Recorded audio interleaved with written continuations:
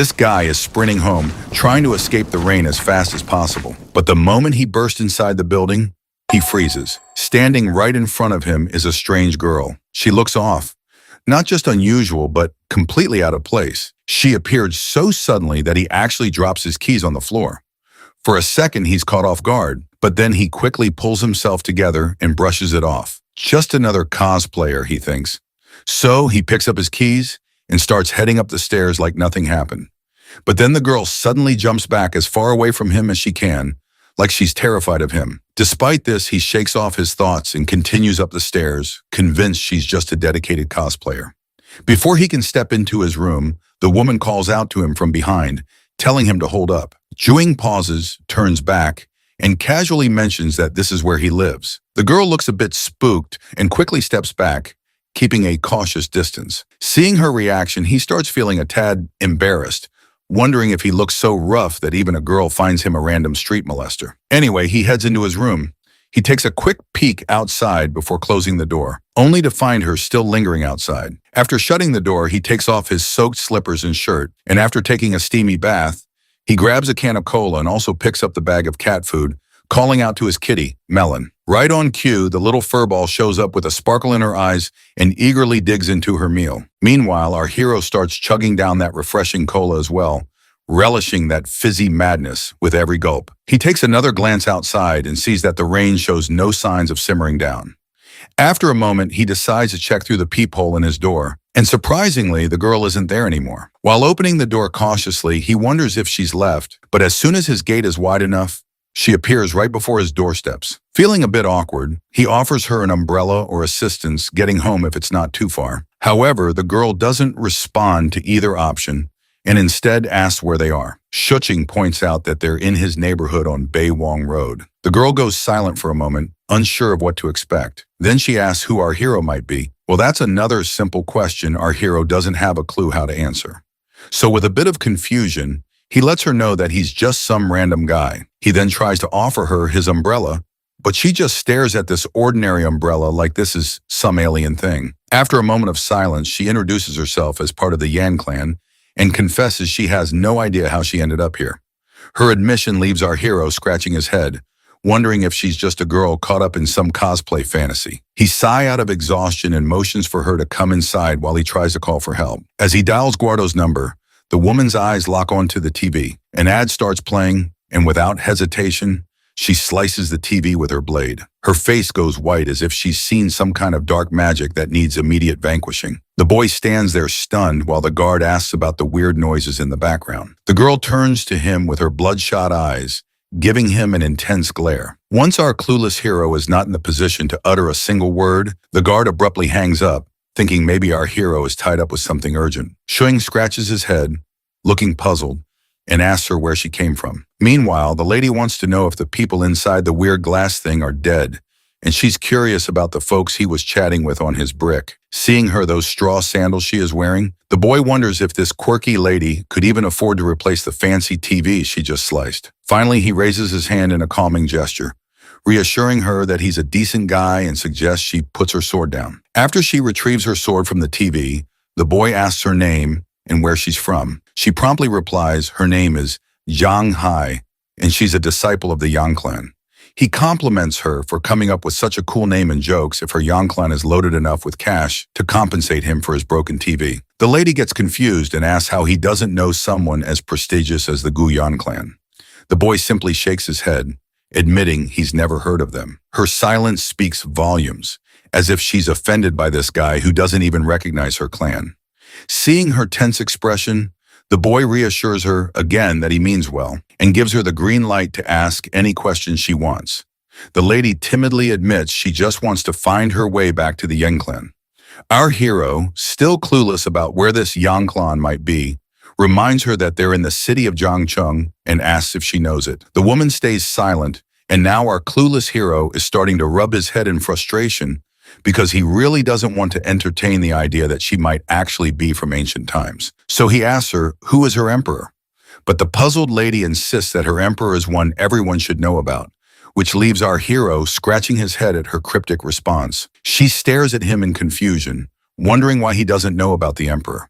She then asks our hero if it's the 16th year of Kaiwan. Her answer shocks him, prompting him to pause and immediately start scrolling through his phone for information. He's amazed to find out that in the 16th year of Kaiwan, it was during the reign of the 7th emperor of the Tang dynasty, known for the longest reign in the dynasty's history. To confirm if she's truly from the past, he asks if she knows Liangji and mentions other famous figures from that era.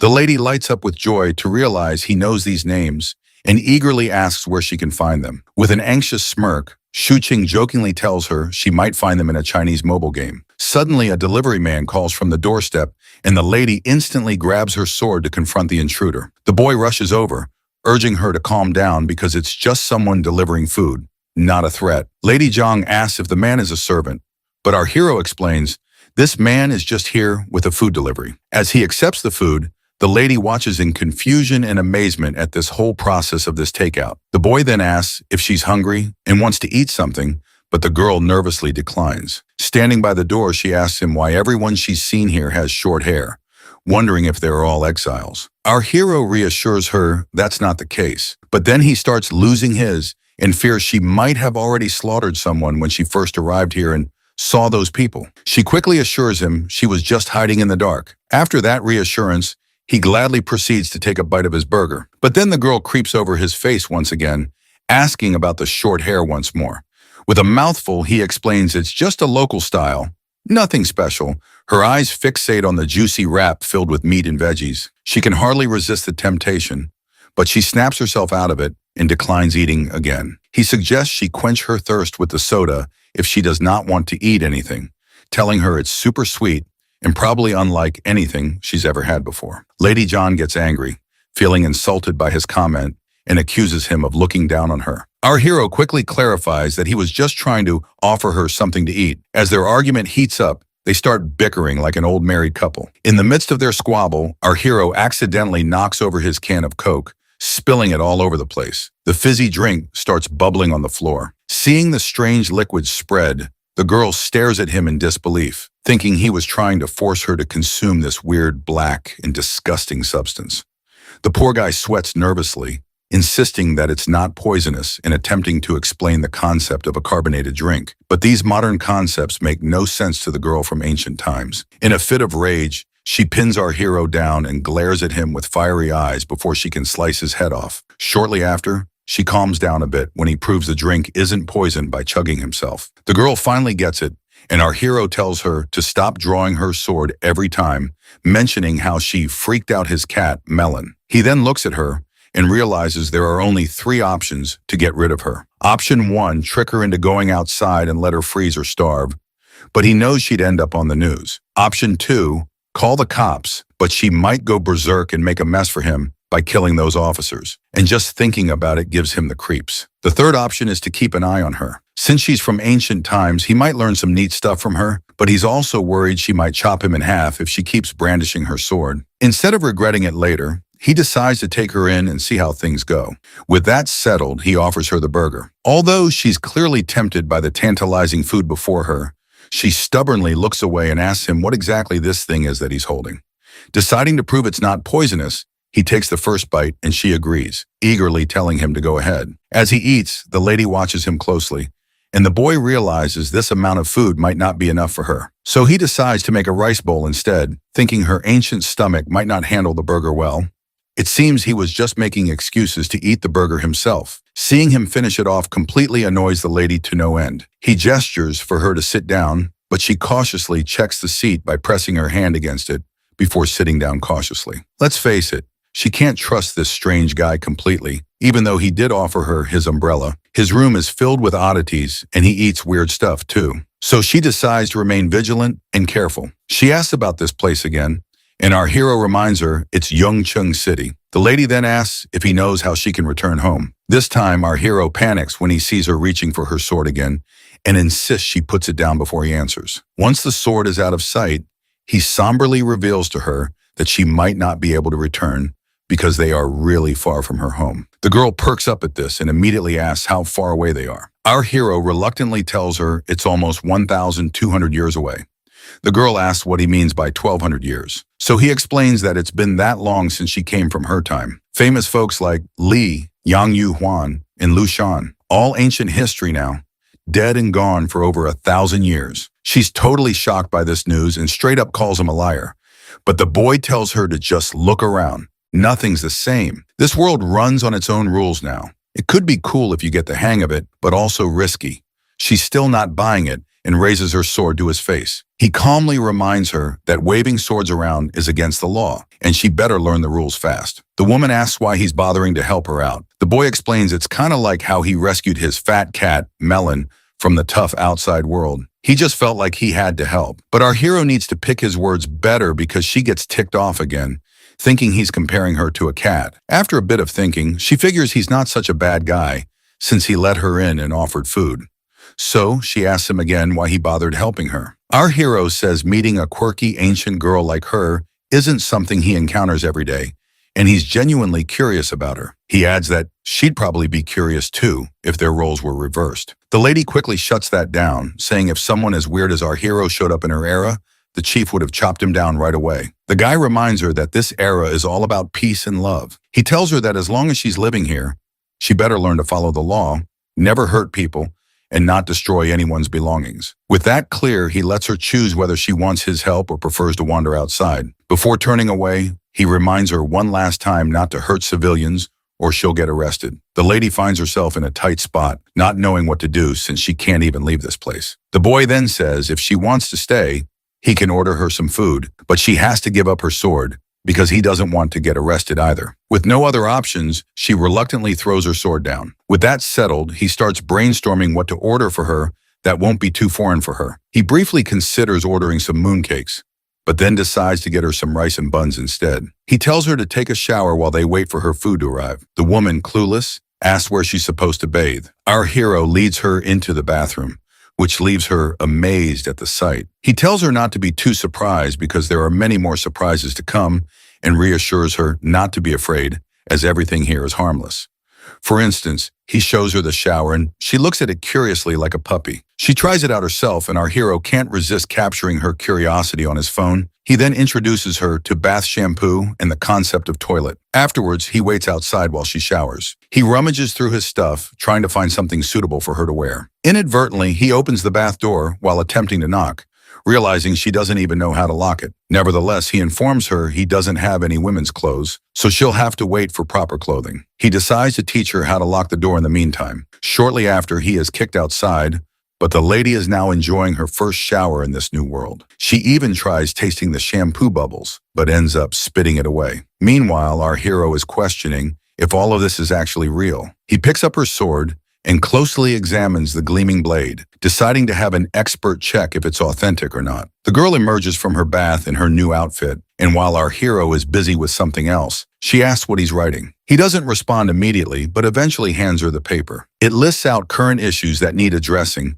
and she starts staring at it intently. There are everyday products written down which she is supposed to utilize in her daily life. She then complains about her current clothes, to which the boy says she looks pretty, and clarifies that he's not hitting on her. He's just giving a compliment like people usually do when someone looks good. But still, she sternly tells him to lay off any flirtatious remarks. Suddenly, he notices her straw slippers and tells her to put them away, promising to get her new ones tomorrow.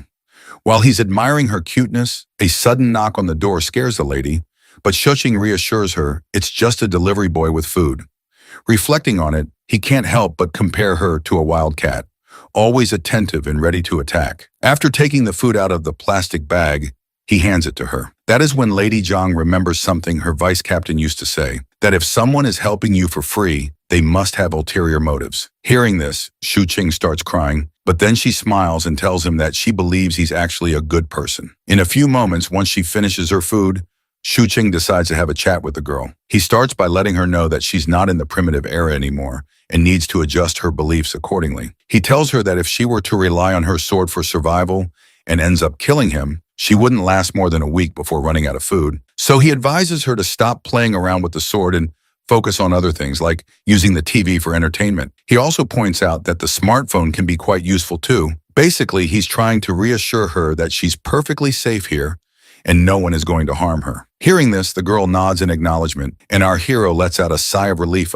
But when it comes to the outside world, things get complicated. He explains that while this is a peaceful world, it could be dangerous for her. Curious, Lady Zhang asks why that is, and our hero explains that she might end up accidentally hurting someone. For instance, if she strolled into a royal castle with her sword drawn, they'd likely throw her in jail. It's the same deal out there in this world as well. Not only that, he also explains the concept of an identity card to her, warning that she needs to watch out for cops who might ask to see it. So the first thing Shoqing wants to do is make her an ID card.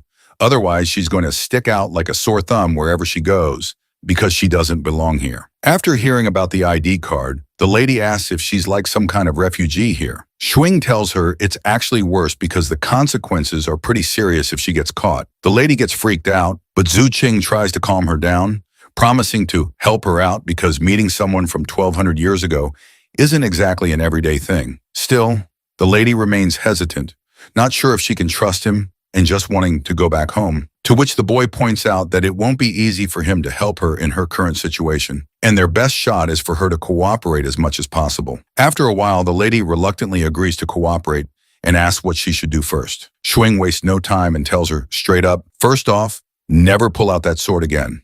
As they settle into a moment of quiet, the girl suddenly looks around and asks Shu Qing where his wife is because she wants someone to gossip with. But the poor guy, as much as he hates to admit it, says, I'm actually unmarried. It's quite a surprise for the lady, and a sudden silence fills the room. Shu Qing quickly reassures her that it's normal not to be married at his age and tells her to make herself comfortable in the spare room he has for her. She nods quietly and follows him as he shows her the new room she'll be staying in. Inside the room, there's a lot of stuff, but Shu Qing quickly tidies everything up, making enough space for one person snugly. It's clear the lady isn't exactly thrilled about staying in this place, especially with a weirdo like him. However, Shuing grabs some spare blankets and neatly arranges them on her new bed, urging her to rest. He understands she must be feeling confused, and he hopes that when they wake up tomorrow, it'll all feel like they were in a dream. He proceeds to leave the room, and before he does, he introduces himself as Shuing, wishes her good night, and leaves her alone in her room. The lady first places her sword back and then sits on her cozy bed. Once midnight strikes, Shuing finds himself awake, feeling a bit restless while reflecting on the entire hectic day. First off, he got rejected in job interviews, and when he came back, it started raining. Somehow he managed to reach home and then ended up meeting a girl who draws her sword every time she feels like it. But then he says, scratch this, and goes to sleep because there's a lot of stuff to handle tomorrow. When the next day rolls around, he opens his eyes and picks up his phone to find that it's already 10 o'clock. He jolts awake in his bed, remembering the nut job lady. He immediately starts looking around, and when he sees her sitting there, he finally realizes that he wasn't dreaming after all. He gathers himself and wishes her a good morning, asking why she woke up so early, only for her to remind him it's almost noon. He then asks if she's hungry, to which she responds affirmatively, albeit a little. She, the stars, looking for something in her chest, and hurriedly goes back to her room, returning with 2 silver pieces, telling him he can buy food with them. Shu Qing is amazed to see the silver in his hands, though he knows silver doesn't fetch much. However, he thinks if she has any gold, he could use that to get cash and possibly help her obtain an ID card. The girl shows another piece of stone, but Shu Qing quickly tells her to keep it because she can't go outside yet. He looks at her closely, estimating her height and width, and promises to buy her some clothes later, along with bringing back some food. Afterwards, he heads to the bathroom, brushes his teeth, and freshens up. Then he heads to the shopping center to pick out some suitable clothes for her. After looking at several options, his eyes settle on a particular dress and tells the attendant that he'll take that one as well. It seems like he spotted some bras in the distance, but couldn't bring himself to enter that section alone. After an hour of shopping, he finally finishes and looks at the stuff he bought, feeling embarrassed about holding women's cosmetics. He then heads to the bookstore, grabs some books, and makes his way back to his apartment through the bustling city. Upon reaching the building entrance, the guard asks him about his shopping trip, and our guy tries to hide all the feminine stuff he's carrying. The guard also asks about the phone call from yesterday, and he makes up an excuse, saying he dialed the wrong number accidentally. Before he heads off, the guard warns him to be cautious due to recent thefts in the area. He nods and assures the guard he'll remember. Once he's back in his apartment, he finds the lady standing there with her sword almost drawn, ready to chop off any intruders. The boy assures her she's safe and hands over the food box, mentioning he's also brought some essentials. Suddenly, something clicks in his mind.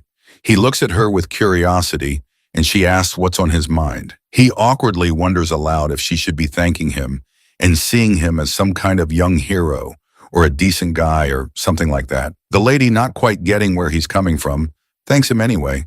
It seems like it might take a while for her to figure out what this weirdo is always thinking. They dig into the food and the lady devour her meal like a wild animal, which surprises our hero given the elegant image he had of women from her era. Nonetheless, he's pleased to see her enjoying herself. After they finish eating, he lays out the clothes he bought, showing her the new dresses and shoes.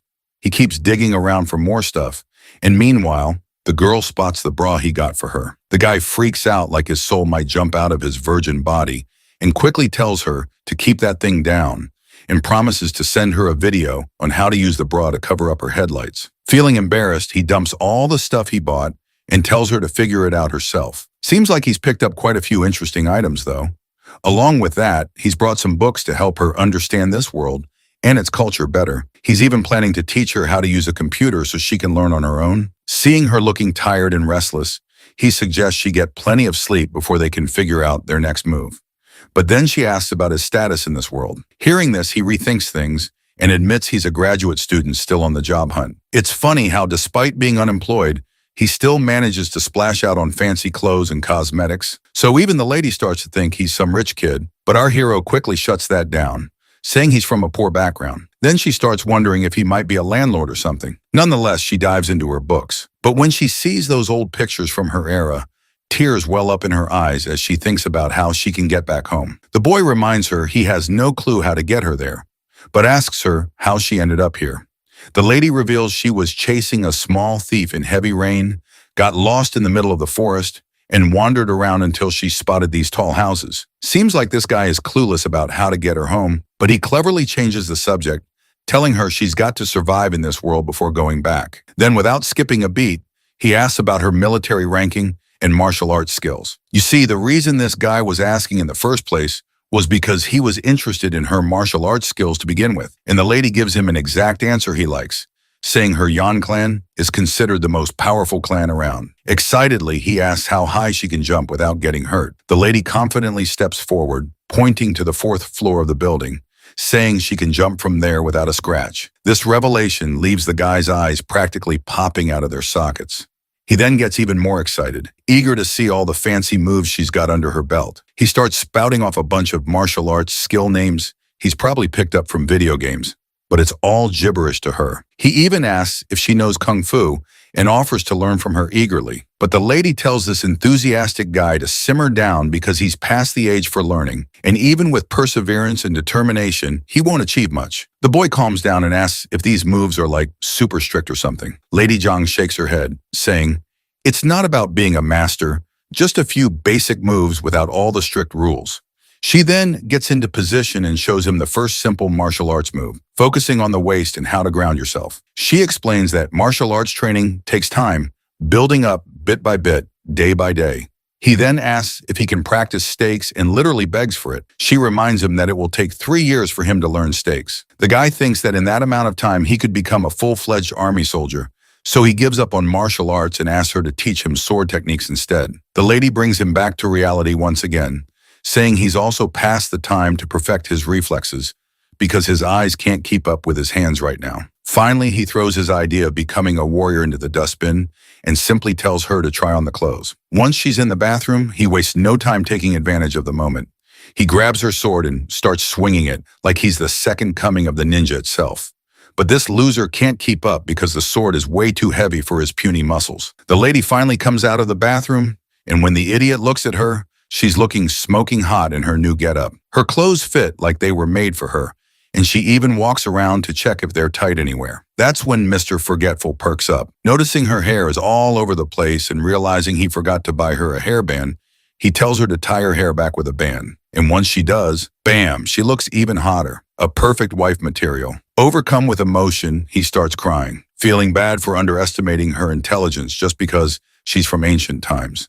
He decides to take her for a walk tonight and promises to buy her a proper hair tie while back at home. As dusk arrives, the girl takes a peek outside her room and sees the boy sitting at the desk. She comes out and asks what he's doing. He tries to explain computers to her, like how you can trash talk everyone in the crazy lobbies of Call of Duty, and warns her to steer clear of 4chan if she wants to keep her sanity intact. The boy then asks if she's having fun reading books. She admits that most things are flying right over her head, but she's slowly learning. The dude tells her to take it easy, reassuring her there's no rush, and reminds her she's already brave and smart. He jokes that if he were in her shoes, he'd probably be a lost cause. Lady Zhang looks at our hero warmly, cheeks turning tomato red. While he's chilling at his desk, the lady sneaks up behind him again and asks if he doesn't have to work. He shrugs, saying he's already hustling to make money in this world. But when she imagines someone making money, she doesn't picture a schlub staring at a giant screen. Our hero explains he's trying to make some quick cash online. Since she wouldn't get all the tech stuff, he suggests she start with the basics. His mind is struck with a bright idea as to how to make her familiar with some basic stuff. He asks her how strong her chief's martial arts skills are, and she replies, pretty darn strong. So the dude plays a video on his computer and asks if these guys on screen are powerful enough. The lady's eyes light up as she watches the intense fight scenes on his screen. He looks at her with the same enthusiasm and asks for her thoughts. With a timid voice, she admits these moves are something she has not seen in her life before, and just imagining fighting these characters makes her nervous enough to pray. He then pulls up another ridiculous video where a guy smashes through an entire wall with just the palm of his hand. When she sees this, she's absolutely terrified out of her mind, trembling as our idiotic hero eagerly asks what she thinks of the video. With a pale face and a voice tinged with fear, she asks if everyone here possesses that kind of magnificent power. Quick to correct her, he reassures her it's all fictional and none of it is real. This just makes the lady angrier, demanding to know if he's telling the truth. The dude confirms, saying once again that the kung fu she just saw was all bullcrap. He then explains to her that in this world, people create things based on their imaginations. For example, the martial arts he showed her is what people here believe it to be, even though everything is blown out of proportion. Looks like Lady Zhang is starting to grasp all these concepts. He reassures her that with time, she'll totally understand about arts and movies. Shuing then finally asks his original question if her chief's kung fu is better than what she has seen so far. Well, she reluctantly admits it's not. He then asks about flying techniques. She confirms they exist, but most folks specialize in just one. She points out how unrealistic those movie stunts are because physical strength only goes so far. The boy thinks for a moment, pulls up another video, and asks if she can do that move. She mulls it over for a moment, stands up from her seat, and starts swinging her hands super fast, moving like a blur. Shu Qing is totally thrilled to see her nail the technique and excitedly tells her she's got it. She tells him to hit her up anytime he wants to learn it, promising to teach him.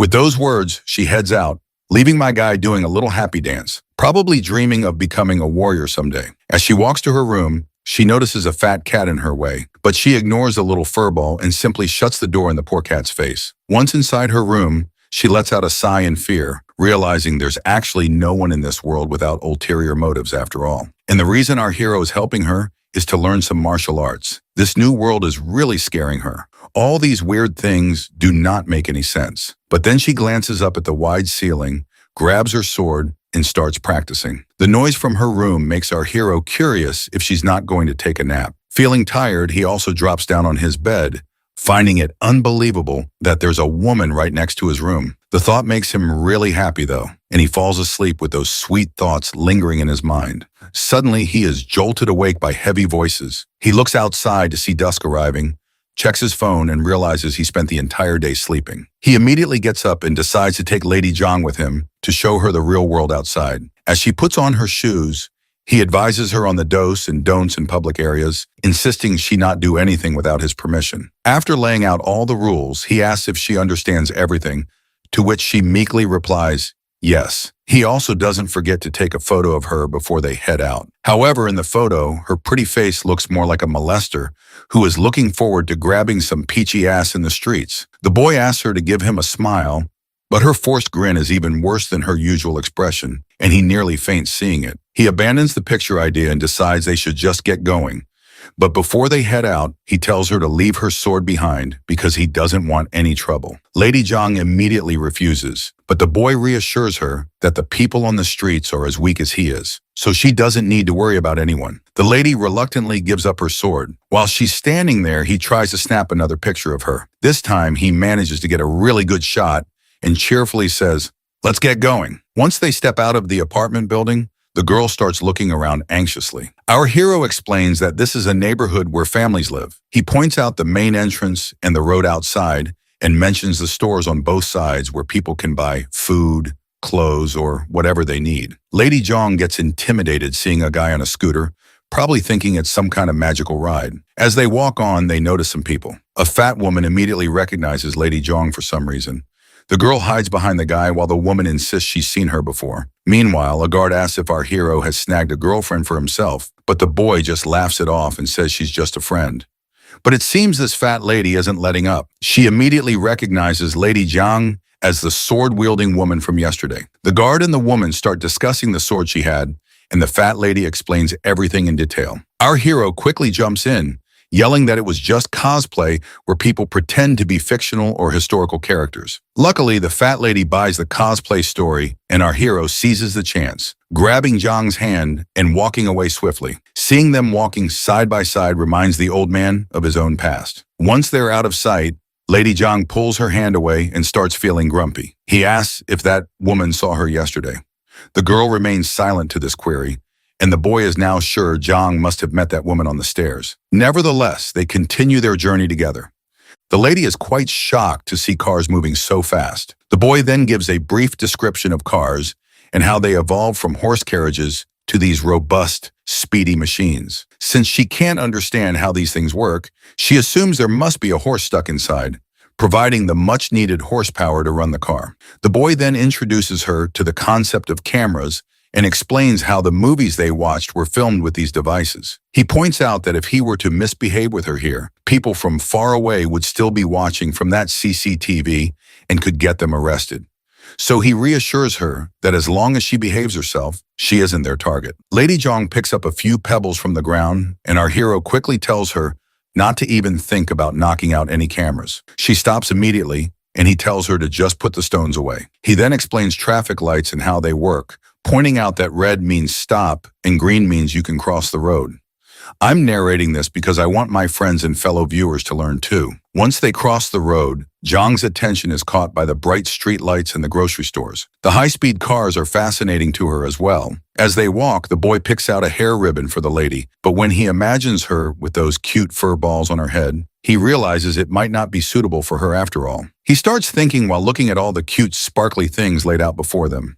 Lady Zhang perks up at the sight, and when our hero asks if she likes a particular ribbon, she immediately says yes. Once she has the ribbon in her hands, she starts stretching it vigorously, but then she uses it correctly and puts it on her head, looking all cute and beautiful once again. Even our hero can't help but admire her beauty. As the sun sets and the city lights up, our duo heads into a restaurant.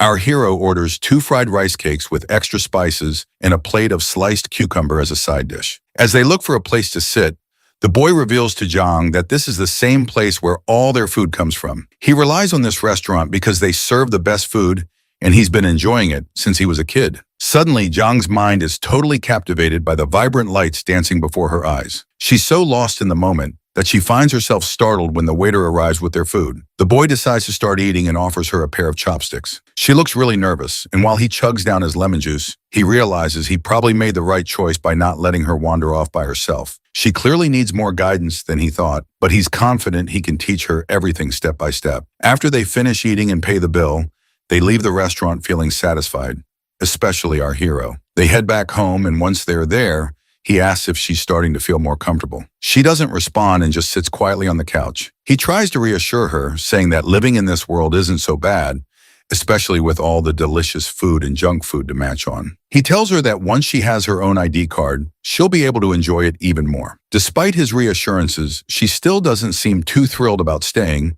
and quietly says she wants to go home. But then again, he reminds her that she can't go back home since it's already been 1,200 years. It looks like she has to accept reality. She asks how they're going to solve the identity problem. The dude explains he's no government guy to handle this stuff, but there's always a way, and reassure her that he'll help her. The girl gets flustered and feels grateful for his kind gesture. This time, she thanks him properly by calling him a young warrior. The boy responds with the same brotherly energy, emphasizing that identity is crucial in this world, and without it, it's difficult to navigate. He then asks her where the list he gave her yesterday is. The girl points to the dustbin. The boy is disappointed by her action and tells her to retrieve it right away. Once she gets the paper out of the bin, the lady asks what they'll do if the ID card issue isn't resolved. Our hero points out that she'll be a criminal and there's nothing he can do. Without an ID, she can't get a job, buy property, or even use public transport, and emphasizes that an ID card is the holy grail in this world. The lady gets a bright idea and asks if by making money and finding a place to live, the ID would become less important. The boy explains there are still many things she can't do without an ID, like having a bank account, a phone, online accounts, online shopping. The list goes on. He then opens his laptop, searches for unregistered resident certificate, while also telling the lady to approach the authorities directly for help with her ID card. He reassures her that the worst-case scenario is they might confiscate her, but he's sure they'll treat her nicely. Lady Zhang immediately reaches for her sword, asking if he's thinking about turning her into the authorities. The boy tells her to forget it and just focus on studying first. He suggests she look at history or something, and once she has a basic knowledge of modern society, she can decide for herself. The woman gets silent and seems visibly anxious and sad. She asks if it's a problem for him if she stays here.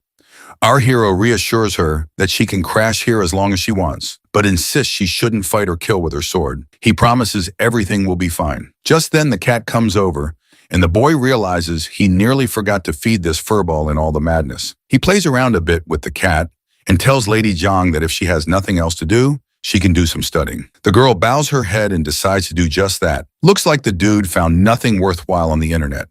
So he checks his phone and decides to call someone he knows. He's about to call his best friend Shin Hao, who is now a good police officer, though he's not sure if his internship period is passed, and Shin Hao is now a full-blown officer. While texting Shin Hao, he wonders if he should mention that he's met a girl from 1,200 years ago, but he decides against it and sets up a meeting with his friend without revealing anything about their meeting. Feeling happy, the boy decides to take a shower to freshen up. After the steamy bath, he feels really satisfied.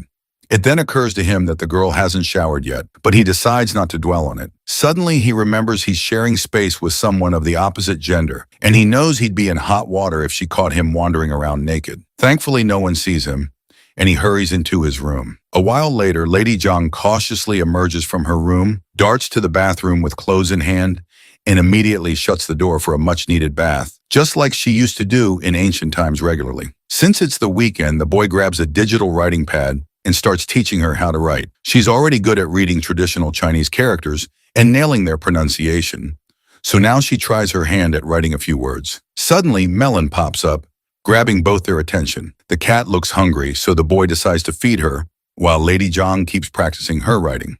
Watching him dish out cat food, Lady Zhang gets curious and asks what it actually is, to which Shuing explains it's food made just for cats to eat. Lady Zhang quickly imagines how they might produce such cat food, picturing pouches hanging from tall trees in her mind. Suddenly, there's a knock on the door, and the boy rushes to receive the food delivery. He hands it to the lady, telling her it's her dinner for tonight as he's going to meet his friend later to ask about her identity card. The girl immediately starts digging into the food, and our hero assures her he'll teach her how to use a phone and computer so they can stay in touch. While she eats, Little Melon chimes in, asking for some food, but the dude scoops up his cat and reminds her to stick to her own cat food. Curious, the lady meekly asks if she can't give this cat some of her food, to which the boy nods and explains that this kind of food isn't healthy for cats. The lady is shocked to hear this, and her mind stops for a moment. If this food isn't healthy for an animal, how can it be good for humans? She even starts feeling like her burger doesn't smell good anymore. Shortly after, he shows Lady Zhang how to use Discord to message him on his phone, making it clear that it will not be him hiding inside the computer, but rather it will be the transmission waves who will carry his voice to her. Leaving his dormitory, he scratches his head, wondering if this is all okay. Eventually, he reaches his destination after a bus ride. Stepping off, he looks around and spots his friends sitting in the distance, waving at him. When they finally meet face to face, they exchange greetings. Officer Chin then pours a cold beer for our hero, mentioning it's the first time he's serving him a cup of beer. They both sit down, and our hero asks his friend how he can drink as a police officer. Chin Hao explains that he's off duty and dressed casually, just here as an ordinary person. The boy then places his order, carefully, noting all the delicious items he's about to enjoy. They clink glasses and toast each other. Shuing asks his friend how his job is going and what it's like being an outstanding officer. Chin Hao bluntly describes it as terrible, and all the talk about heroes saving the day is nonsense. He shares how he's often pulled into trivial disputes between couples and ends up resolving conflicts with old ladies in the neighborhood. He hardly ever encounters thieves. Instead, he deals with daily disputes and nonsense. But our hero, Shu Qing, points out the brighter side, mentioning how people are generally living and working happily, which is a good thing. As much as Chin Hao hates his job now, he always dreamed of becoming a police officer when he was a kid. However, he stopped growing after hitting 1.6 m. Knowing that the minimum height requirement was 1.7 m, he cried a lot in our hero's arms. Fortunately, when the height requirement was replaced by the high jump, he was excited to start practicing every day, eventually achieving his dream. But after dealing with just trivial disputes, the officer is so worn out that he jokes he'd even fight a woman with a sword if he has to, just to make a big show.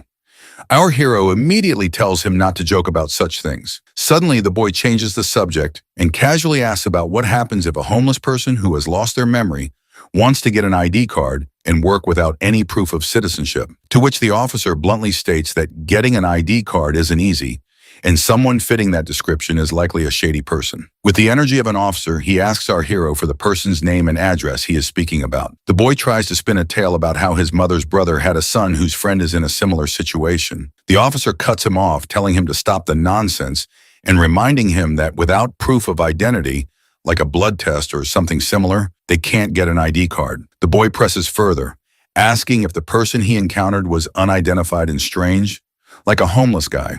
The officer points out that if their behavior is suspicious, they must be investigated.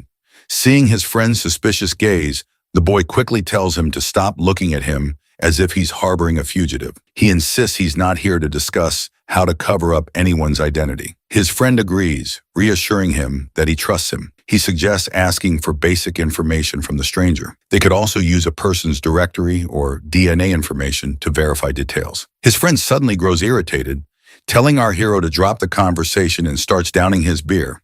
The boy jokes that he only came here because he needed something to talk about, otherwise they would not have met. Then he playfully tells his friend to forget everything and jokingly extends his hands, telling him to handcuff himself because he wants to experience what it's like to be interrogated and cuffed. After their banter, our hero brings up the ID card subject again, but the officer's answer remains the same. He gives an example that if it were so easy to get a new ID, criminals would be stabbing people daily and running off with new identities to start fresh. They continue their back and forth, and after drinking a lot of beer, the officer finds himself knocked out cold. Our hero tries to wake him up, reminding him of his duty to resolve disputes between old ladies. But the officer just wants more beer. So our hero tells the waiter not to bring any more. The boy pays the bill while his friend still wants more booze. Our hero then learns there's a 50% discount if you spend 100 yen. So he decides to get a lot of fish for Lady Zhang. After saying goodbye to his hiccuping friend, he grabs his takeout and heads back home. Though he is a bit let down that he got no lead, but he is not sweating it. Once he's back home, he finds the girl fast asleep, and he can't help but admire her beauty. His heart and brain seem to short-circuit as he gazes at her, unsure of the feelings stirring inside him. The girl wakes up abruptly, feeling a bit startled to see him back. He shows her the food he brought, and she quietly says thanks. Not satisfied with just a simple thank you, the boy playfully insists she say it loud and clear. Blushing, the girl says, "Thank you, young warrior," which prompts an exaggerated reaction from the boy, claiming it was an easy task and a small contribution. As he unpacks the food, the girl asks if he drank a lot. He says no and shows her a yogurt pack, telling her to lick it before drinking. He starts rubbing his tongue against the sweet and sour yogurt, and she follows suit, surprisingly enjoying it and diving right in. The boy tells her to eat up and not let the food get cold. As he heads into the bathroom to take a bath, he can't help but smile, feeling the warmth of coming back home and seeing someone waiting for him. After his bath, when he's back outside, the girl immediately notices him. He asks if she checked her clothes, which confuses her at first. Then she remembers the bra he brought for her and feels super embarrassed just thinking about it. Apparently trying to figure it out with YouTube tutorials didn't go so well. Later, she heads to the bathroom to change. She's nervous about trying on the fancy dress since she's used to plain outfits that match her mood. She wonders what kind of prickly princess she'll look like in this new dress. She lays out the bra and dress on the bed, takes a bath, and dries her hair with a blow dryer. She's really grateful for the kind young man helping her adjust to everything, but she knows relying on him isn't a long-term solution, and she can only get so far with her limited knowledge. The sunshine of the next day leaks through the window, and the girl comes out of her room while rubbing her tired, sleep-deprived eyes. It looks like our hero woke up early this time. Lady Jong asks him if he's working early in the morning, to which he replies that he's just watching some news. The girl immediately exudes a gloomy aura, asking if he is a government official. The boy reassures her that he's not, reminding her that if he were, she would already have her much-desired ID card. He then asks if she's hungry and offers to buy breakfast, asking if she'd like to come along. The girl declines and heads to the bathroom, so the boy decides to go by himself, telling her she can Netflix and chill in the meantime. Humming a tune, the boy strolls outside. The old guard calls him over, and the boy reluctantly approaches, noticing two more people present. One of the ladies asks if he's heard any creepy, weird noises lately. And the way she is looking at our hero, it's clear she suspects him of being the source of these sounds. It seems like the boy is completely clueless about what the lady is talking about, and he tells them that he didn't hear anything and slept soundly last night. He wonders if there was a theft, but the old man suggests that they might be haunted because his dog was terrified by something the other night, so much so that it didn't even bark. When the boy asks the old guard if he noticed anything else, the old man takes a puff of his cigarette, exhales the smoke, and confesses that he didn't see anything, but he caught something on video footage. They all gather in the surveillance room where the old man plays the video. In the footage, they see something moving so fast that it appears as just a blur, and everyone is visibly terrified by this mysterious creature. And the reason our hero is also feeling terrified is that he's pretty sure it's Lady Jong. He face palms himself, unsure why she's doing that, and decides to go back to the apartments to ask her himself. Well, it looks like now we know why Lady Jang was feeling tired a while ago. She was probably trying to explore this world by herself in the night to learn new things. The boy then asks the old man if the same had happened yesterday as well, to which the guard says no, noting that nothing unusual happened last night. He awkwardly laughs and decides to entertain the idea that maybe there's a ghost around. The bald guy over there and the chubby lady get curious, wondering why a ghost would be playing around in the dead of night, especially in their place. The old man decides to keep an eye out to see if there's some guy lurking around looking for a chance to steal. The boy finally gets back home and wastes no time yelling at her, asking why she snuck out in the middle of the night before. He stares at her with a mix of disappointment and concern. The girl meekly asks how he knew it was her wandering, which just infuriates the boy more. He face palms in frustration, reminding her about the CCTV cameras everywhere that caught her. The girl looks a bit scared and worried about him, so she quickly explains she was wearing a mask. Relieved, the boy sighs and figures, as long as she keeps her face hidden, they're probably safe. He tells her from now on if she wants to go out, she has to take him along. No solo trips allowed while she's staying here. He stresses how dangerous her situation is, so she can't just wander around freely. The lady timidly asks if she caused trouble for him, and he reassures her that luckily no one recognized her because everyone thought there was just a ghost haunting the place. Looks like the lady had no clue what haunting meant. Seeing her clueless face, my guy gets agitated once again and quickly tries to Google a movie about someone from ancient times who ends up in the future and gets into trouble because of their wild behavior. He wants to emphasize how dangerous her actions could be if she's not careful, and he is pretty sure what he just imagined perfectly fit the description of her character. The girl looks timid and promises to quit causing trouble if it's a bother to him. The boy then tells her to calm down and suggests ordering takeout later, asking what she'd like, whether hamburgers, chicken rolls, or anything else. The lady responds with a charming smile and thanks him for the healthy food he is ordering for her. But the boy teases her by reminding her that if she wants to eat even healthier, she could try the cat food. After their playful banter, the boy takes the laundry and puts the clothes into the washing machine. He also takes the opportunity to educate her about how the washing machine works. Upon seeing this, the girl quickly rushes to her room, retrieves her clothes, and returns to the laundry room to add them to the washing machine. While Shu-Ching is looking at the laundry, he notices something tucked inside her clothes. Curious, he pulls out the item and holds it up in the air, leaving the girl completely embarrassed. She hurriedly snatches the item back from his hand and rushes back to her room. Ju-Ching is surprised to realize that it's a foot binding, which does not make sense as how she was moving around the neighborhood with her injured feet tied up with the binding. He glances at her, recalling how her feet seemed perfectly fine when he last saw her in those shoes, so it does not make any sense for her to tie her feet with clothes. He then decides to search online to see if martial arts enthusiasts have any interest in some sort of foot binding practices. But by the looks on his face, the search results don't align with his expectations. Turning to her, he casually asks if he can take a look at her feet. She stubbornly pouts and shakes her head, clearly uncomfortable with the request. The boy asks, "Why is that?" To which the girl just gives him a silent treatment. Well, it looks like this clueless guy has finally caught on that those bindings weren't for her feet, but for her chest. It's no wonder why she didn't bother with the undergarments he brought earlier,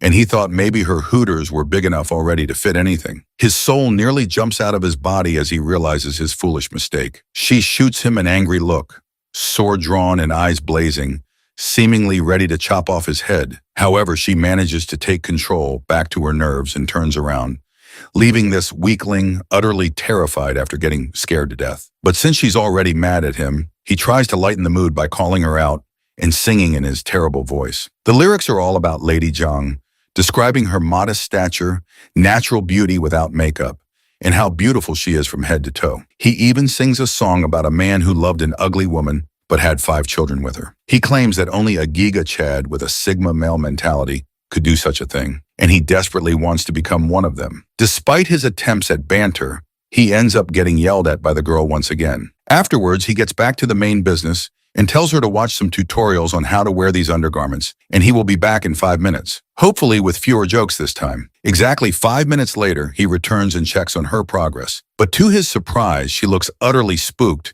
and asks if this is how everyone lives here. With a trembling voice, she mentions that while these undergarments might seem comfortable, they make her feel like a harlot. The boy tries to reassure her that there's nothing wrong with feeling comfortable, but she persists, calling it shameless. He challenges her perspective, asking what there is to be ashamed about. After a moment of contemplation, she falls silent. He launches into a humorous tirade about how she's stuck in the past, while modern women flaunt their assets in anything they like. He even throws in a jab, saying, if a man can wear half underwear, so can a woman as well. But she sticks to her guns, immediately rejecting what she calls immoral thinking. Seeing he couldn't reason with her, the dude decided to switch gears and calm her down. He revealed that besides studying and working, computers are also great for gaming. He warned her about the toxic fan base in games like Apex Legends, and instead introduced her to a game suspiciously similar to Super Mario. After seeing it for the first time, she became engrossed in the cartoonish world of jumping plumbers. While the lady was busy beating Nipsky's speedrun record,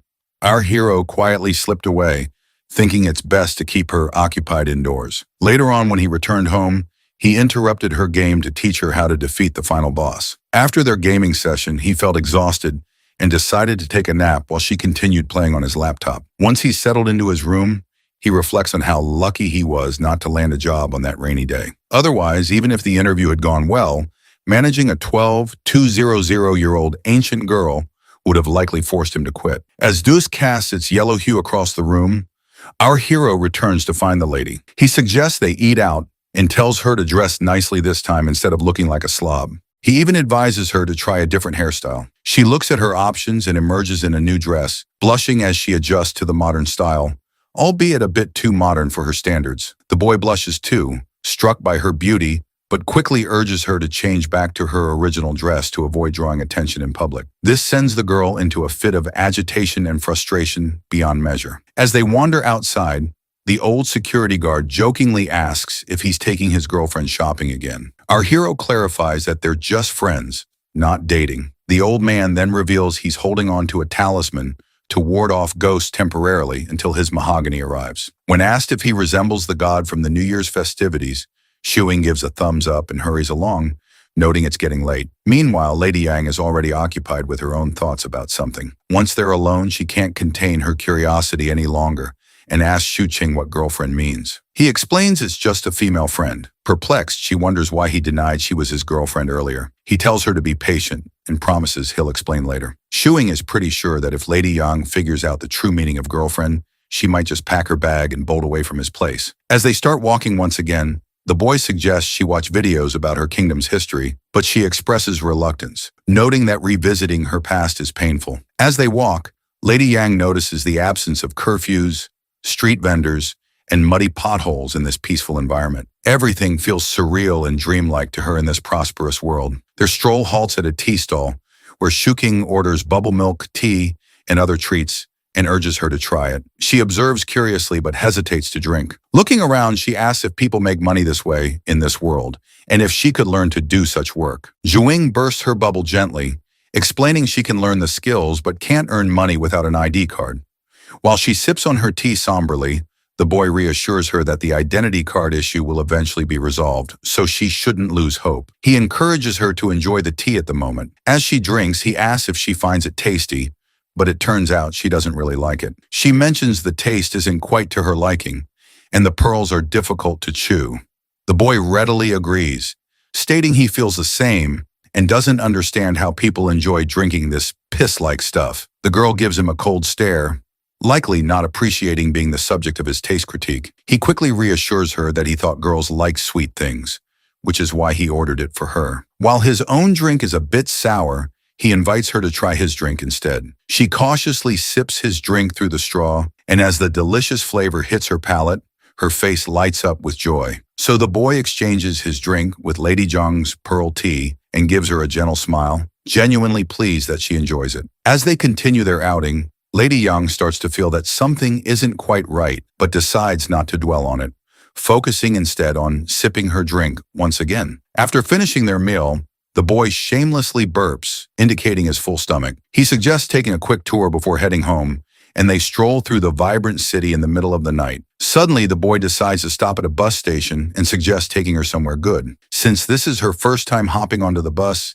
he tells her not to panic and just follow him. The boy proceeds to put a coin in and enters the bus, guiding her to a window seat so she can enjoy the ride to the fullest. As the bus starts moving through the busy streets, the girl is amazed by everything she sees outside. The boy is a bit surprised that she isn't overreacting, considering it's her first bus ride. She reveals that she has ridden horse-drawn carriages many times before. Once they reach the Liang Bridge station, they exit the bus and he introduces her to this new place called Lanjiang. He eagerly and proudly tells her that in her era, this place might have been desolate, but now it's the heart of the city's nightlife. As she takes in the sight before her eyes, she wonders if this is even possible. The boy encourages her to find her own answers by studying history if she finds it hard to believe. While they stand by the river, the boy takes out his phone and doesn't waste a moment before capturing a memento. The girl happens to be looking in his direction, creating a perfect pose for a picture, and our hero captures that moment with a single click. At that moment, he also promises her a trip on a plane once her identity card issue is sorted out. The idea of soaring into the sky is completely new to her, so he reassures her once more and says that for now she can stay in his cramped little room and learn about the world. Curious as a child, she asks, "What comes after understanding the world?" The boy pauses, thinking for a moment, and explains that she'll achieve true freedom, gaining a clear sense of what's right and wrong for her, and she can fully enjoy this future world. Checking his phone, he announces that the time has come. Right on cue, fireworks burst into the sky, painting it with vibrant colors and light. She can't help but wonder if her family would be amazed by such a magnificent sight. He smiles at her and encourages her to enjoy this time here on behalf of her relatives as well. The next day arrives, and the news our hero sees is rather unpleasant to say the least because Lady Yang can be seen doing her ninja moves outside by the lightning poles. Of course, the dude's face sour at the sight, but it's also kind of reassuring. Since she played ninja at midnight, the guards have been on patrol more frequently, so there wouldn't be any real thieves around for a moment. Suddenly, Lady Yang notices people gathered outside and curiously points her finger towards them, asking what's going on. Shuqing gets creeped out as he realizes they've started to perform rituals to ward off the ghosts in the area. Shortly after, they dig back into their meals and the lady points out that Shuing's lifestyle feels like being in a prison. He chuckles and reminds her how they went shopping earlier, watched documentaries, had lunch, shed a few tears over some anime, and then had dinner. He tells her that it's called having a home and an otaku's lifestyle, but the girl does not seem to understand anything. So Shuing explains that staying at home means having the freedom to choose what to do and where to go. He compares it to an ancient landlord who spends his days in the mansion with his family and a cat. The lady then decides to go for a little walk, and Shuqing asks if she wants to go out on her own. She stays silent, which is all the confirmation he needs. So he goes on a tirade listing all the dangers and her shortcomings she has, effectively shutting down the idea and telling her to just stay here for now until she is not fully aware of the world. He tells her that even if he gave her money to eat at restaurants, she still has to figure out how to earn money. Otherwise, she'll just be on a spending spree. He reminds her that she can either commit crimes to get some quick cash or do some hunting. But since there are no hunting forests around, she'll end up going through garbage. Finally, the girl gets silent and just eats her burger, thinking that without that single ID card, she can't even go out for walks on her own. Seeing her sad face, Shuqing then puts his hand into his pocket and offers her 2 coins, reminding her that she's at least learned how to take the bus so she can experience it by herself, which will be her first step forward. But the girl refuses to take the coins, saying she hasn't learned anything. Shuqing, however, forcibly gives her the coins, telling her to spend some time outside and assuring her that she's learned a lot in the first month she's been here. Curious, the girl asks if there are really ghosts out there, so he points at the people outside doing their ghost-busting routine. He assures her that once she starts making money, she can pay him back. When she wonders aloud what happens if she doesn't earn anything, he assures her they'll figure it out. Once again, she thanks him, calling him Young Warrior. The boy then runs a game on his computer where she can play a character, explore, and learn how to make some cash. He suggests she give it a try to see if she gets the hang of it. When she asks why she can't just do what he does and work online for money, he explains it's pretty complex and she should start with the basics. Suddenly, the doorbell rings and the boy freaks out, telling her to hide in her room. But the person at the gate gets all antsy and yells at the boy to open up. When he hears that voice, Shuing gets even more jittery and hurriedly guides her into a room and locks the door before finally facing his father.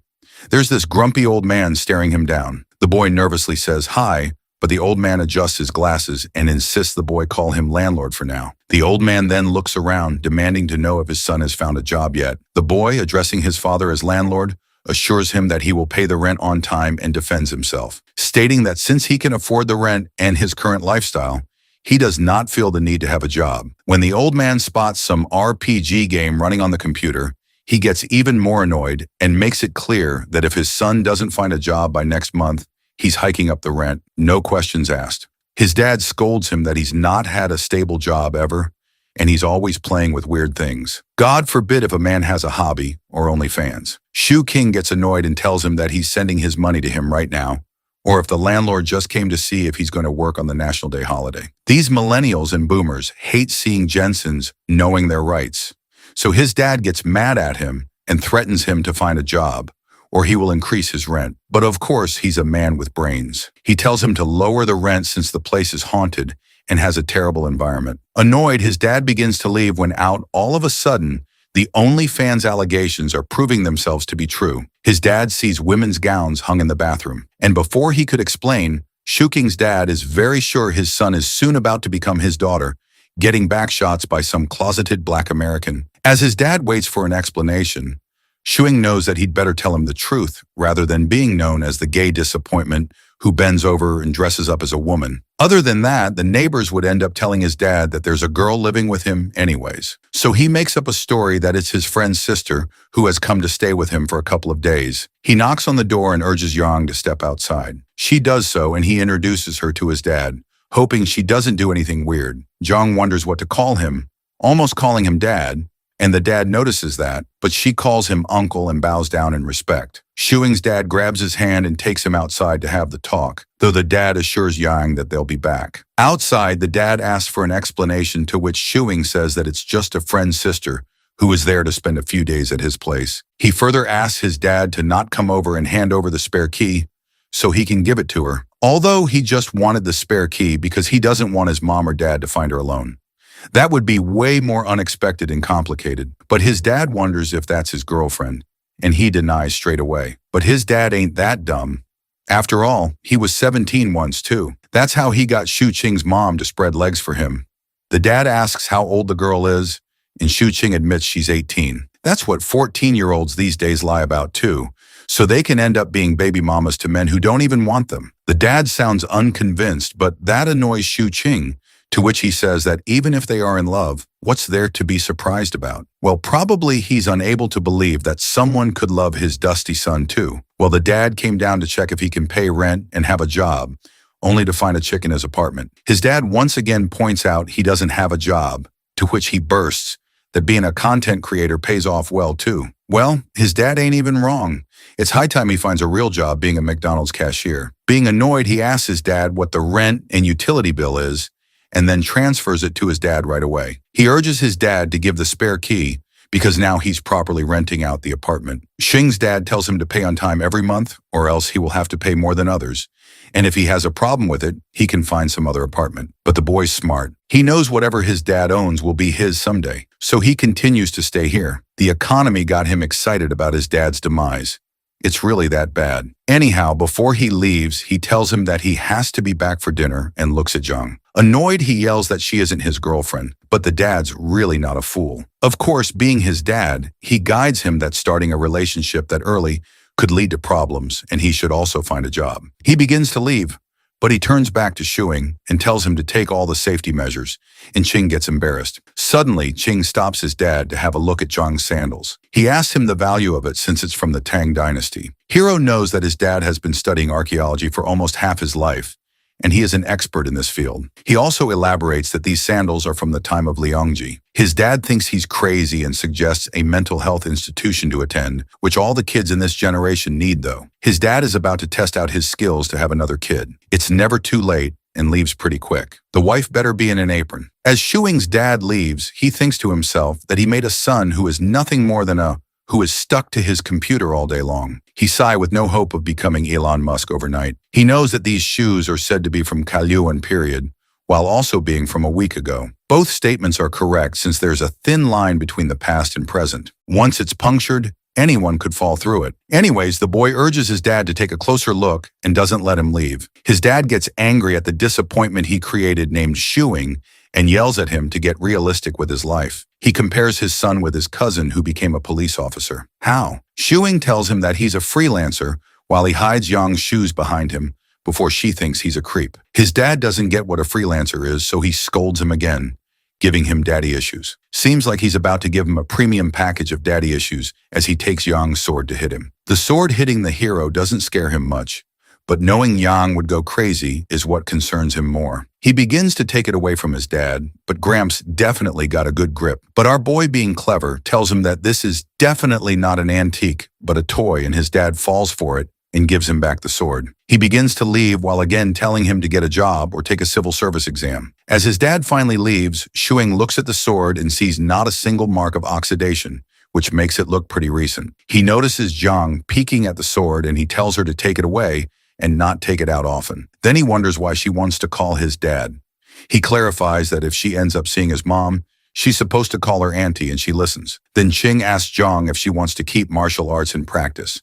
So badly, he wants to become a master in a quicker way. Someone whose stamina is so low that they bust just seeing a woman, having no way to become a master overnight. But he does know that it's useless in this era. So he brushes off the thought and takes Zhang to play the game with him. Qing thinks that he has to treat her like a child and teach her everything step by step. Kids mostly learn through toys and games, and online games are considered games too, having the same nature. Then he guides Yang how to play the game. She wonders how they make money off it, and he explains that once she learns how to play it, she can play it for others and they'll pay her. Qing explains to her in detail so she might not think that he's deceiving her. So he explains to her that this is sort of an entertainment for jobless people who have nothing else to do like a hobby, but there are still many people who don't have the time to play since not everyone has as much free time as he does, so that people like him who have more free time can play for them. Zhang still doesn't get it, asking if they don't have enough time to play, so would they hire others? That sounds absurd to her. But he elaborates that they already spent money to purchase the game, so they won't spend their time playing with an example. He knows that she's safer being an internet addict rather than coke addict. I mean, running out of the house. Shuqing doesn't want to think about the future right now, just the present for her survival. Suddenly, his fat-ass American-coated cat begins to rub itself on his feet, and he tells it to shoo off.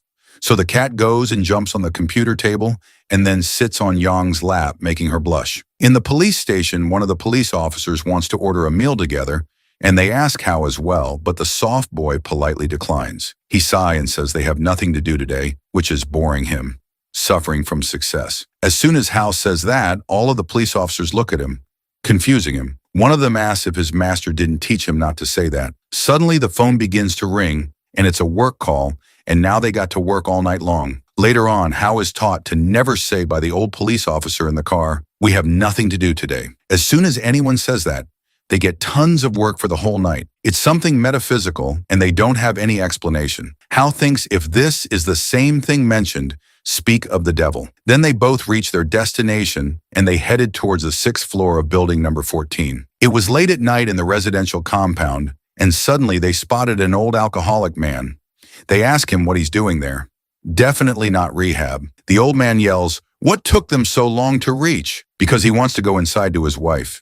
He's smelling so strongly of alcohol, like the way a ran-through smells like a can of sardines, which makes Howell nauseous. The police officer knocks at the door, and the wife opens up. She wonders what the police are doing here since she didn't call the police on her husband. It was the husband himself who wanted to go inside since she locked him out. She apologizes to the police for inconvenience and promises to teach him a lesson. Lucky old man is about to get some spanking tonight, but it seems like the old man doesn't like the idea of getting a lesson, so he screams at her that she'll be the one getting the lesson. Would love to see what happens between them. As soon as the police see the man angry, they threaten to arrest him so they can sober him up by locking him up. The old man gets sobered up by the thought of it, and hence another case gets solved. Then as they are leaving, they get another case. The curse that Hao is putting the rest of his co-workers would have had us bawling. In the middle of the night, Ching wakes up and goes to fetch a glass of water. Suddenly, he sees Yang trying to sneak out to scare off people again, but his vision is sort of blurry. As soon as he realizes it's someone else, he screams, and Zhang was behind Ching this whole time. It was a thief who sneaked in, and he began to run away from the scene. Well, we got a little Bruce Lee from the Tang Dynasty here. Zhang slams the thief's head on the floor and begins to press it as hard as she could. Shuing quickly realizes that if she doesn't let go of his head, his skull will crack open like a coconut. He urges her to stop, and she does. Then Ching takes off the veil, and the thief has a North Korean haircut. He sits nervously and embarrassed that he got undertakered by a girl. Meanwhile, Shu Ching slaps his head, wondering what just happened. The protagonist realizes how powerful her grip must be because the thief almost got choked to death. Personally, I think that's an honorable way to die. Getting choked to death by a hot chick. There's literally a mark on his hand. Anyways, Ching goes to make a call to Hao. Since he's also a policeman, the thief begs him not to call him and spare him, and he's already gotten beaten up, so he promises to learn from his mistake. Coldly, Ching says that he deserves to be beaten up because people's hard-earned money isn't his, and he should instead find a job. Yeah, projecting his daddy issues on the thief. But the thief admits it was his first time stealing. He explains that he knew the building was haunted, so he tried to take advantage of it, but he got beaten up to death instead. Not just that, he's hella scared of Zhang. Her aura is something to be scared of. Ching asks for an apology, and the thief apologizes right away. However, Shu Ching thinks that the apology is not sincere enough, so he turns back to call the police again, and the thief begins to cry to let him go. Ching notices how scared the thief is and realizes this actually is his first time.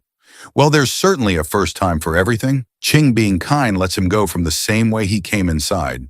The thief runs as quickly as an American man runs out to get the milk. As the thief runs out, Shu Ching is hoping that the neighbors didn't hear the screams of the thief, or else the gay allegations would have come true. But Young wonders why he let the thief go like that, to which he explains that they can call the police because they will hold her accountable for hitting him. Further, he says that if the police follow the process and find her suspicious, they will have to investigate her, and if they find out that she is an unregistered person, she'll be in trouble. That leaves Zhang confused, wondering why she'd be in trouble when she's not the thief. Ching explains that's because she also hit him. Suddenly, he sees and wonders why she's wearing an outfit which she's supposed to wear outside, and she answers that she heard some noise, so she got out to see what he was trying to do. Ching mocks her by saying that not everyone likes to go out in the middle of the night like her. Then he goes off to sleep, knowing he'll get someone to fix the window tomorrow. The next morning when he wakes up, he sees Yang all sweaty as she practiced all night long. God knows what kind of practice. She opens her hair and he's mesmerized and begs her to keep the door open so he can see her practice. He should have reported himself to the police for the creepiness. She agrees to it. While some women charge $5.99 monthly for it, he's surprised to see her agree with him so quickly, but she tells him that whether she agrees or not, he'll still be unhappy. That pisses him off, but he chooses not to have an argument. Then Shu Qing suggests they go out for breakfast while someone fixes the window. The night before, he thought about how it's not enough to stay at home and live without seeing anything. So he steps out to have some personal experiences too. As they walk outside, Qing guides Jung how to learn from the life all around them. She wonders how that could be, and he explains that she must abandon all her past thoughts and beliefs and start a brand new life and make new experiences. While mansplaining, Qing tells her to not be too harsh to people, like the way she was to the thief the night before. Because the way she was holding him down, it looked like she wanted to snap his neck. But she denies because she reduced the amount of force. Further, he elaborates that hurting someone in this era could bring upon trouble on them. So he guides her to not kill anyone. That leaves her confused. To what extent can she beat up someone? Well, I'd say if it's a man, better not hold back. But Qing guides that it depends on different factors. Jen follows up with a second question. If he sneaks into her room at night, how hard should she beat him up? Hopefully he's not into that. He yells that she can't just beat him up because he's not some creep. But Zhang tells him he is the spitting image of a creep. Posing, he stands and defends himself, calling himself a hero of high moral standards. She's still unsure, to which he wonders why'd she even think he'll sneak into her room. He has picked up her shoes from the trash bin, but that's literally it. But he remembers that she's called him a douchebag before. Further, he defends himself that even if he sneaks into her room, she quite literally will end him and his bloodline. Still, he's curious what she would do if he does that. A man of culture, she asks if she could punch him, but surely that's enough to send him back to his mama's womb. In a bit, they reach their destination and they sit inside while Shu Qing orders breakfast for them. He tells her to remember this day and experience life from now. She looks at her hands while thinking that this is a world where no one needs to kill anyone. A while later, their breakfast is served. Yang likes the food while Shuing smiles as he looks at her that no one here knows that she's an ancient girl, which makes him think if all ancient people eat like there's no tomorrow. So, he assures her that she could definitely have some more food if she doesn't find it enough, but she wonders if it's expensive. But he explains that breakfast is the cheapest, and she doesn't need to worry about food in this world because food is cheap here. As he chomps down on food, he thinks about how it feels like he's raising a baby. Then John gets up to order 15 more buns, almost making Shu Qing spit out his food. Seeing that, he tells the waiter that the order is to go. He asks her if she can even eat that many, and she wonders if she ordered too many, but he just guides her to not eat that much in public and tells her to pack it up and eat the rest at home to save themselves from suspicions. While Yang eats, she assures him that she'll pay him back when she earns, though she could definitely use another way to pay him back. Then he gets the check and they leave. They pass by a hot pot buffet, and the lover boy promises her to bring her to eat some buffet next time. Jen wonders what that is, and he elaborates that in buffet they can pay a little money and eat whatever they want until they are full and there are plenty of other dishes. That makes Zhang think that it's like charity, but Shuing clarifies that it's nothing more than a marketing tactic. Then he says to her that mostly people in this era work through the brain, and since they don't do anything physically much, they don't feel hungry either. So her eating like an American fatty would get eyes on her, and everyone would end up knowing who she is. Basically, the buffet thing makes the owners profit more, because people don't eat much anyways. He highlights that girls and children are prime victims of this marketing tactic, as they would pay 100 yen and only eat food worth 30 yen. In other ways, people with bigger appetites can eat more because restaurants can earn it back from people with smaller appetites, as explained by Yang. Hearing her grasp the concept, Shuing shares a story where he thought as a kid that the buffet owner was very generous to let anyone eat how much they wanted. Jen wonders why do people with smaller appetites even bother going. He answers that it's more convenient and affordable for people. Later, he thinks about how she's been learning about the world bit by bit and how she could connect all the dots and one day suddenly learn about everything. It seems like Yong no longer feels like an outcast in this era. A few days later, the lover boy gives his lover girl a phone, and she wonders if Shuing is her sugar daddy now, considering how expensive a phone could be. But anyways, gamer guys are usually broke, and he got it from a giveaway too. Well, he went to get a sub card and top up, and they gave him an Android phone, which is worth over 1,000 yen, and he decided to get it for his heroine. She's so happy and thanks the hero. Then he urges her to follow the instructions and give him a call. He feels at ease that she is a smart girl and she could learn it really soon. A realization hits him that he feels like an NPC, but it's more convenient for him that she learns quicker. Then he gets up and tells her to have dinner by herself since he won't be home. And if she feels bored, she could learn how to use the phone or watch other videos. Shu Qing thinks that, since she has learned that she can earn money through playing games, she has turned into a game addict.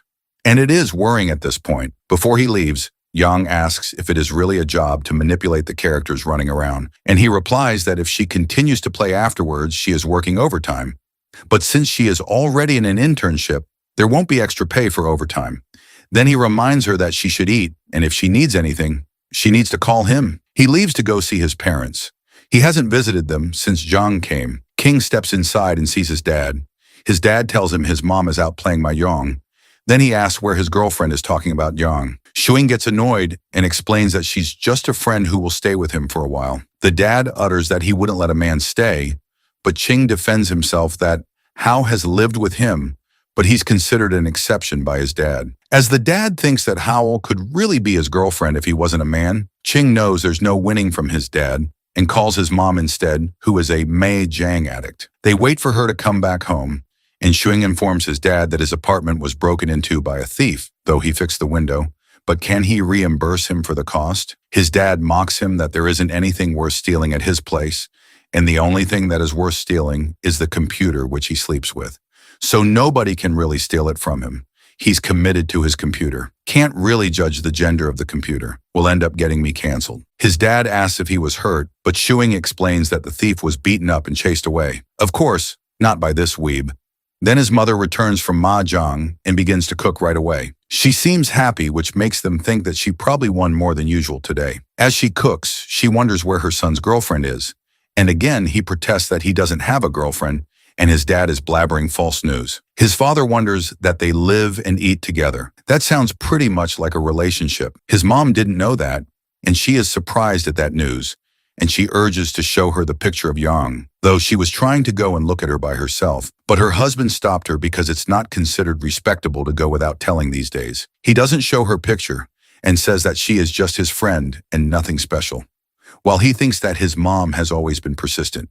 So she won't let them go until she sees it. So he ends up showing a picture of her, and she thinks how pretty Yang is. Of course, being a boomer, she starts swiping through the album and wonders why he has so many pictures of his just friend. He snatches back his phone while thinking that this is his record of observing antiques and wonders why has his mother started discussing her so much as if she is her daughter-in-law. The thing about Shuing is no matter what Jiang is doing, he always quickly takes random pictures of her. Even though they aren't officially dating yet, he definitely feels something for her, and she quite literally stays with him. Anyway, back at dinner, his mom asked him which school she goes to, but he replies that she doesn't attend school. His mom wonders why a pretty girl like Yang wouldn't go to school. He doesn't understand what being pretty has to do with going to school, because to him it's normal for someone from a poor family not to attend. His father mocks him, questioning why a girl who's good at her studies would even consider dating a loser like him, because all he does is sit at his computer all day.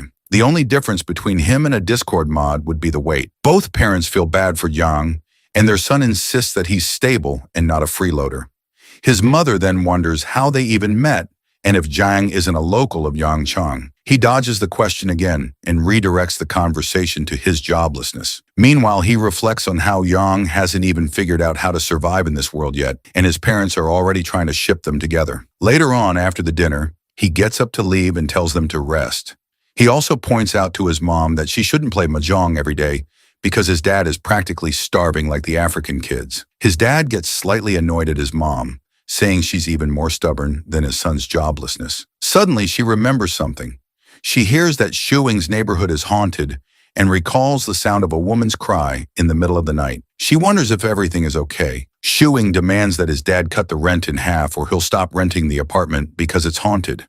His mom agrees and says the rent should be reduced now that he has a girlfriend and more things to spend money on. His dad reminds her that Yang isn't actually his girlfriend, but the deal sounds so solid that he ends up agreeing Yang is his girlfriend anyway. Later that night, when he returns home, he sees Jiang holding her sword. He wonders if she was practicing, but she runs off to take a shower, and he's confused about why she would take her sword with her. He asks if something happened while he was gone, but she denies it. He's left wondering who exactly she feels the need to defend herself from. But then again, as long as it's not him, he figures it's fine. He sits on the sofa, and his imagination runs wild thinking about her. Of course, she probably does need protection from him, but he brushes off the thought. Then he notices his computer had been on standby the whole time and decides he'll start working tomorrow. Meanwhile, she comes out of the shower shining like Aphrodite. Looking at her, Shuing wonders if practicing martial arts makes her prettier. Back in the day, she would have been exposed to extreme temperatures, but her skin is still smooth. She reminds him that she once asked him to learn martial arts, and he refused. He yells back that he can't learn just by standing in a stance. An idea pops into his head. She could start a beauty class through martial arts practice, but that would probably flop since people these days don't even exercise to lose weight, let alone take up martial arts. Jen sits down and while trying to use the hair dryer, asks if the Taoist caught the ghost. In truth, there never was a ghost. It was just her sneaking out by mistake, and people assumed it was supernatural. She gets mad because she's a human, not a ghost. The lover boy realizes she isn't used to using a hair dryer, so he takes it from her and helps dry her hair. She hands it over and he continues the conversation, affirming that yes, she is human. But the problem is that no one in this era has ever seen a real martial artist. Someone flying across rooftops at night would easily be mistaken for a ghost. She wonders aloud why people don't practice martial arts anymore. He explains that living conditions have improved. People no longer worry about food or clothing and want to live more comfortably. Martial arts just aren't necessary anymore. People today have better options for enjoyment. He starts telling her a historical story, but she interrupts saying she doesn't know those people. He explains the story was written by Mr. Jinny Young. He concludes that martial arts is basically dead now, and people can only rely on technology to live comfortably. He tells her to put her sword down. There's no one to defend against anymore, but she screams that there is a ghost and she has to protect herself. He tries to dismiss it, but she shivers and finally admits when he was away, she actually saw a ghost herself, with terror in her eyes as if she's seen Elon Musk without a shirt on. She informs him that when he went out, she saw a ghost. He starts to sweat as he hears her words.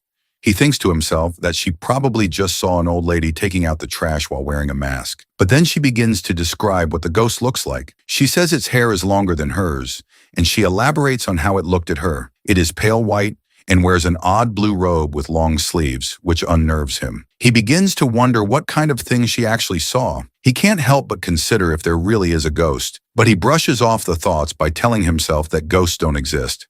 Science can't prove their existence. According to him, she might be having hallucinations due to stress. Janong frowns and says that in her era, ghosts are something to be feared, but the hero assures her that they don't exist, all while blow-drying her hair. She emphasizes that she saw it and admits that she's scared, that even her sword can't protect her. Though he starts to wonder if time travel is possible, then the probability of spirits existing might be real too. He tells her that he'll borrow Mr. Xiao's mahogany sword tomorrow.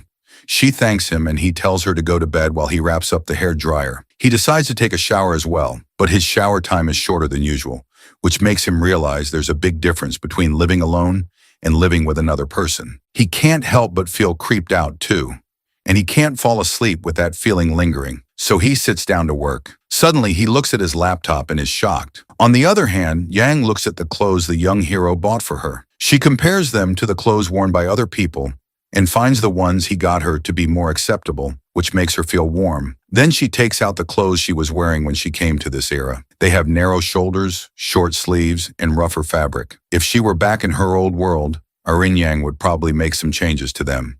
That takes her back to old memories where the chief teaches her martial arts to make her stronger. But Yang urges her to act a little more girly so someone can marry her in the future. She thinks about that, begins to cry, and resolves to practice martial arts enough to fight the ghost she saw. Suddenly, there's a knock on the door. When she opens it, it's Shu Qing with his laptop open, asking if that is the ghost she saw. She pulls out her sword, yelling that that's what scared her. It turns out it's just a horror movie playing halfway through, and that was the ghost she saw. He tells her to go back to sleep and that they'll talk about it tomorrow, but she's still really scared. So he shuts the laptop and shows her the baby girl sealed inside the laptop, assuring her that she can go to sleep peacefully. The next morning when Yang wakes up, she realizes that the ghost really doesn't appear anymore. Then she gets up to practice her martial arts and leaves the door open so he can watch her. Even though he hasn't woken up, she still continues to practice. She knows that in this era, she can only protect herself by practicing martial arts. Crawling out of his pit hole, Shuing wakes up and goes to see Zhang. She is feeding the cat while he thinks that everything is going well, and that if there's a street check, she will be able to hide her ancient personality as long as she doesn't go crazy. Not just that, she is a woman with women's privileges.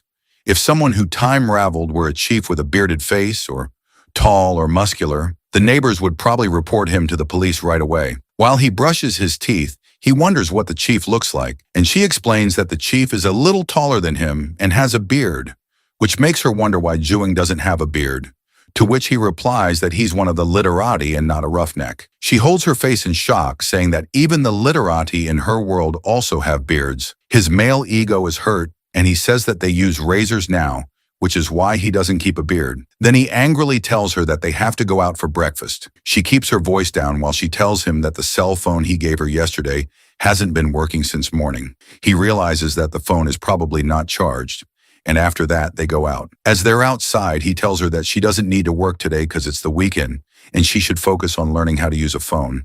He explains to her the concept of Wei Chun, which she can use to make and spend money. He opens the bank app and shows her that her balance is 0, and he transfers 100 to her so she can spend it however she wants to, and she can pay him back later. It makes him think that he has never lent anyone money, and the ones who usually need to borrow money have never borrowed from him. So this is the first time in his life that he is ever lending money to someone. On the other hand, Hao reaches back home and asks his dad if there's anything to eat since he's as hungry as an African child. Later on, while he's eating, his dad wonders how many thieves he caught last night, to which he responds that they live in a peaceful time and there aren't many thieves around. Even beggars earn more than thieves now. Side hustle. His dad gets annoyed that Ching isn't even in the police yet. He caught a thief. And Hao exclaims, "When did that even happen?" His dad responds that Uncle Shu said Shu Qing's apartment was broken into and he beat the crap out of the thief and then let him go. Hao is mad and wonders why he let the thief go. What pisses him off is that he becomes a police officer just to do something good for society.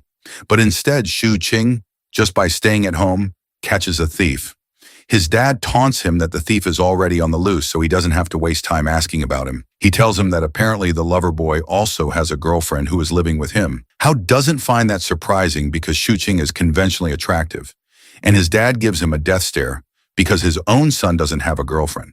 But Hao makes an excuse that he's not in a hurry and doesn't even have time for that. He would rather get married directly so he won't have to break up like Qing and his ex-girlfriend did. That's one more point for his dad to taunt him that his cousin already had 2 girlfriends, but he doesn't even have one yet. Hao tries to defend himself, saying that he's just trying to catch thieves right now, but still he's unsuccessful in both things. Finding a girlfriend and finding a thief. At least what he says is that he wants to find a girlfriend when he becomes a detective, but his dad knows he really can't find a girlfriend. Hao takes that as an insult, as if his dad is looking down on him, and he assures him that one day he'll bring the most beautiful girlfriend to him. When his dad hears him boasting in front of him, he picks up his sandal and gets ready to give him the Asian treatment, telling him that he has to get a girlfriend no matter what. With the rice cake in his mouth, Hao says that he can't start a family without first making a career, but his dad is not willing to understand and runs after him with his sandal. Hao wonders after getting spanked by his daddy, what did he even say wrong? Surely his dad wants more from him rather than rotting away his life alone, living with an anime pillow as his wife. As Hai gobbles down his food, he gets a call to hang out later on, but he denies as he has to be at his job. He feels sleepy after the night shift and goes to sleep while he asks his dad to wake him up at 400 p.m. Coming back to Qing, he gets a call for a party too, and he knows Hao must be busy later at night. Definitely not banging chicks. Qing and Zhang enter the apartment while he's still on the call, confirming the dinner and wondering if he could bring Zhang with him too. After the call ends, he informs her that he'll be taking her to a party tonight. He asks her not to mess around and just listen to what he says. She agrees and then questions him if he meant that all the ghosts and martial arts are fake because that's strange for her. Patiently, he explains to her that it's not strange since all the basic survival needs are met. Humans develop a spiritual need. It could be anything from pets to games or movies. He wonders if she doesn't have novels in her world, but she isn't aware. Ching gives her an example of tea houses having storytellers who tell interesting stories. What he's trying to explain is where there's demand, there'll be supply. People solve each other's problems in return for some money, and hence a workflow is created. Giving another example, he explains that when everyone is seeking solutions from others, they are also helping others solve their problems, and that's how they earn. Realization hits Zhang, and now she understands how Ching can live like a landlord without having to go outside to work. She gets the concept of it, the concept of watching movies in leisure time, and he approves of her smartness. He tossed her a can of soft drink as a reward, but she wonders why he took her in. Was it for his spiritual need? He thinks and smiles at her and says he did what he wanted to. As he continues to play with the truck of a cat, she thinks that the young hero is really just a person with a big heart. She opens the can, and the entire soft drink fizzes up and spills on her. He hands her over a tissue to clean up herself. The world would become a boring place if everything was to be done with a purpose. Later at night, as they're making their way to the party, he guides her that she can eat and drink whatever she wants except for the alcohol, and there might be a lot of people coming to the party later on. They reach the place. He tells her that it's a place for her to experience newer things. As they step inside, he makes sure to let her know she can stuff her mouth with as much food as she wants. Zhang finds the music too loud, and by her looks, she looks uncomfortable, as if her uncle touched her. As Ching enters, they all seem happy for Ching to join. His friend informs that they all were waiting for him to arrive, and he should start singing now too. But Ching takes Zhang and decides to sit for a while. Zhang observes the place with uneasiness apparent on her face. Zhang is visibly uncomfortable. Her body language is awkward. Ching urges her to have some snacks before everyone arrives and they can eat properly. Handing her over some hazelnuts, he guides her how to crush them, but she can barely hear him because of the music. He realizes he has to speak louder, so he gets nearer and teaches her how to crack open a hazelnut. Then he wonders if she has had these before, but she hasn't. When she eats it, she finds them incredibly delicious, to which he apprises her to eat more. He isn't worried about how she cracks up the shell, because in a place crowded like that, no one would probably notice. And even if they do, they would probably only think how strong she is. Then he laughs and cheers while passing on a drink to his friend Zijun. He begins to party with them and drinks beer. Seeing him drink beer, Zhang wants to try it too, and he denies that a girl should know how to protect herself, and she's out. But she urges that she has had alcohol before, and she won't get drunk. He definitely has double standards because she just wants to have a taste, but he's not letting her. So after she insists a lot, he lets her have one of which brightens up her face. As she drinks it, he wonders if she likes the taste of it, and she ends up disapproving of the taste. On the other hand, his friend Zijun thinks that they are doing something fishy and stops them, but Ching tells him to mind his own business. Jun hops over to him and questions whether Zhang is his girlfriend, to which he denies that they're just friends. Ching turns to Zhang and introduces his friend to her as a real nouveau riche. However, this friend of the young hero doesn't have good intentions with her, but Ching stops him. Zijun wonders if he's not good enough, to which Ching doesn't even deny that, but what Jun brings to the table is his money. Anyhow, he walks away while Ching wonders when they're going to eat because he's really hungry. Zijun tells him to hold his horses because some people have yet to arrive. As he goes over to party again, he talks about how being on duty and how it's so life-sucking. Ching gets angry knowing that Hao is doing a great job. On the other hand, the party's going on, which is making Yang uncomfortable, and she wonders why are there so many people around here. He knows that there is a need to help her integrate into modern society, and this is a way for her to experience new things. Ching urges her to take this as a form of celebration because it's his friend's girlfriend's birthday. After that, he asks her to break some hazelnuts for him, and she does so, and he thanks the heroine. He wonders if she can sing, but she has never tried singing before, though he's a little controlling and says he wouldn't even let her sing, and he'll show his singing skills sometime later. Suddenly, he sees a guy with a white outfit come too, and he catches his attention, leaving him wondering what he's doing here. The guy and Ching look at each other, and the guy coldly passes by him. King gets busy on his phone again when suddenly he hears the constant sound of nuts cracking, only to find out that Zhang has eaten all the nuts out of hunger. He wonders if she's hungry, and she admits to it. So he assures her that in a little while there will be a super-sized cake. Her mouth waters, just thinking about it. She comes to think of it, she hasn't had any bad experiences with food over here. The worst food she had was the half-eaten bun and the hamburger when she first arrived. They were a little hard and tasteless, but even those were better than the pancakes in the Guarel. Zijun gets Ching's attention and urges him to sing since Hao isn't here, and he agrees to sing just one song. He takes the mic from Zijun, and Zhang, out of curiosity, leans over to see what that is. Suddenly, hearing her own voice being extremely loud, she gets scared. Ching tells her to relax and explains that it's a microphone. Well, now at least she'll be prepared for the speakers she'll be hearing the broadcast from. He looks over at her face. She looks extremely adorable, and he wants to pinch her cheek, but brushes off the thought, knowing that someday he will try it. Then he begins to sing with his friend. Zigjun looks around and sees that everyone is here, so they're about to get things started. And then the cake arrives. He holds the microphone and says that it's his girlfriend's birthday, only to suddenly realize that his girlfriend is missing. Someone informs him that she went out earlier. Ching smirks, joking that his girlfriend isn't even around, and he was about to cut the cake because he thought the girlfriend was the girl who was singing with him earlier. Jun looks around and finds her nowhere, so they just decide to keep on partying. Ching wonders if that's his new girlfriend, but Jun says they've been together for over a month and she is his true love. Zhang listens to them and questions the hero, asking if girlfriend means wife. He explains that girlfriend is just a term of endearment, while Jun looks at her, wondering how she doesn't know what a girlfriend is. Ching mocks Jun, giving an example that his girlfriend would one day be someone else's future wife, and to some extent, his friend agrees.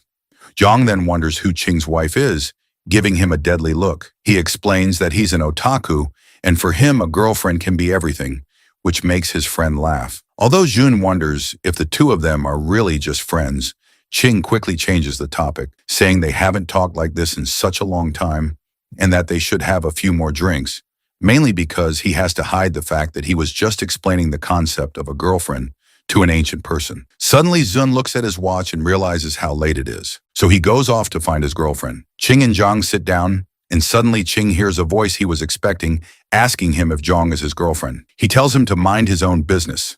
It's the same guy who's curious to know how Ching finds so many beautiful girlfriends all the time, hoping to learn something from him, but Ching shuts him down, saying he's too ugly for that. It seems like Ching and his rival are standing face to face while he actively harasses him to have a drink with him. Ching stops Lang from being weird because he doesn't want to talk to him. Suddenly, Jun enters the room again and is scared to see that the two of them are standing face to face.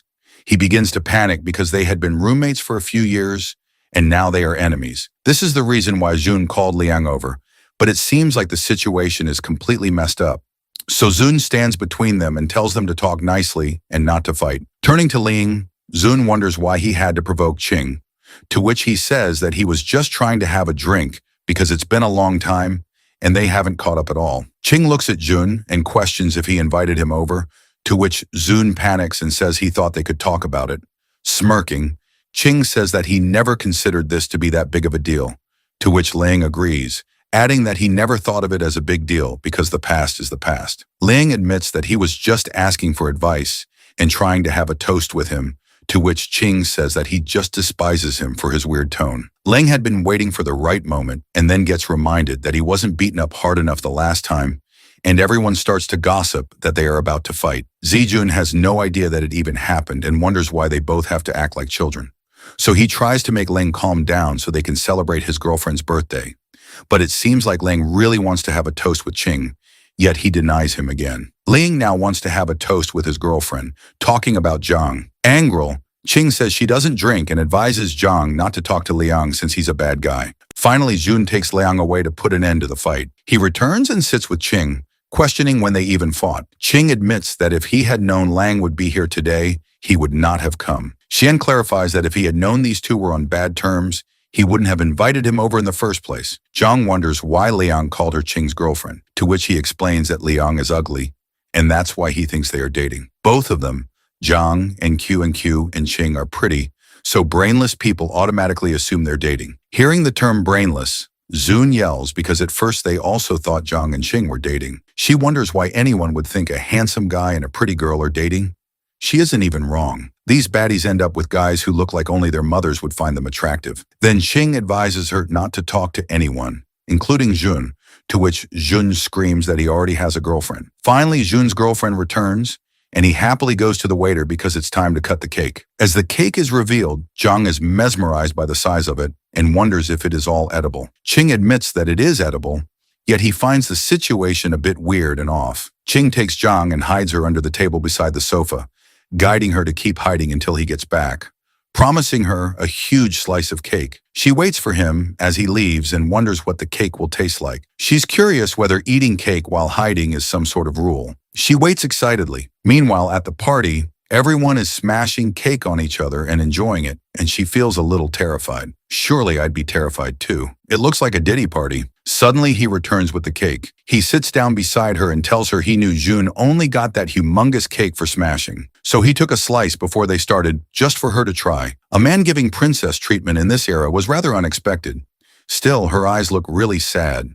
She takes a bite of the cake, and when he asks if she likes it, all she can think about is how much Yang would love the taste, but she could barely eat something sweet for long. Feeling sad, she wonders why they have to toss around something so delicious. Ching hears her and promises he will get her a better cake, and they'll eat it together without wasting any. She thinks about it deeply. Is this the era people dream of, where they get their clothes dirty and waste food and be happy about it? When everyone is done playing, Ching gets up and assures her that no one will be playing anymore, so she can come out now. He goes to the bathroom, and afterward he tells her they'll be leaving soon. She stays there waiting for her hero to come back when Liang approaches her, covered in cake, asking her to be friends with a nasty look on his face. She angrily replies that she doesn't want to engage in any conversation with him, but he's stubborn. Seeing her clean clothes, he realizes she didn't participate in the fun. So he tries to smear cream on her from the cake, and she exclaims, backing away. As she defends herself, about to knock him out, Ching returns and punches Liang in the gut for even daring to get close to Zhang. That makes Liang furious,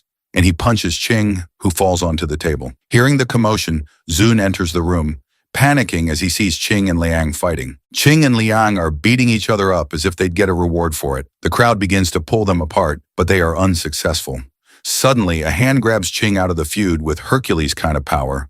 It was no one other than Zhang. Everyone who witnessed that just thinks how incredibly strong she is. On the other hand, Jun regrets putting them together, and Ching laughs that Lang ruined a good party and he should beat him up a little as well. Jun yells that he'd rather punch him.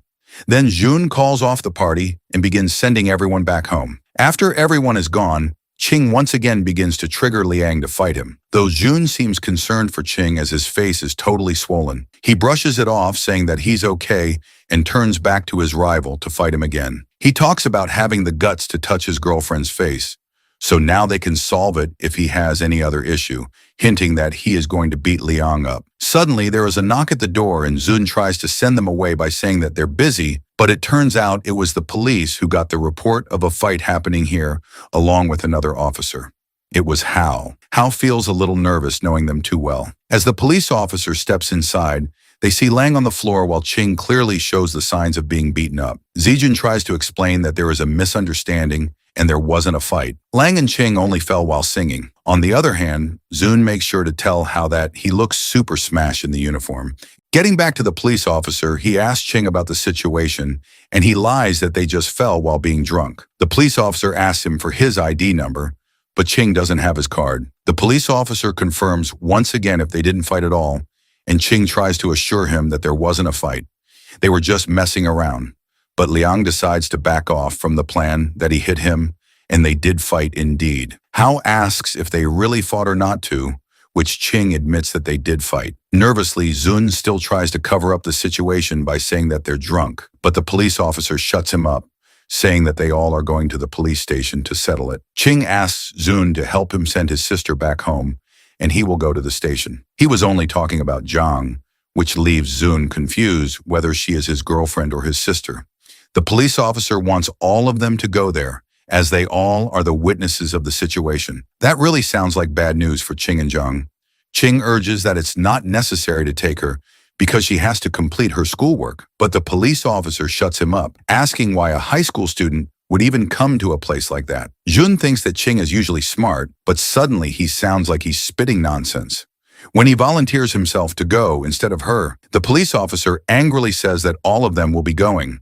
They all look at Hao, and he slips off, saying that he can't do anything because he's just a rookie right now. He explains that his cousin just moved out of the village. She hasn't been to a place like that, and she'll be scared. Hao is sure that they're just going to be asked some questions, and that's it. Meanwhile, he wonders if the officer thinks this girl is Ching's girlfriend, as he heard from his father. On the way to the station, Hao asks Ching how he suddenly has a cousin, because that would make Hao her brother. Hao inquires about her name, but Ching says that she is in high school, doesn't have an ID card yet, and is just here to stay with him for a few days. Hao looks at her and introduces himself as her brother. Meanwhile, Jun complains that Hao didn't come to the party when he invited him, but now he's here after everything is already done. As they reach the station, Ching feels a little nervous and wonders if this is what people call a guilty conscience. However, Jang is preparing herself for the questions she's about to be asked. She cheers herself up, and seeing her motivation, Ching becomes a little less nervous because they would eventually have to face these problems. So now they're just becoming familiar with it. Ching and Liang sit together in a room with the police, and Ching begins telling the story of how the fight emerged. Liang knows he won't get any benefit out of it, but makes sure not to let Ching get out of the situation easily. So he starts to play the victim, saying he was just trying to make a harmless joke when he suddenly got punched in the guts. The police officer asks what kind of joke it was and says he needs to know every detail, urging Ching to go first, but Liang snatches that chance away from him and begins ranting. On the other hand, Ching is worried about Zhang being interrogated in the other room because it's still too early for her to deal with situations in a modern way. After Liang is done telling his story, Ching emphasizes that he left out one important detail. Liang started insulting Ching first. He adds that it was his rival who provoked him in the first place, to which Liang defends himself by saying it was just a joke, but the police officer doesn't fall for it, so he gets straight to the point. How are they going to solve this?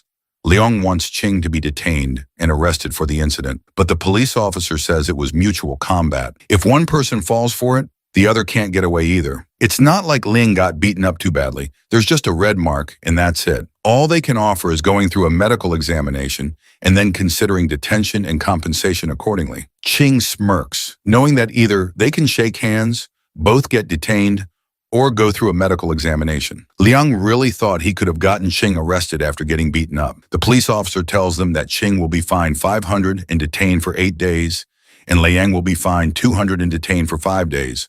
Or they can simply choose to reconcile or go for a medical examination. Liang's plan really went down the drain. The officer notices the injuries and mentions they'll take time to heal. Since it's getting late, he offers to drop them home, but Ching hesitates, unsure if the officer should leave his post during duty hours. He points out that nothing usually happens this late. Still, the officer warns Ching to watch his words, hinting that there are strange forces moving quietly through the night, ones that shouldn't be taken lightly. Moreover, the officer still insists on giving them a ride, though Ching prefers to take a cab and asks where his cousin is, to which the officer replies that they're waiting outside. He also mentions that he had asked his cousin to wait inside, but she didn't want to.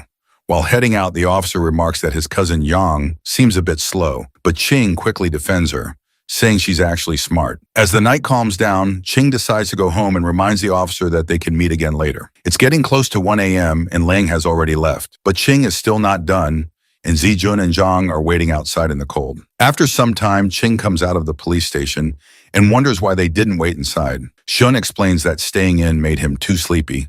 Besides, the night has clearly been exhausting.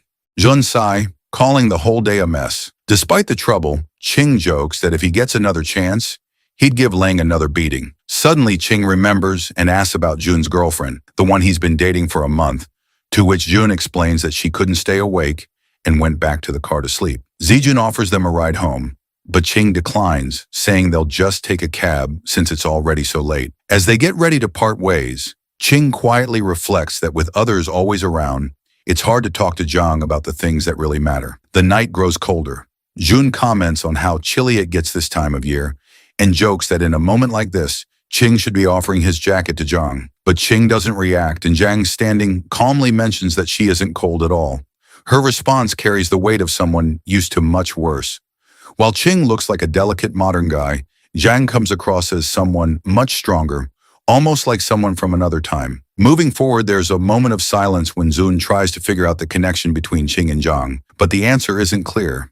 It leaves more questions than it solves because she doesn't quite seem like a cousin or a girlfriend, and the lack of clarity makes their relationship even harder to place. Eventually, they reach home, and the tiredness from the night begins to settle in. King watches as Zhang walks ahead with quiet steps. So light it's hard to hear her at all. Despite the long, messy evening, Ching starts to realize he might have been the only one who actually enjoyed the chaos. Now walking home slightly drunk and in the dark, the feeling of excitement begins to fade into a strange kind of loneliness. As they walk, Ching asks Zhang to walk beside him instead of behind, joking that it feels like a sidekick is following him, to which Zhang agrees, reminding him that she never saw herself that way. Once they reach home, Ching collapses on the sofa, feeling drained after the long day. But he's curious about her police questioning. He thinks back and learns that Yang only gave simple answers, mentioning a cousin and a birthday, and stayed silent on the rest. After hearing all of this, Ching admires how well Zhang handled it, realizing her clueless act was just smart thinking. In the end, Zhang feels that the police aren't as scary as they seem. After that, Ching reflects on how the day turned out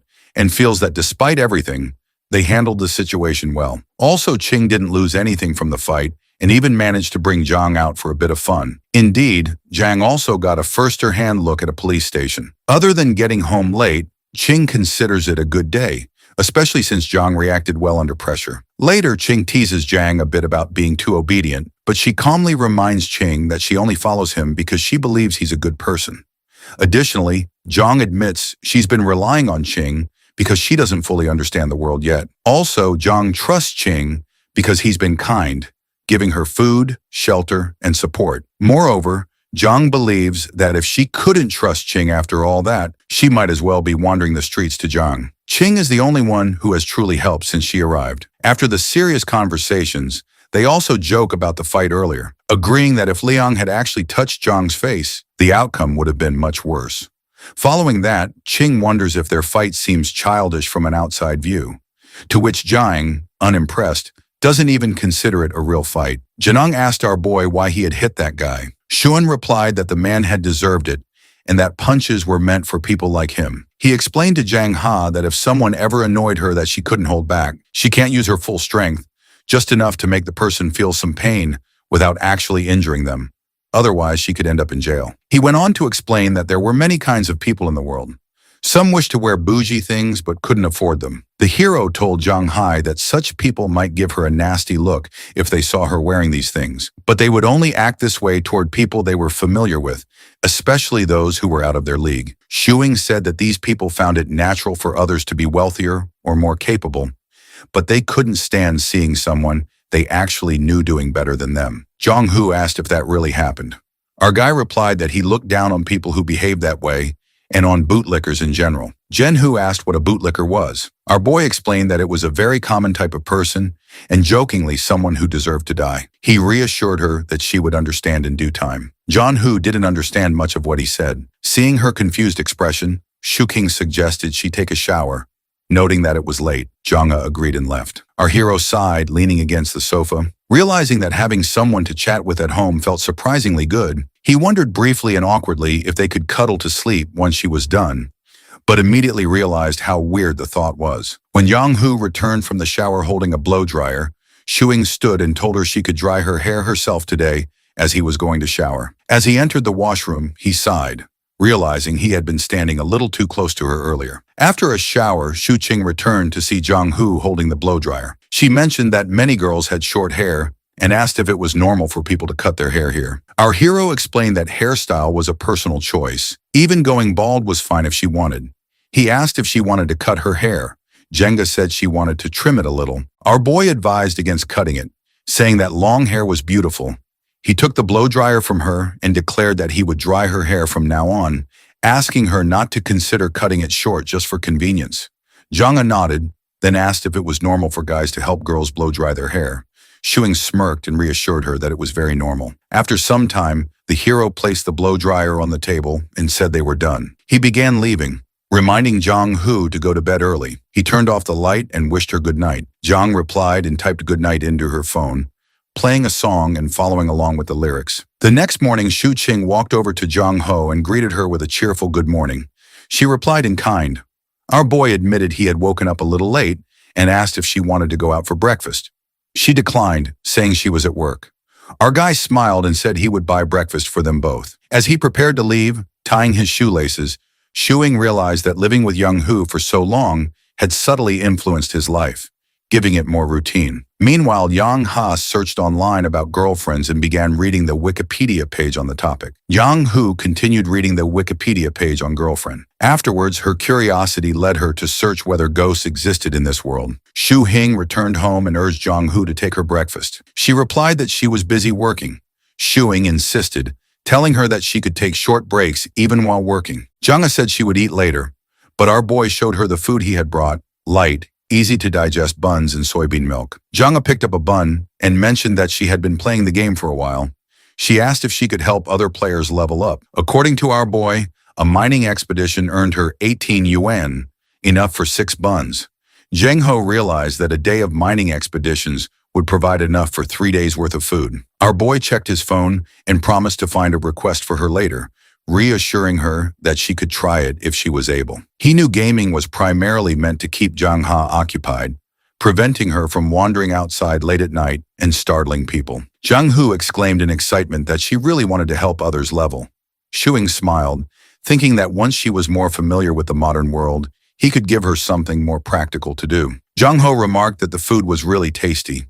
Shu Hing reminded her that it wasn't her first time eating it, but Zhang He insisted it was delicious, adding that the cake from yesterday had been amazing as well. The hero chuckled and asked when her birthday was, offering to get her a huge cake to enjoy by herself. Zhang admitted she didn't know. Our hero smiled and suggested that they could celebrate the day she came to live with him as her birthday. Yuhu, excited, asked if she could eat cake on that day next year. Shu Qing, looking at her happy face, said she could even eat some cake today as a belated celebration and promised to buy one for her later. Zhang thanked him joyfully but then hesitated, worried that cake might be expensive. Shu King chuckled, assuring her it wasn't, and told her to relax and wait to enjoy it. Later, our boy asked if Zhangyi had brought any copper coins from her time since her era primarily used copper over silver. He explained that if she had some, they could potentially sell them for money. Youngha said she didn't have any copper coins.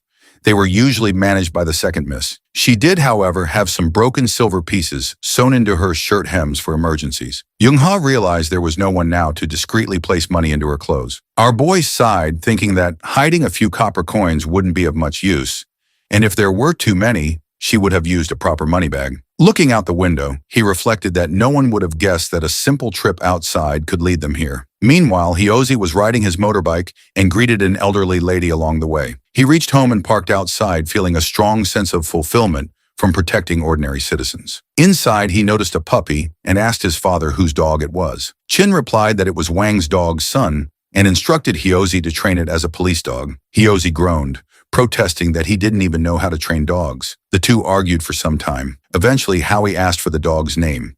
Chin hadn't decided yet, but wanted a name that exuded strength and power. Hyozi sighed in annoyance and then asked if Shuing had a female cousin. Haz's father doubts that he might be interested in the female cousin of Shu King. Hyozi's mind drifts to how close his and Qing family is. Even when they were born, their marriage was fixed. But when it turned out they both were males, the marriage was called off. He explains to his dad that the girl Qing's cousin he met yesterday was pretty but kind of odd. Hearing him call a girl pretty, Hyozi's father assures him to talk to Qing's father about the girl and his son. Though Hai isn't interested in her yet, he found something suspicious about her. It seemed to him that she wasn't able to understand anything.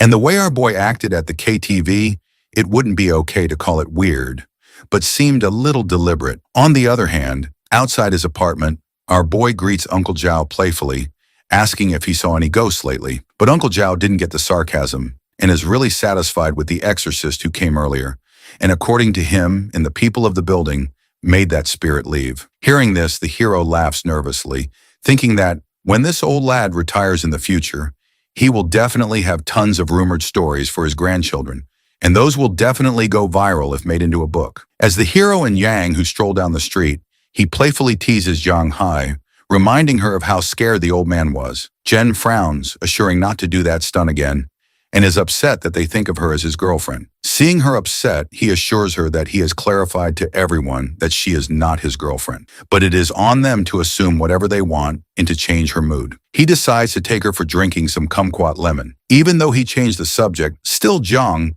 his mind races with thoughts. She doesn't understand why people assume they are in a relationship. They slept in different rooms, never crossing any boundaries. Though she knows they ate together and he helped her with a few things, it doesn't mean they can assume stuff. She tries to ignore all this by reminding herself that as long as her conscience is clear, everything is okay. While Ching buys them milkshakes out of curiosity, Young-hoo questions our boy about what girlfriends do so that she will avoid them. Taking a long pause, our boy explains to her all the signs of what girlfriends do, and it is similar to what they do all the time. This freaks her out. Noticing her uneasiness, our guy assures her that with her, there is an exception as the situation is different for them. It doesn't really give her that much assurance, but she tries to forget it. While they are drinking milkshakes, Chung picks up the cake from the nearby shop he ordered. As soon as she sees the cake, she realizes that the debt is increasing for her. So, she offers to let her help him in whatever way he wants. This makes the hero grin, and he decides to tease her, claiming that the problem he is facing is a lack of a girlfriend. So if she helps him with that, it would be great. Hearing this, Jong-hoo starts to think about it, which makes Ching smile. He wonders if she will agree to be his girlfriend, but he knows one thing: he will never make a move on her. Instantly, Jong-ho freaks out, declaring that she will never help him to kidnap a lady. At that moment, he's stunned by the realization of just how naive she is and how far beyond her his thoughts are drifting. Shuing admires Jong for her willingness and open-mindedness to listen to everything he has to say. However, when they witness a couple kissing in public, Yang questions whether it is even appropriate to do such a thing so openly. Our boy's a lonely buddy, hence he finds it indecent as well, but then references Lee Shaman asking, weren't the people in her era open-minded? To this, Jang replies that she had heard a little about him.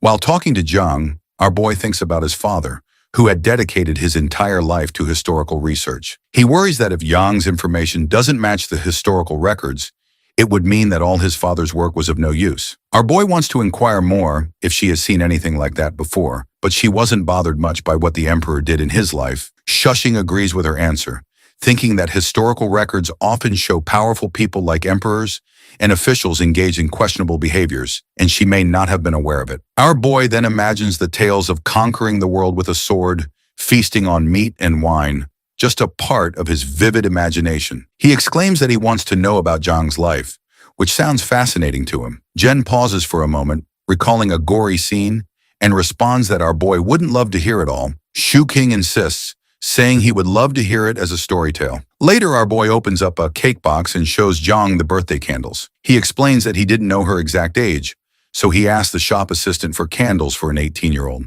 Zhang is surprised and is told she can place the candles wherever she wants on the cake. Shuing also tells her that he's going to turn off the lights, which Zhang questions. Our boy explains that it's part of the birthday celebration. After switching off the lights, our guy excitedly praises Zhang, calling her the birthday star of the Night Warrior, and tells her to close her eyes and wish for her heart's deepest desire, then blow out the candles in one breath. He tells her that since it's her first birthday in this era, whatever she wishes will surely come true. Zhang closes her eyes and takes a long time wishing, which makes Shu Qing impatient. He asks if she's done so, she can blow out the candles. Yang finds the entire ceremony weird. The hero explains that this is a Western tradition, and with time, it will get normal for her. Zhang then wants to use her phone to take a picture of the birthday cake as a memory. Su Qing helps her take the pictures and tells her that once she's done, she can cut the cake. Since Zhang is new to all this, he politely helps and guides her in cutting the cake. Jen wants Juking to have the first slice of cake, but he tells her she can have the entire cake. Yang gets excited, and upon being asked by the hero whether she didn't like the cake, she takes a bite and happily tells him that it's delicious. Our boy shares that he had the same reaction when he first tasted cream as a child, but he's not fond of it anymore. Perhaps because he's had tastier food since then. Later, Shu Qing proposes a toast with Zhang using cola, thinking to himself that while it might be just another day for him, she is lucky to be here. He wants to commemorate their meeting, acknowledging that life is short and moments like these matter. Yong-hoo and Shuing sat in the living room as Yong started sharing her past. She remembered that in the 4th year of Caillou, a swarm of locusts had devastated the region, but Lord Tao succeeded in wiping them out and prevented a greater calamity. After the disaster passed, the second miss fled into the wild and later arrived in Gu. The second miss believed she was living in a golden age and regarded Lord Tao as a saintly figure. She even set up an altar at home where she prayed for his long life. She also formed the habit of eating only half as much as others, no matter if the city was thriving or struggling. Although the city's leader considered her foolish, she would simply laugh and say the remaining half of her meal was offered for her savior's long life in this golden era. Shuing felt confused and asked how her family, who practiced martial arts, could keep an altar wishing for the longevity of a government official. Since stories often portrayed martial artists and officials as enemies, Zhang explained that without Lord Tao, the second miss would never have escaped Lu safely, and many more lives might have been lost. In the second M's eyes, every additional day she lived was a gift granted because of Lord Tao. Shu Qing then wondered whether Zhang truly came from the Caillou era and questioned what she would call the Dark Ages if her time was considered a golden one. Zhang explained that her era had suffered through droughts, floods, wars, and numerous other disasters. If there were no human-caused calamities, people would already regard it as a golden age. So the second miss believed their time was especially remarkable. Curious, Shuing searched for Caillou online and concluded that the era could be viewed as both prosperous and troubled. He felt fortunate to have been born in a time of plenty and realized how lucky he was compared to living in Yen's world. He told her not to dwell on it too much and simply enjoy her cake. Janang thanked him and asked if she could eat the remaining cake from the previous day. Holding a birthday card, she quietly admired the modern world. Food could be wasted just for amusement. People could dress boldly, and couples could even act affectionately in public. Thinking about the second miss, she came to understand that compared to her own time, this era truly deserved to be called a golden age. A few days later, while Shuing was working on his computer, he noticed Zhang peering shilly from behind the door. He soon realized she had run out of sanitary pads, but was too embarrassed to ask. Without hesitation, our boy ordered a box online. He told her he would transfer money to her later and would also teach her how to order whatever she needed in the future so she wouldn't feel awkward about it. Janang blushed when Shuing spoke so openly about the matter and asked whether it was normal in this era to discuss such private topics. Our boy assured her that nowadays people could talk about these things openly since there was nothing to hide. Zhang Ha handed Shu Qing 100 yuan, but he noticed the reluctant sadness on her face as she parted with the money. Realizing she needed something to occupy her time, our boy asked if she knew how to cook. Zhang admitted that she could only prepare porridge and reheat leftovers. Our boy said he would teach her, believing that a practical skill like cooking would benefit her for the rest of her life. In his mind, learning something useful mattered far more than her martial arts skills, which had little value in modern society. Smiling to himself, the hero reassured his conscience that he wasn't exploiting her. He was simply helping Yang discover abilities that could truly help her. Compared to earning money from video games at home, cooking was a real practical skill that held value in any era. Yang's eyes sparkled with excitement when she asked if she could really learn. Our boy agreed and brought her into the kitchen to show her how to make stir-fried potatoes. Since he rarely used the kitchen himself, the first step was cleaning it up. Our boy then left to buy ingredients while Zhang stayed behind to tidy everything. She cleaned thoroughly, feeling excited about the chance to learn how to cook tasty meals. When Shuing returned from shopping, tired from carrying the groceries, Zhang pointed at the round ingredients and asked what they were. Our guy explained that they were potatoes, a crop known for its high yield. He said potatoes could be eaten as a vegetable or as a main source of carbohydrates, and they were extremely inexpensive. Laughing, he joked that if the Tang dynasty had potatoes, famines might have been avoided and life would have been much easier. They carried the groceries into the kitchen together.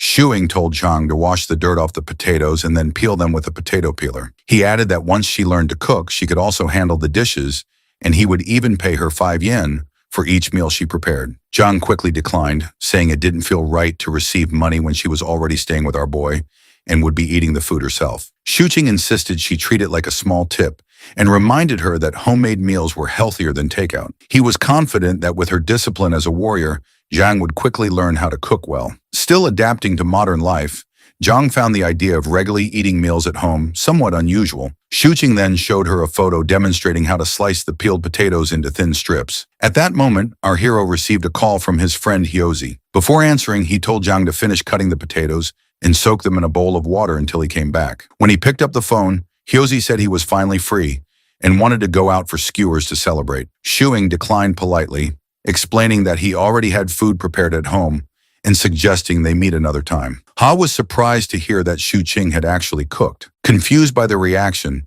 our boy asked why it was so shocking and added that he didn't have enough ingredients to share even if Hyozi came over. After ending the call, he made sure his friend wouldn't drop by since he preferred that Hui and Zhang didn't meet unless it was absolutely necessary. Meanwhile, Zhang sat with her phone searching online to find out whether it was normal for a man and woman living together as roommates to cook meals together at home. Shuing was showing Yang Ho the different seasonings in the kitchen. He told her to carefully observe the amount he used and memorize it well. Yang, however, wasn't fully paying attention. Instead, she kept looking at our boy while thinking about something she had read online earlier, that cooking together can bring two people closer and may even lead to starting a family. Seeing that she seemed distracted, our hero asked if she had remembered the measurements, warning her not to add too much, joking that too much MSG might turn her into a fool. Slightly irritated, Jung said she remembered everything. The hero asked why she was behaving oddly. Zhang first said her conscience was clear, then quickly changed her answer and simply commented that the food smelled wonderful. Once the dish was finished, Zhang was amazed by the rich aroma.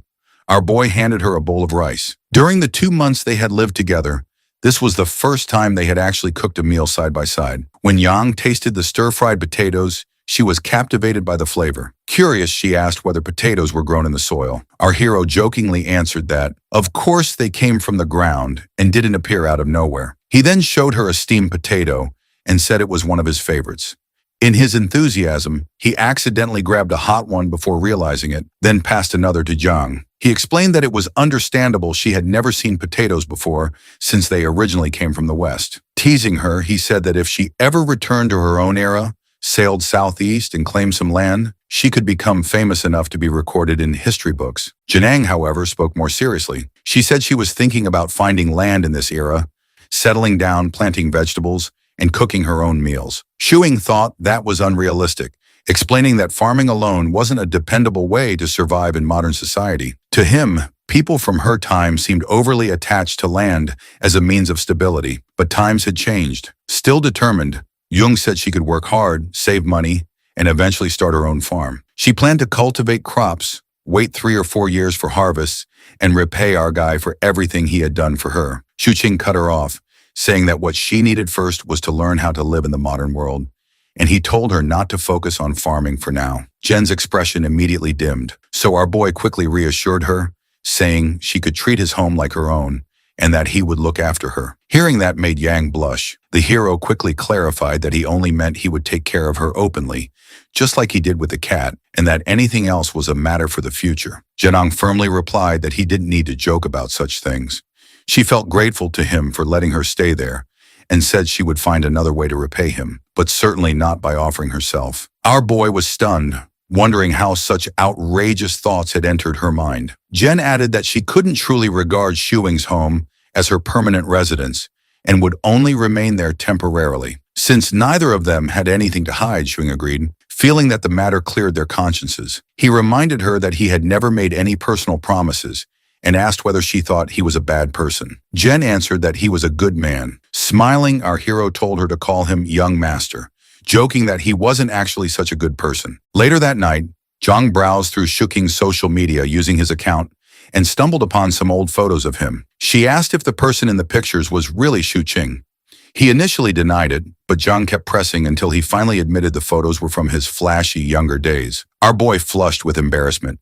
He had hidden those pictures in a private folder, so he wouldn't be reminded of that past, but somehow Zhang had managed to find them anyway. Zhang asked Shu Qing if he had ever had long hair. Shu Qing replied that his long hair had been for his funeral love phase, something Zhang likely wouldn't understand. He explained that he and his friends had been trendsetters back then. Our boy thought to himself that if he hadn't looked like a bum in the past, his father wouldn't nag him every other day like he did now. Paying rent for a home owned by his family still made no sense to him. Our boy then helped Zhang create her own social media account where she could post and store pictures as long as nothing went wrong. He helped her set a password using her name in English and created an internet handle, Fly Dancer, reflecting her martial arts background. Shuing also joined her in online gaming communities and showed her how to use them. Exhausted, he collapsed on the couch and noticed a friend request notification for Yang. He wondered if she would become an internet addict at this rate, but he decided it was far better than her ending up as a miner or a vigilante. After just 2 months, the boy realized he had grown used to having Yang around. He also saw that she was adapting to modern life,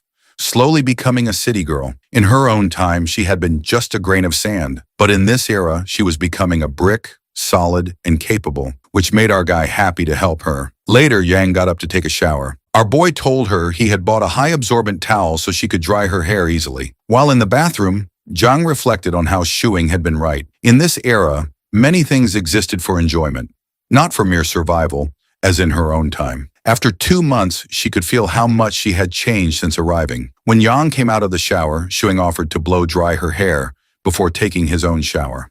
He thought that helping her would prevent her from getting annoyed and cutting her hair short impulsively. Yang suggested that Shuing could consider growing his hair long, too, as long as he didn't dye it red, so she could return the favor by blow-drying his hair. Our boy was happy with his current hairstyle and told her that helping her was no trouble at all. Blow-drying was a daily task at hair salons. He even added that he would take her to get a haircut so she could look her best, making Yang smile in gratitude. Janang wondered if the roles were reversed if Shuing had come to her time, whether he would have survived without modern skills with her protecting him instead. She thought it would have been a piece of cake. She hoped Shuing would never have to experience her era, as things were already good for them in the present. The next day, Shuing took pictures of Yang dressed in winter clothes. Realizing that she was becoming a dress-up darling, he wondered whether her martial arts could help her tolerate the cold. Jang confidently replied that she would manage better than the hero. The hero teased her, saying her toes would freeze in her straw shoes, which made Yang scowl in anger. Later, Shuing left the house,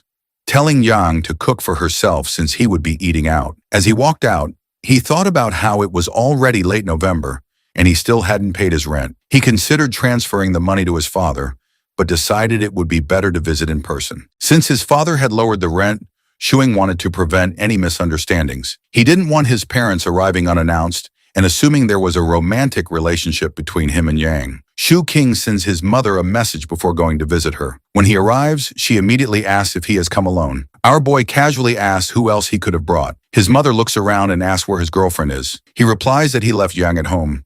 His mother asks why he did not bring her along.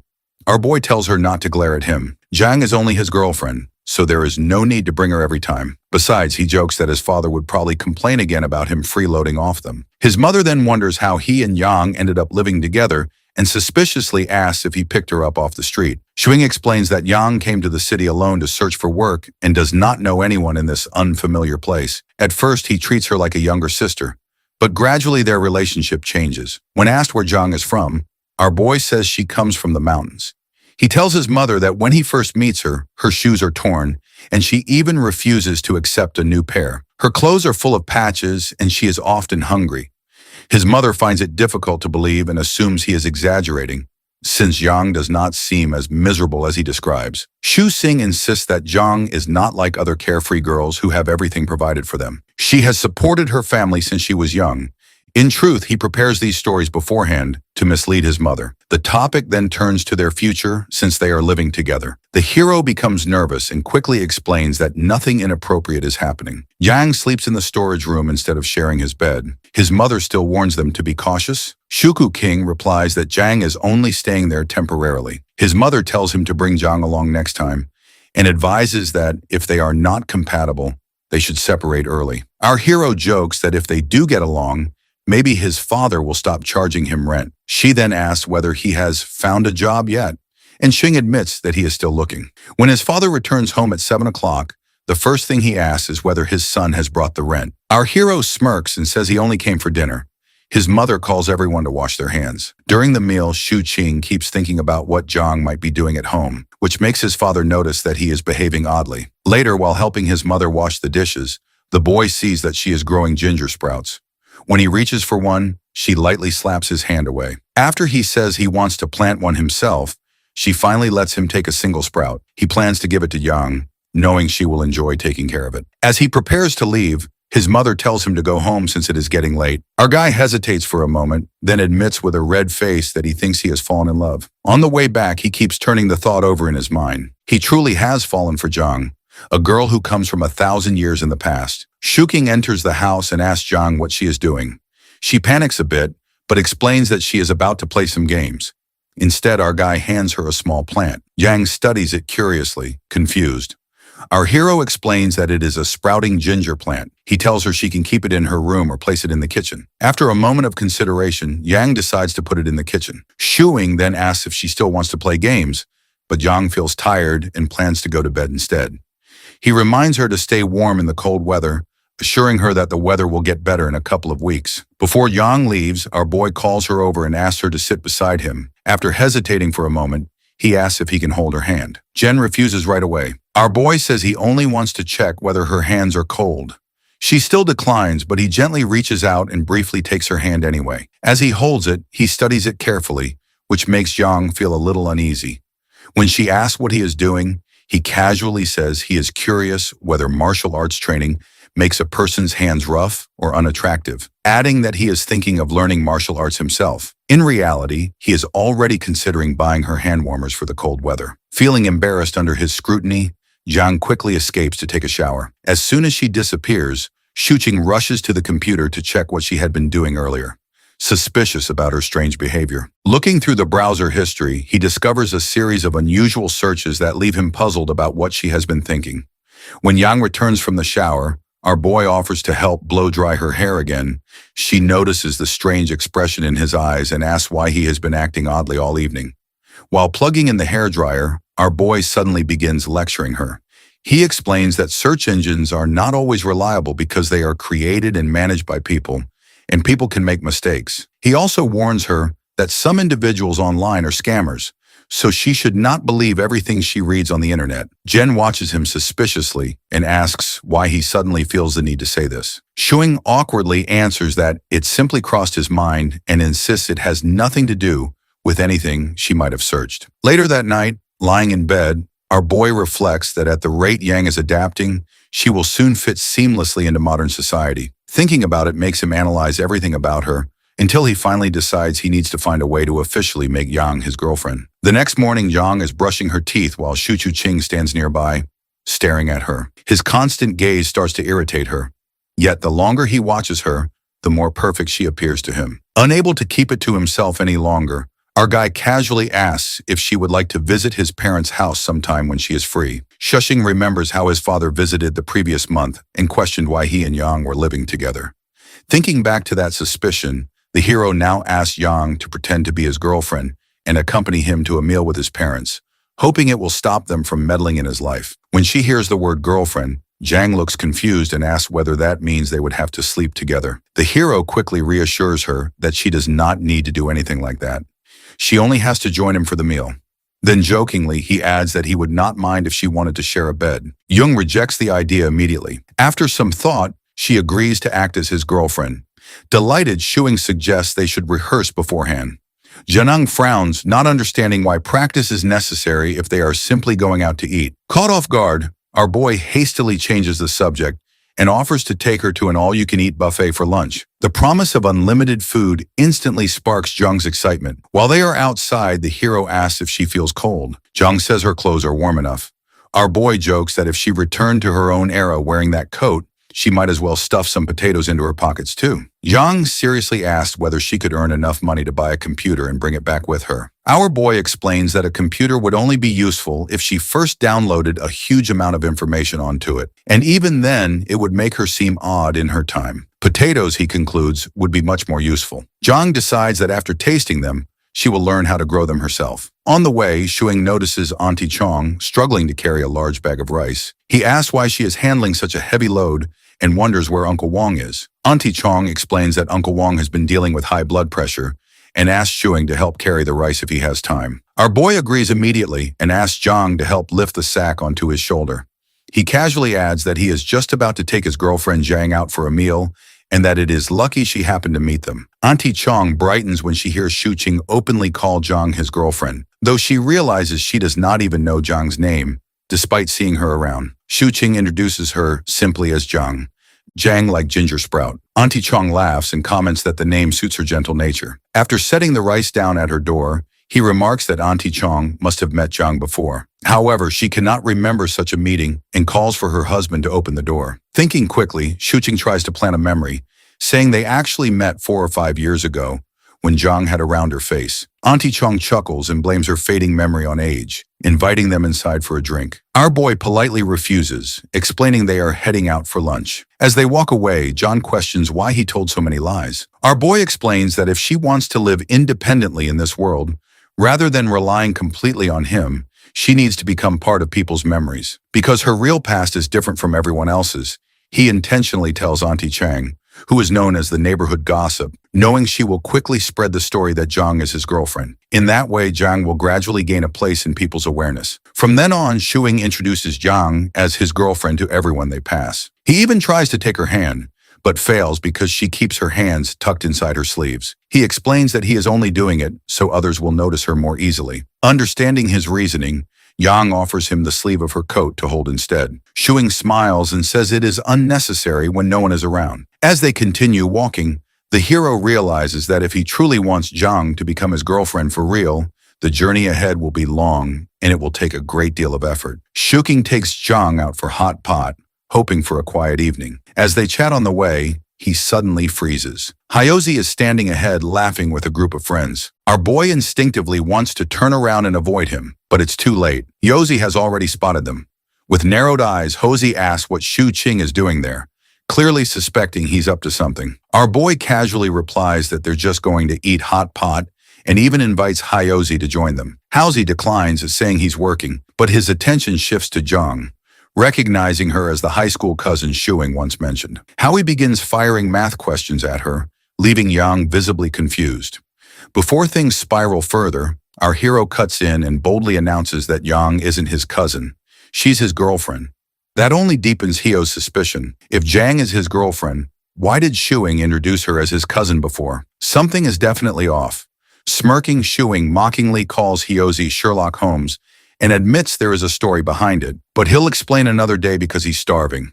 If Hyozi insists on interrogating him now, our hero jokes that he's ready to be arrested on the spot. Hyozi finally lets them go, but not without a warning. The hero had better come clean later, or Hyozi will tell his father about his drinking and gambling habits. Shuing brushes it off and tells Zhang to ignore him. The two head into the restaurant, leaving Hyozi fuming. Inside, Zhang grows uneasy.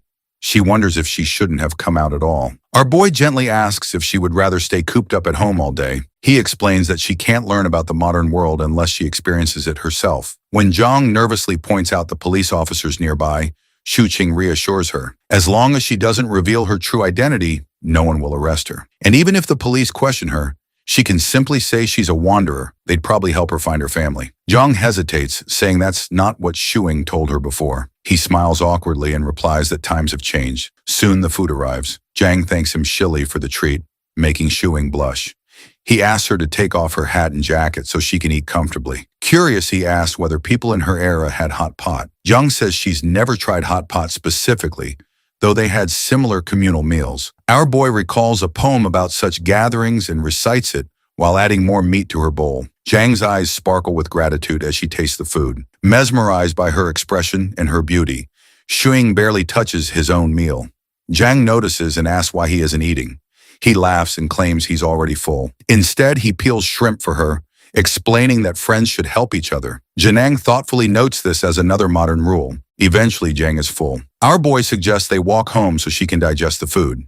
He carefully helps her put her hat back on, and together they step outside. As they stroll down the road, Shu Qing points out the surroundings, enjoying the quiet moment by her side. While walking down the road, Shuing asks Jianhu if she knows how to walk on water. He tells her that there was once a monk who could float across water using a single reed leaf. Jungho replies that she doesn't know how to do that and comments that modern people are strange. Shuing then points at a stone and asks if she can split it in half with her bare hands. Jung sigh, questioning how human flesh could possibly be stronger than rock. A moment later, our boy grabs her hand and leads her toward a nearby tree. Pointing at it, he asks if she can break it. Genha clenches her fist and punches the tree, even after receiving a warning that the attempt is dangerous. The tree snaps. Both of them stare at it in shock before he suddenly shouts that this counts as destruction of public property. He quickly grabs Zhang He's hand and starts running.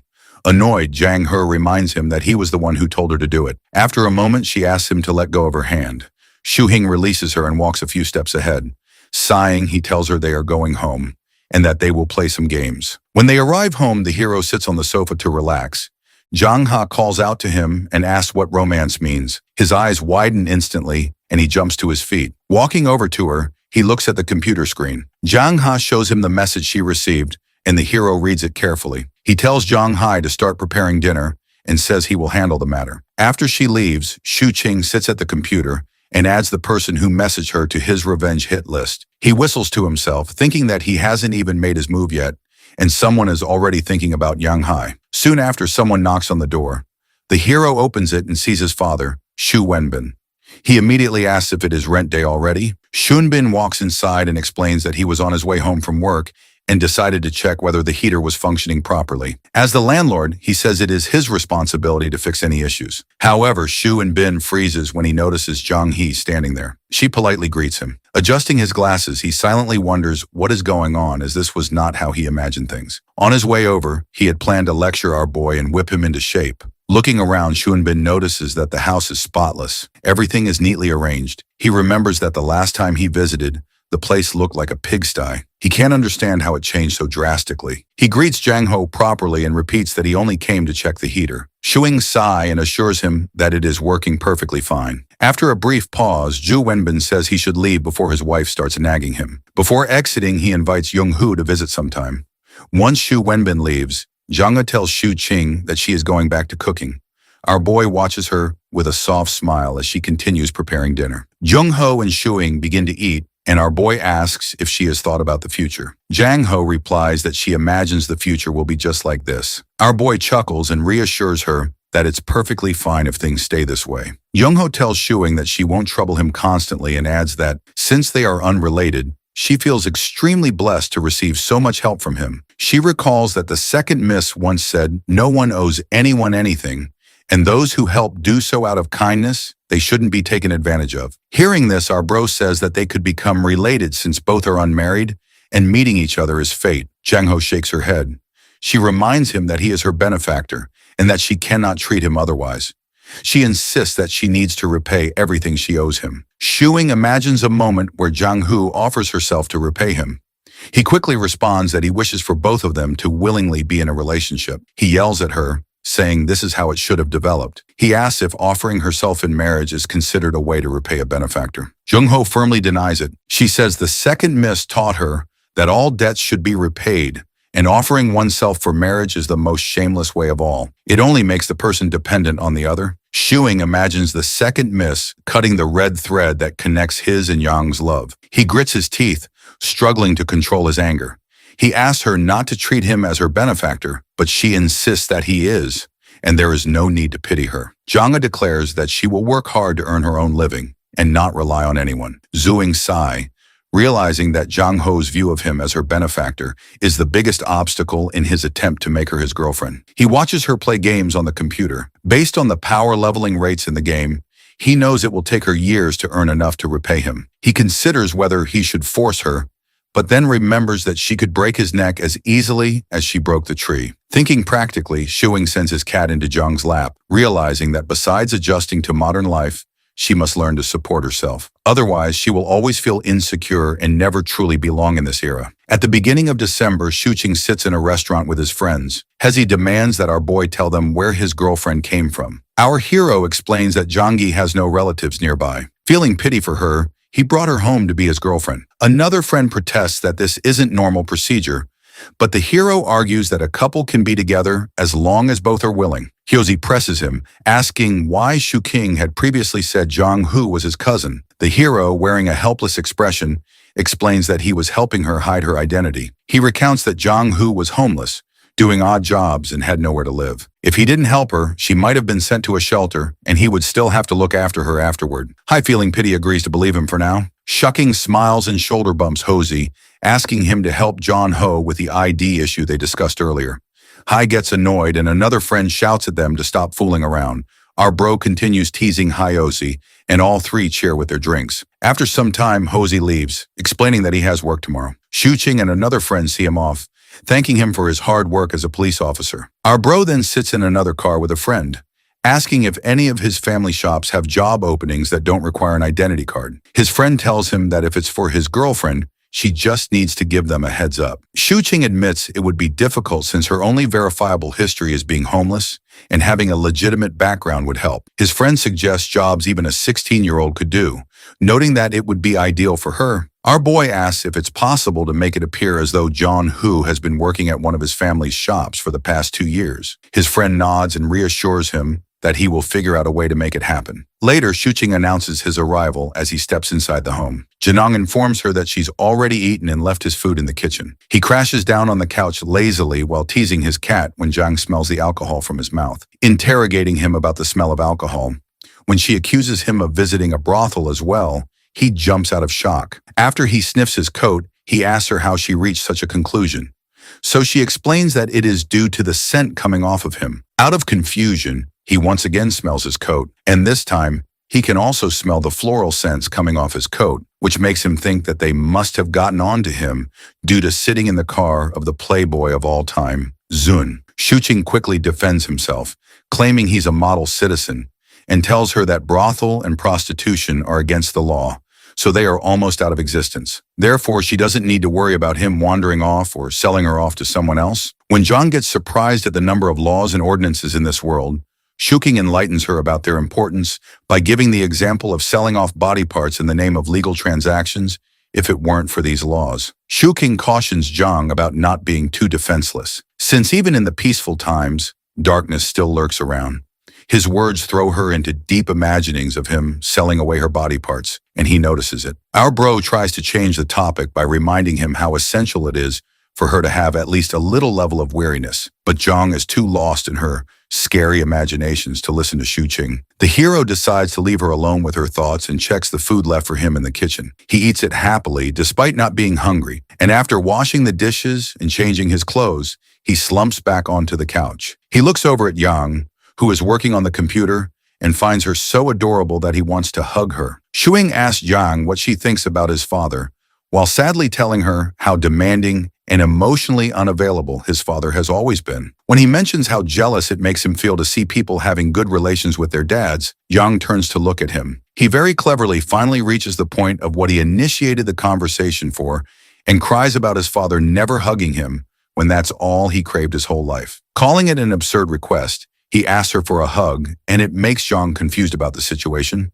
Noticing Yang's expression, he brushes it off, but it makes her feel bad, so she hugs him.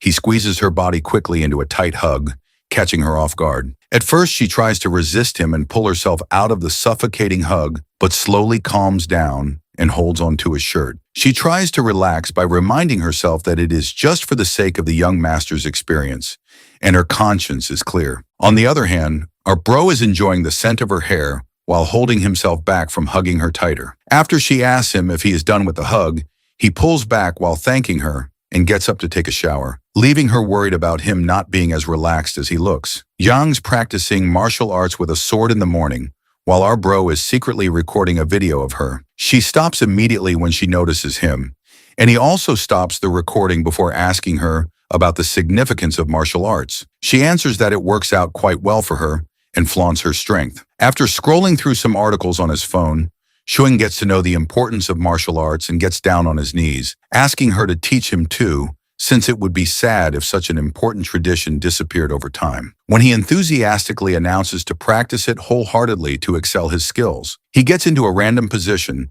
and asks her if his stance is correct, and she affirms even though it was nowhere near correct. As expected of him, just after 10 minutes, Shuqing was on the ground panting for breath on all fours. Jen realizes how unskillful he is and pushes him to keep going instead of sitting like that. When she tries to make him understand the role of practice in martial arts in order to become a top-rate martial artist, he extends his hand forward, gesturing to her to stop since his goals have altered now after he has seen what martial arts takes. When he expresses his wish of having a strong body, she tries to motivate him to push himself to the end so that once he is able to maintain that stance for an hour, she promises to teach him some techniques. Then Shuqing excitedly asks if he would get to practice his skills in the snow once he has mastered them, which makes Yang confused about such an absurd wish of his. As soon as the first snowfall of Yongcheng's winter hits the ground, our bro starts his journey of learning martial arts. One day when they're outside, Yang looks quite happy and excited to be out in the snow, which makes him notice how relaxed she has finally gotten as compared to the first time she arrived here. She skids through the snowy and slippery ground like a kid, so he leads her to their ride. While they're sitting on the back seat of the car, Yang notices how calm and relaxed the driver is inside the car, and all he has to do is to turn the steering wheel while staying oblivious of the cold outside. Interested in the driving job, she whispers to Shu Qing about her thought of becoming a driver. Our boy is quick to dismiss her thought, saying he can't teach all the necessary things to her alone, and he can't allow her to get into road accidents voluntarily. Listening to him, she realizes that our boy knows how to drive and asks his reason for not driving one, to which he simply mentions his poverty. They arrive outside Shu Cheng's parents' house, and while assuring her to stay calm, he reminds her of the lie about coming here from the mountains of Yachen in search of a job, which she needs to tell his parents later. Suddenly, the hero notices his Uncle Chin and calls him out while telling Yang to quickly grab his hand. After she reminds herself again about her conscience being clear about holding his hand, she holds his hand. Uncle Chin notices them, and our bro quickly introduces Zhang to him, while Zhang plays with Uncle Chin's newly found puppy. Uncle Chin asks Shuing to teach Hyozi some dating tricks as well, but he says Hyozi suits arranged dates the best. While they walk to Shu Qing parents' home, he teaches her small tips on their way. He tells her how normal holding hands is, so she doesn't need to feel awkward about it, even if there's nobody. She seemed a bit perplexed over his claim, so he shifted the topic to satisfying his mother's questions. In his tips on how not to give unclear answers, he first tells her to figure out what his mother wants to hear so she can say so to make her answer sound genuine. Secondly, if she is asked about her routine, she should lie about being busy with her own things rather than mention her addiction to games. However, she gets a bit confused about what exactly it means, and he sums it up by telling her to stay in the role of his girlfriend. They enter the house, and after Shu Qing introduces the two to each other, his mother tells them to take a seat while they wait for food to be ready. Her mother secretly finds Yang beautiful, whereas the hero takes her inside and helps her take off her jacket and hat. His father comes out of his room and looks at the two of them curiously through his spectacles. So, Shuing introduces Yang to him, reminding him how he has already met him before. His father didn't look pleased to see them together and annoyedly asked the hero why he was looking so happy. After putting forward Yang as his reason for happiness, he internally laughs at his father not being able to recognize a person from ancient times, despite him being a historical researcher. Ju King tells Zhang to relax and peels an orange for her. As soon as he hands her the orange, he suddenly realizes how he has forgotten to bring something home, since it is the first time he is here with his girlfriend. However, his father rudely tells him that they already have everything, so he does not need to bring over anything. His mother calls them for food, so he guides Yang to the washroom and goes ahead to help out his mother. When the table is set, Yang comes out of the washroom hesitantly, so his mother warmly welcomes her to the table, telling her to drop her shyness. She happily runs to the table and gets herself seated while Shuing's mother serves her food. When Yang looks at the food and rice on the table, she is surprised by the variety since she has been thinking it was going to be a simple lunch. Zhang shares the tasty food his mother has cooked while his mother adores how good they look together. His father's eye on the other side twitches with annoyance at the sight of seeing them happy together. After a while, Shuing's mother's adoration and his father's annoyance both turn into extreme shock as they watch Zhang munches down a second bowl of rice, which both of them combined haven't eaten. After the lunch, when our bro is helping out with the dishes, his father demands he visit him in his study later. Shuing's mother offers some water to her, but she gets quite uncomfortable at his mother's sincere efforts to make her feel at home.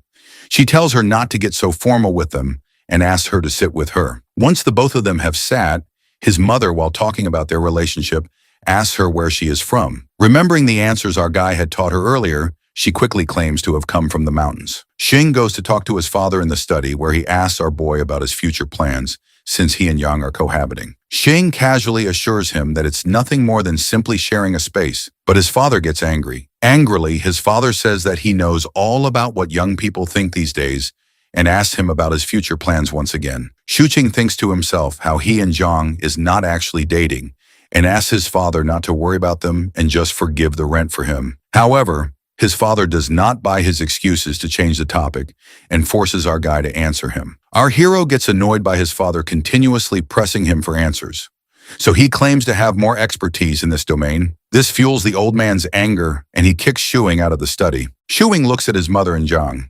He is sitting together in the living room, and he knows better than to leave Zhang. He alone has to answer his mother's questions. He takes his parents' permission, and they both leave for their home after saying goodbye. As soon as they step outside, the protagonist's father immediately starts asking his wife about the girl. But thanks to our guy's prior lesson given to Zhang, it turns out that is all useless information the woman could get out of Zhang. As Shu Qing and Zhang walk out of the block, His father glares at them angrily from the window because they somehow manage to dodge all the questions while fully enjoying the lunch. While walking out of the block, our guy carries the bag of oranges his mother gave to them. He asks her if she wants to eat something. She refuses, reasoning that she has less hunger these days. He then tells her how normal it is to have less appetite since she isn't so active these days, but she should still take care of her diet and not overeat since it can hinder her movement abilities. Janong scaredly agrees, to which he tells her that it is fine since she loses enough calories while practicing martial arts. When he promises to buy a weighing scale for her to keep balance, she seems confused about it. He pranks her by telling her a scale is what a person is tied to and then lift it up to measure their weight. When she looks scared by the description, he chuckles and tells her that it's just a joke. Later at home, Young worries about getting a job to pay her debts quickly, so she asks our guy about it. Since he could not think of a suitable job for her, he tells her to keep playing games until she finally finds something that interests her, since the most important thing in life is to enjoy it. After some thought, she confesses to not having anything that interests her, and then asks about the reason for their cat, Winter Melon Life. After he expresses his oblivion about it, he tells how jealous he is of Winter Melon for not living under the shackles of society. When she asks the meaning of the metaphor,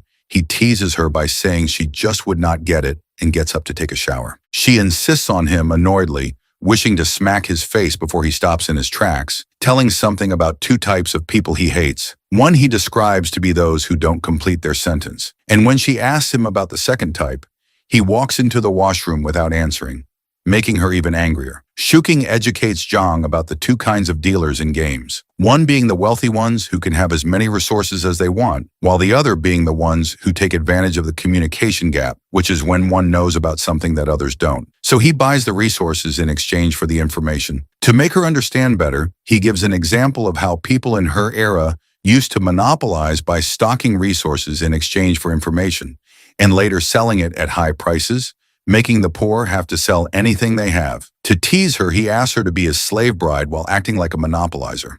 So she angrily refuses him. He assures her that he's just kidding and realizes how oblivious she's about everything right now. Considering this, he tells her to search about humanities and tells her this is what she needs to learn. They read through the online articles about the things included in humanities and guarantee to look for novels and movies on this topic to watch with her. She curiously asks if learning about it will finally clear the information gap between them. So he confirms and tells her to get ready for sleep. Jen is still lost in her thoughts about the information gap and asks if he wanted to take advantage of it to make her his girlfriend. The question catches our guy off guard, and despite it being the truth, he calls it an accusation since she has no evidence regarding it. He urges Zhang to take a shower and then sneaks onto his computer chair as he doubts that she is up to something. After looking through her search history, he finds out many weird, doubtful questions she had searched about him and his intentions. He wonders if it is not normal for two opposite-gendered people to develop feelings even after living together. Shuking realizes how she has been acting normal all this time while having her deep concerns. Jen comes out of the shower, and after looking at her, he looks away with a smug smile. On being asked about it, he acts clueless and nonchalantly offers to dry her hair. She accepts his help and wonders why he still wants to end the knowledge gap between them when he should be wishing that she had never known about his secret feelings. She goes to bed while wondering if Shuing's intentions are purely for her sake. Shuing wakes up in the morning from his phone ringing. Upon receiving the call, his ears are blasted by his friend Hio's voice yelling through the phone. He asks our guy angrily about what he has told his father, Uncle Chin. So the hero says he praised the choice of name of his pet dog. Huzi gets angrier at the hero playing dumb and directly asks him about matchmaking. Shuing laughs when he remembers about it and teases him before hanging up. Shuing gets out of his room, and upon being asked, he says that he's up early to strengthen his body, considering that she makes him get into a martial arts stance and stay in it. He asks if there isn't any quick way to gain strength, like castration or dual cultivation. She concernedly asks him if he wants to get castration, but he refuses and instead claims to want dual cultivation. She looks away embarrassingly while denying the existence of such a technique, but the blush in her cheeks gives her off, and our guy starts teasing her for that. After continuous practice, Shuing levels up somewhat in maintaining his stance, but he still could not see any difference in his body visually. According to his fantasies, having a warrior S from the Tang dynasty should have automatically gotten him loaded with ultimate techniques so they could fight off evil on their way to living in the wilderness. The thought of his parents finally bringing him back to reality from his wish to live in the wilderness. Later, when Shuqing is working on his laptop, Yang is lying down beside him on the couch while reading a book. He cautions her about the risk of becoming nearsighted due to reading a book like that and explains to her what it means since she doesn't seem to understand the word. He gets up and brings her non-prescription rectangular frame glasses and gives them to her. He reminds her that it is the same as the ones that his father was wearing when they visited his parents' house. She carefully puts them on and asks him for assurance if she has put them on correctly. He turns on the front camera in his mobile phone and shows her how she looks. Our boy finds it perfect on her, but Zhang has a hard time getting used to its existence on her nose. He looks at her focused expression closely and starts blushing because he wants to hug her once again. Reminded of the same tactic, he brings up his father again. He asks her if Second Miss ever hugged her, so she affirms and tells him about how Second Miss would actually squeeze her tightly into a hug, especially on cold days, and used to make her feel at ease a lot. Before Shuing can say anything, his mobile phone starts ringing. He looks at the contact name and announces that it is Jun who is calling him. He attends the call, and after confirming if our guy's at home, Jun tells him that he has the documents related to the employment issue that he needs to get signed by the hero. So he wants to come to Shuing's place to get them signed. After listening to how the rich dude Shun has already looked into his problem and even has the documents to be filled out, our boy invites him. Not so long after, the front door of our guy's house is knocked. Before he could answer the door, Yang volunteers and runs to the door.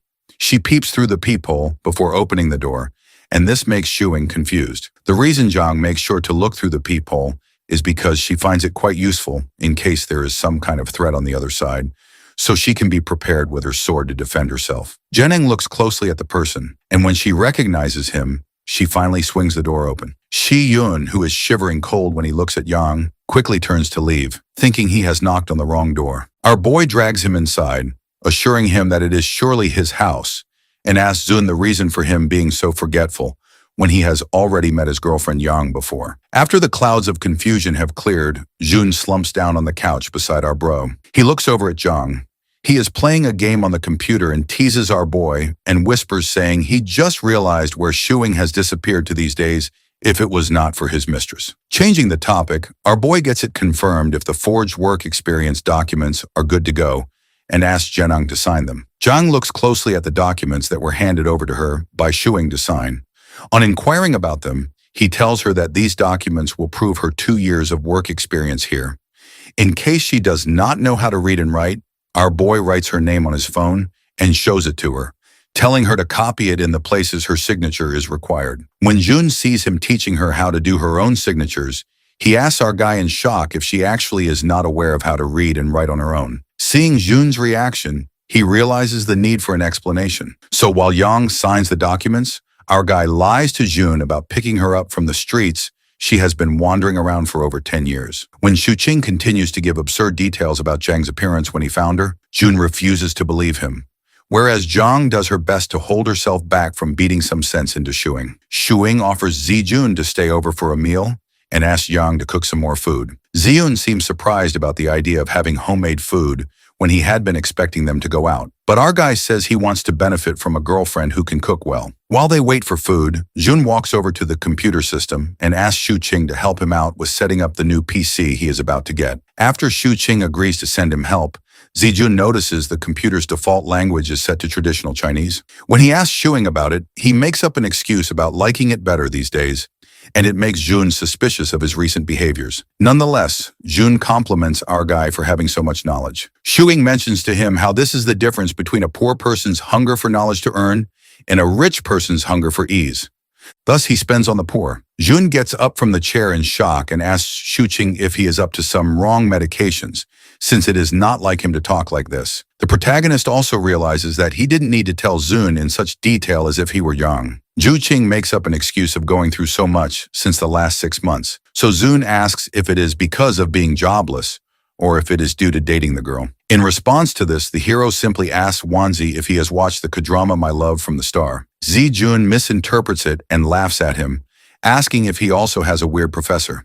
But Shuing refuses and says to him that based on Ziyun's IQ level, it would be useless to explain things to him. Our boy then excuses himself to check up on Yang. Seeing her focused on the work, he couldn't help but compliment her, thinking how she looks like wife material. She angrily shoos him out of the kitchen by scaring him away with a sharp knife. After he is gone, she wonders why he came to the kitchen. Zijun seems to like the food quite a lot, and when Shuing tells him to enjoy and eat as much as he wants, Yang gets the sudden feeling of a housewife who cooks meals for the guests while her husband entertains the guests. Before leaving, Zun reminds Shuing about his promise to help out in setting up Jun's PC, and our guy assures him that he will do so after he's done with his matter. When our guy sees Yang still busy at work, he tells her to rest and talks to her while doing dishes. He tells her that she needs to stop being a person from the ancient era and needs to revise her personality according to the current era. He improvises her life trajectory to be an orphan from the Yang Mountains, who later did random jobs with Yung Chang from the age of 16. Afterwards, she meets a nice kid named Shuking,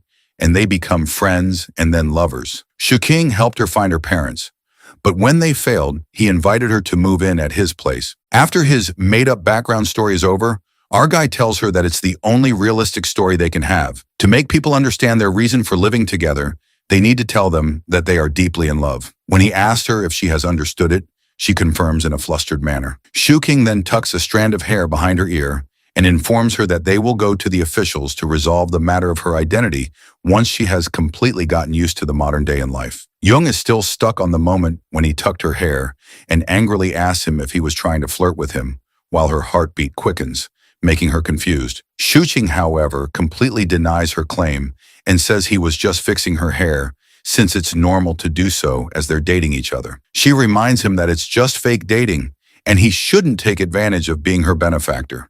To calm her down, he sits her down on the couch and sits beside her, regretting why he touched her. After giving it some thought, he decides to tell the truth and confesses that, just like the phrase familiarity breeds fondness, he has also started to have feelings for her after cohabiting for months. When he asks if there is something wrong with liking someone, she asks him in disbelief if that is actually the truth. So he confirms he has a crush on her. She asks him to not like her, so he asks her what's wrong with that since they both are single. He uses the word licking in the context of wanting to pursue her, and that scares her even more. Janang scoots farther from him, threatening to hit him if he licks her. She feels uncomfortable and gets up, announcing she's leaving, but stops in her tracks by getting reminded of the gratitude she owes him. Shuing tells her that there are no debts between them since she's taught him martial arts in return for him helping her out to adjust in the modern world.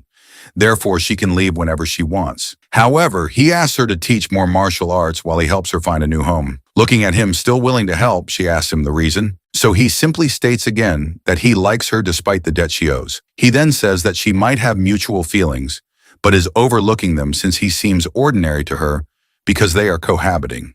When he complains about her excluding him from her consideration, she refuses and tells him that she's leaving because he wants to lick her. He tries making her understand its actual meaning, but she refuses to talk to him due to feeling off about the situation. In her room, Yang does a self-assessment of her feelings about Shuqing and leaving his home.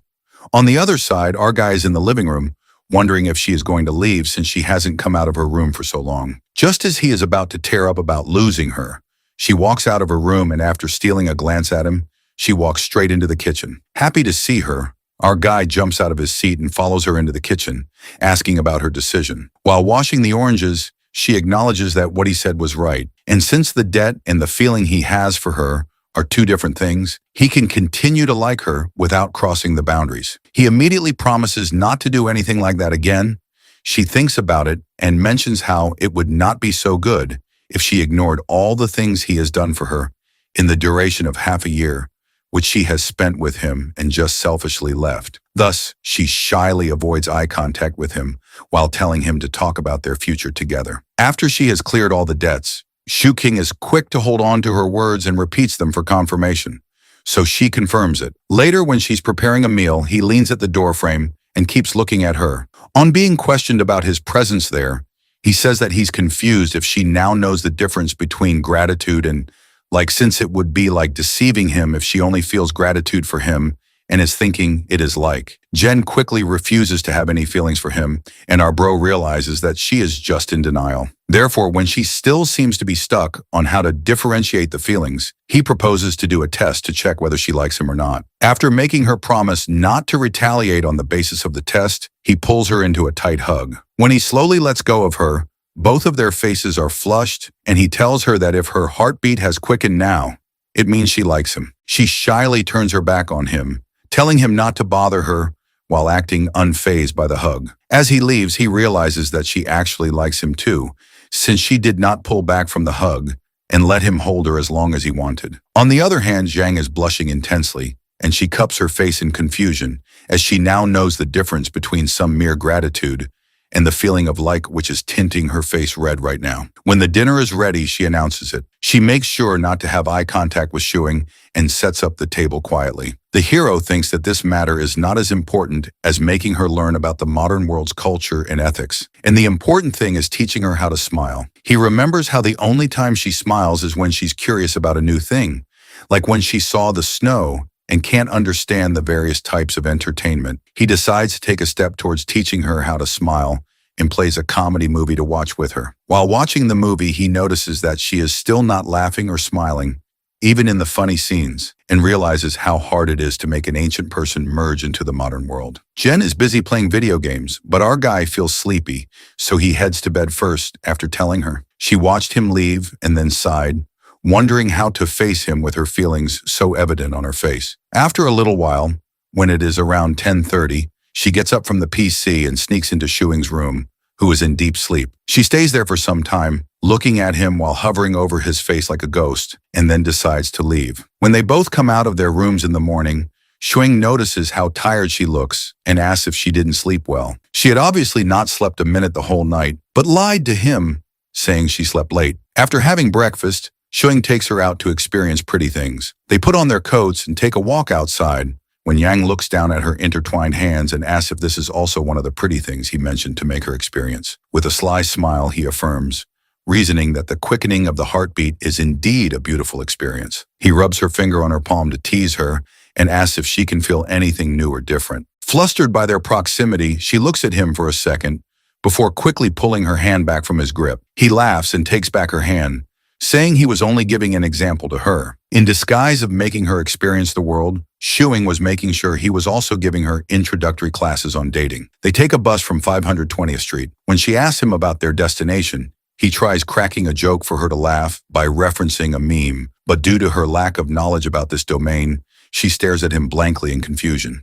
He chuckles after looking at her reaction and assures her not to worry and just to put her trust in him. As they go around on their experience, they get down from the bus and he quickly holds her hand again. The way Shuing was holding her hand and guiding her around made her feel safe and comfortable, despite getting treated this way for the first time. The two of them then walk to an electronics shop, and Yang's eyes widen with surprise and start shining as she looks around at the large number of computers there. After Shuqing tells her that it is a place to buy or sell computers, he leads her to a man named Gao Bo, who is currently working on some part of the computer. Shuing calls out his name and gets Zhang and himself seated on the chairs in front of Gao. On being asked, our guy explains to Gao that he wants a computer within the range of 20,000 yen with a flashy case. While Shuing writes down all of his requirements for the computer he wants to get assembled, Yang keeps looking around with a mix of awkwardness and curiosity.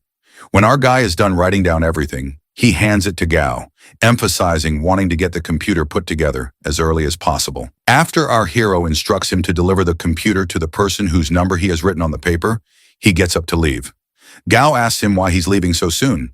So our guy replies that he is taking his girlfriend around. Shuing instructs Zhang to remember where they are right now and tells her that the place is called Zhangcheng Square. He patiently explains the directions they took to get here, pointing out a few landmarks along the way, just in case she needs to navigate back on her own. The hero also instructs her about the place where she used to work about 2 years ago, mentioning how she was selling alcohol at a small booth set up nearby during festival seasons, creating a fake story about her.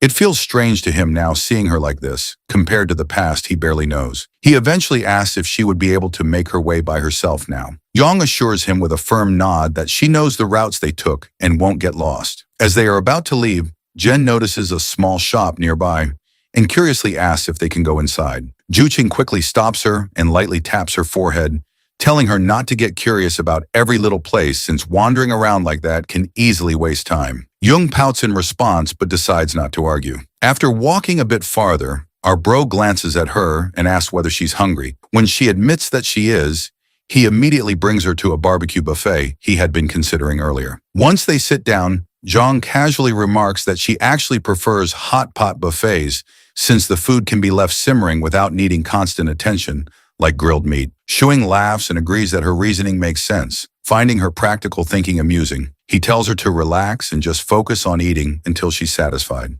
Shuing carefully grills the meat, making sure every piece is cooked just right. While doing so, he tells her that sharing warm food together feels a lot like holding hands, something simple yet meaningful. He adds that a good meal isn't just about filling the stomach, but also about feeling satisfied mentally. Jen listens seriously but then mischievously asks him to bring her some cake for dessert. Shuqing agrees and soon returns with 2 small cakes, one for her and one for himself. Jang takes a bite and quietly wonders to herself, so this is what mental satisfaction feels like. She doesn't say the thought out loud, but a faint smile appears on her face. After some time, our bro tells her about a small game the restaurant is hosting. If they manage to finish all the food on their plates, they can win a prize. He asks if she wants to try, thinking that no girl, even one who lived thousands of years ago, could resist a plush toy. Shuing expects her to be excited. Yang looks over the available prizes and ends up choosing a soft bear simply because its color reminds her of the winter melons she used to eat. When they leave the restaurant, Yang asks what the point of the bear is. Our guy chuckles and says she can hug it when she sleeps, and when she does, she should think about him. Yang immediately threatens to rip the bear in half if he keeps saying such embarrassing things, which quickly shuts him up. With most of their date plan finished, food and some window shopping, only the movie remains. The boy tells her that the theater is a bit far, so they should walk there to help digest the food and save some money. Zhang agrees without any hesitation, which surprises him. He jokingly says that most girls would act shy, stomp their feet, and refuse to walk, wanting to be treated like princesses instead. When Zhang looks genuinely puzzled, Shuing exaggerates the behavior, pouting, stomping, and whining in a high-pitched voice to demonstrate. Janong stares at him blankly, completely unable to understand why anyone would act that way. Seeing her confused expression, Shuing laughs so hard that his stomach begins to hurt. Then he mischievously asks if she would like to try acting coy as well. In response, Zhang lifts the bear again and threatens to tear it apart if he keeps insisting. Our guy immediately raises his hands in surrender and backs off, thinking that maybe her straightforward nature was better after all. When they arrive at the movie theater, Young asks why they can't simply watch movies at home. Shuqing explains that it feels different because they are on a date, and watching a film in a theater creates a completely different atmosphere compared to sitting at home. He points out that whenever they watch movies at home, she treats them too seriously, almost as if she is studying or completing a mission. According to him, movies are meant to be relaxing, not something to analyze like a task. He tells her that inside the theater, they will sit quietly in the dark and simply enjoy the film. Our boy reminds her not to make noise, and if she wants to do something else, she should quietly leave the theater first so she does not disturb anyone. After explaining all that, he suddenly asks in a serious tone whether he can hold her hand while they watch. Jen stares at him in confusion, wondering why he would want to do that. In her mind, her hands are rough and unattractive. She recalls the story of Dong Tusi, who loves his wife even though she is not beautiful and even has 4 children with her. Thinking about it, Yang concludes that our guy must be like Dong Tusi. She firmly warns him not to ask that question again, which startles our guy a little. He wonders how someone so young can be so fierce. Jen then suggests that he should quickly improve his martial arts so that they can properly spar with each other one day. Before she can refuse again, our guy quickly grabs her hand and pulls her toward the theater entrance. Once inside, he introduces her to popcorn and buys a large bucket for them to share. As the movie begins, Yang stares seriously at the large screen. When our guy tries to hold her hand again, she immediately pulls it away. He remembers how they have held hands before and cannot help noticing that she now seems determined to avoid it. Meanwhile, Yang is thinking about how rough her hands are and how unpleasant they must feel to touch. She glances at Shu Qing and suddenly imagines him asking her to have children with him. Embarrassed by her own strange imagination, she quickly shakes her head. Shuing notices the odd expression on her face and wonders what she could possibly be thinking about to make such a face.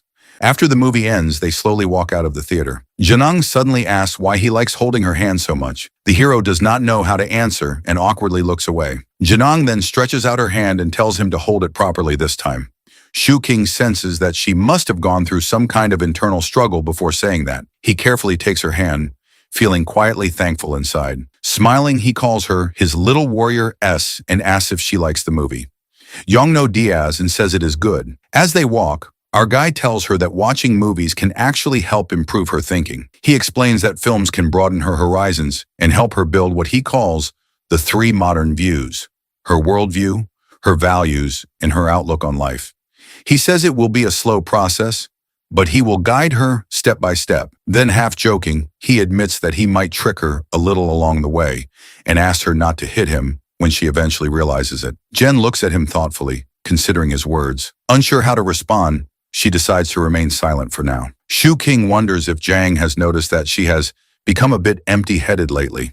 When she questions him, he explains what he means. When they first met, she was like a wild kitten with its fur standing on end, ready to draw her sword and show her fangs at the slightest provocation. In the months that followed, she began drawing her sword less often, though she still kept her guard up. On the surface, she appeared calm, but she remained cautious and would quietly verify things behind the scenes. However, recently, ever since the day he told her he liked her, she has become much more gullible, believing almost everything he says. Shuing jokes that if he really wanted to, he could easily trick her into kissing him without much effort. Jen immediately tightens her grip on his hand, wondering what exactly went wrong and why she has started acting like that. Our boy calmly explains that it is normal for girls in love to behave foolishly sometimes, especially when it is their first time experiencing those feelings. Yang shouts that she is not in love at all. She is simply enjoying the beauty of the world while simultaneously crushing his hand in her grip. She finally releases him, and our guy admits that he will not rush her to figure out her feelings. He even suggests that perhaps the reason she is acting this way is not because she likes him, but because she has grown dependent on him, much like she once depended on her second miss. Jen quietly admits that he might be right. Zhu Qing then tells her she should learn how to distinguish between gratitude and genuine feelings towards someone. Otherwise, if she keeps being so naive, he worries that he might not be able to resist taking advantage of that innocence to trick her. Janang grows flustered when he leans closer and casually admits that he is falling more and more in love with her. She thinks about how he is practically giving her advanced warning before trying to trick her. Shushing confesses again that it is simply because he likes her. Jang smiles faintly at his sincere words, and the two of them board the bus together. She asks about his hand, wondering if it still hurts. Our guy jokes that she should try using less strength next time. Hearing that, Jang quietly notes that he is already talking about it next time. When they arrive home, Shuing opens the door and is greeted by Winter Melon. He kneels down and asks if the cat is asking for food. After playing with it for a moment, he gives it something to eat while thinking about how Yang still seems completely clueless about anything related to romance. In fact, she seems to understand it about as well as he did when he was in 5th grade. Remembering the awkward times when he rejected girls in the past, he cannot help feeling slightly traumatized by those memories. He soon starts forming a plan. If Yang is going to understand romance better, he will probably need help from old romance stories. He stays up all night editing things and eventually begins thinking about dinner. Shuking knocks on Yang's door. When she opens it, she asks why he is there. The hero wonders if she has been sleeping the whole time, and she admits that she did sleep for a bit. Our boy checks her temperature and notices that she looks slightly feverish, but the thermometer shows that her temperature is normal. Yang insists that she is fine and says that she will make dinner now. The hero suddenly realizes that Zhang is a girl and that she will be sick for a few days every month. He quickly pours her a cup of water, urges her to rest, and cooks 2 packs of noodles himself. He even adds garlic, thinking happily that she is the best since she eats both garlic and onions. Our hero soon receives a call from his friend, who excitedly tells him that Shuqing's friend is amazing and that the computer is finally done. He just tried using it and says it is even better than his previous one. Smooth and incredibly fast. Meanwhile, Yang sits quietly searching on a website about the difference between the feelings of liking someone and dependency, her brows furrowed in deep confusion. After a couple of snowfalls, the coldest part of winter arrives. Shuing's dad asks his wife to carefully probe our guy and find out whether he has already run out of money. He remarks that it is still not too late for their son to find a proper job. Meanwhile, the mother is distracted by another concern entirely. She keeps thinking about the girl and how she still hasn't managed to get close to her. Later, our guy and Yang arrive at the house carrying many things with them, their hands full of groceries and gifts. His mother warmly welcomes them inside. Shuing curiously asks his mom what she is making and proudly tells her that Yang cooks amazing food and could even help her in the kitchen. However, his mother politely declines the offer. Watching his son boast like that irritates our guy's father, who feels that he is being arrogant. The hero and Yang sit down on the sofa to watch TV. Shooting's father quietly observes them for a while, before suddenly asking Yang what she does for a living. Our boy had already warned Jiang that they would not be able to avoid such questions, and told her that if his parents asked anything, she should simply repeat what he had taught her. Jiang follows his instructions perfectly. She calmly explains that through the use of integrated circuits and microprocessors, she connects to online services through a modem and performs high-speed information exchanges with other users on the online service platform. Although Shuing's father does not actually understand anything she says, he pretends that he does and compliments her anyway. Thinking that it sounds professional enough, the hero quickly agrees and adds that the work is extremely difficult and mentally exhausting. Still curious, his father continues probing and asks what she mainly does during her work. Jane calmly replies that she uses a set of number and letter keycaps to coordinate the X and Y positions of the on-screen cursor in order to initiate a sequence of interactions with other users. This explanation impresses our guy's father even more. He thinks Yang seems extremely capable and concludes that our guy must have used up all his luck in life to find such a competent girlfriend. However, he still cannot resist lecturing his son. He tells Shuing that he should join a proper company, hinting that making videos is not a reliable career. According to him, Shuing's videos might be enough to feed one person for now, but they will never be enough to sustain him for the rest of his life.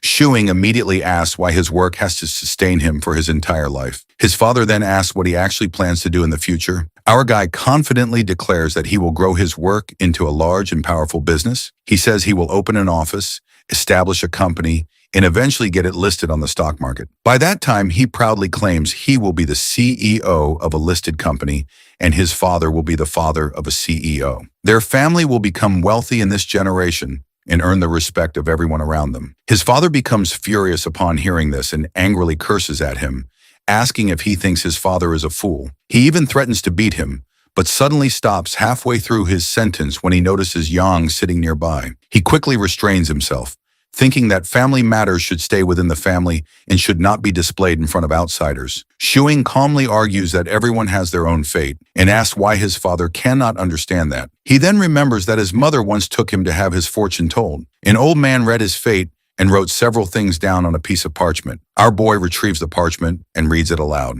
It says that he is destined to resist becoming an official, that he enjoys having fun, that he is fair-minded yet aggressive, full of energy, and compassionate toward those weaker than himself. It also says that he possesses the temperament of a tiger. After reading it, our guy firmly tells his father that this is simply his fate and that no matter what happens, he cannot work in a company. Shuqing's father questions why he even bothered taking a picture of the fortune slip. Our guy explains that he wants to keep it so he can later have his girlfriend's fortune told as well, since she believes in such things. Hearing this, his father bursts into laughter, saying that fortune-telling is something only fools believe in. Yet Shuing still takes it seriously. The hero shoots back that the fortune-teller only wrote favorable things about him because he nearly turned into a hooligan when he was younger. His father grows irritated and insists that it was only because he, as the boy's father, kept him under strict control that our guy did not go astray. He immediately argues back, saying that every teenager goes through a rebellious phase, and it was not solely because of his father's discipline. The argument escalates until the father and son stand face to face, glaring at each other intensely. Before things can get worse, Shuing's mother sharply orders them to stop fighting. She quietly pulls her husband aside and reminds him not to cause a scene in front of Yang. With an annoyed huff, the father stands up and storms out of the room.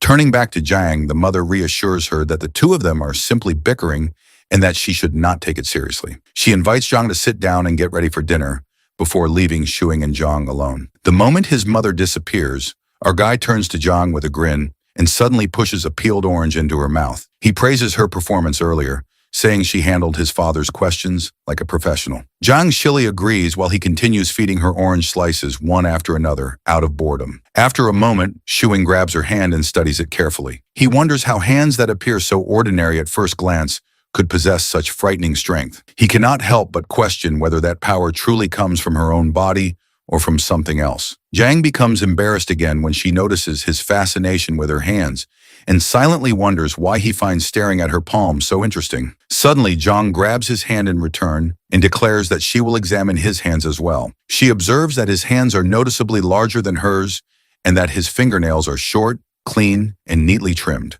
Zuching casually asks if she knows how to read palms. At once, Yang lets go of his hand and denies it, saying she does not know anything about palmistry and that he should not even ask such a thing. Later after dinner, our bro approaches his mother and asks whether he can bring Yang over during the New Year celebrations. His mother wonders if Jong will not be going back to her own home. The hero honestly explains that Jong has no family and would otherwise spend the New Year alone.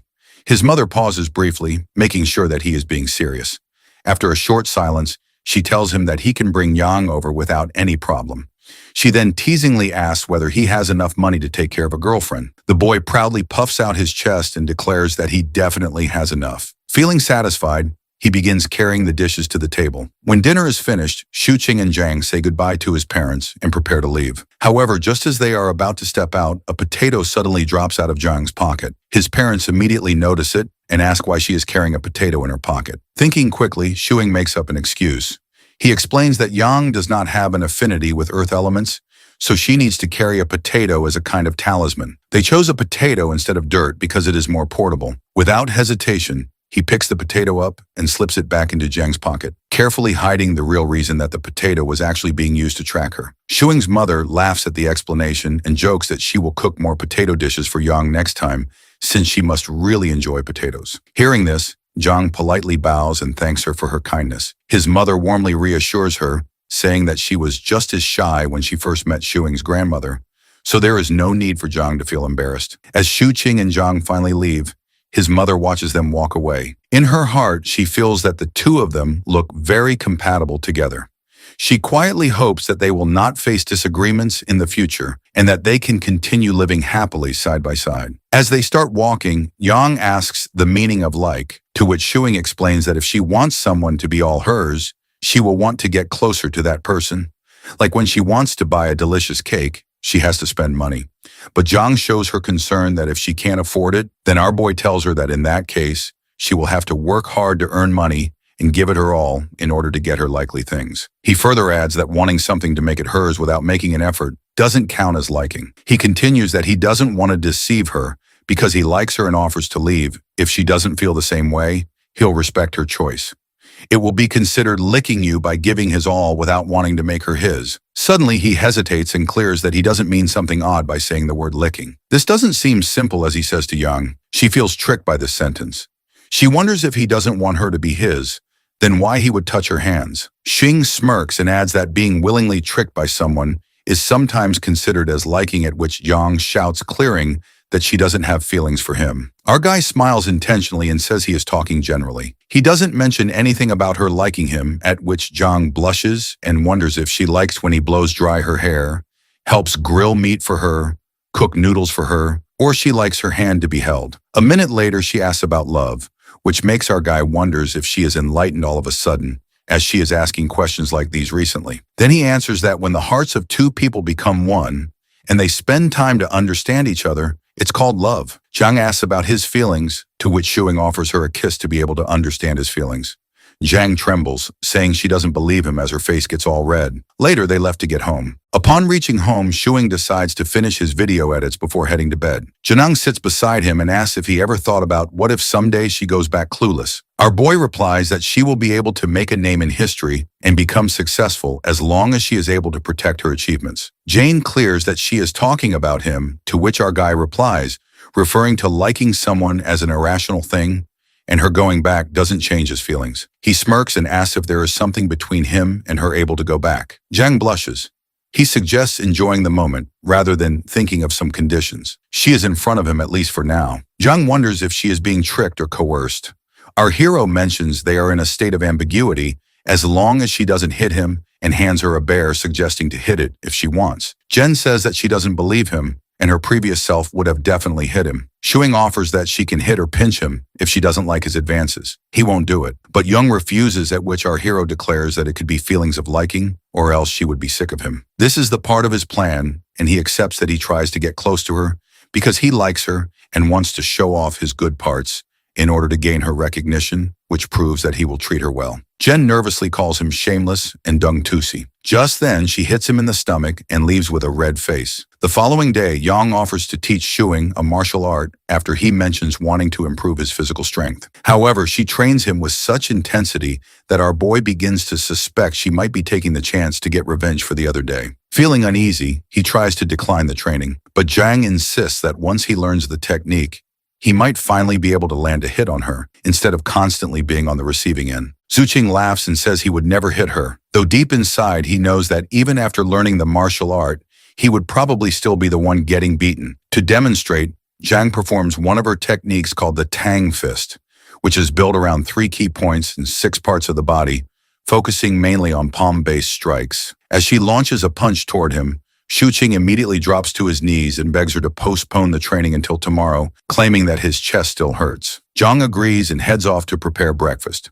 While working, Yang starts thinking that if Shuing ever surpasses her martial arts skills, it would mean he truly has talent in this field. If that ever happens, he might stop fearing her completely, since he could simply overpower her and make her do whatever he wants. Meanwhile, Shuqing is still lost in his own thoughts when Yang suddenly appears beside him, startling him and reminding him not to slack off and to keep working hard. Later, before leaving the house, Shuing tells Yanang not to open the door for strangers and to call him if anything happens. Since he expects to return later than usual, he quickly grabs her hand and gives it a squeeze before rushing out the door. The sudden gesture leaves Yang blushing, though she also feels slightly annoyed. After some time, Shuqing arrives at the house of his friend Jun to remind him about their upcoming class reunion.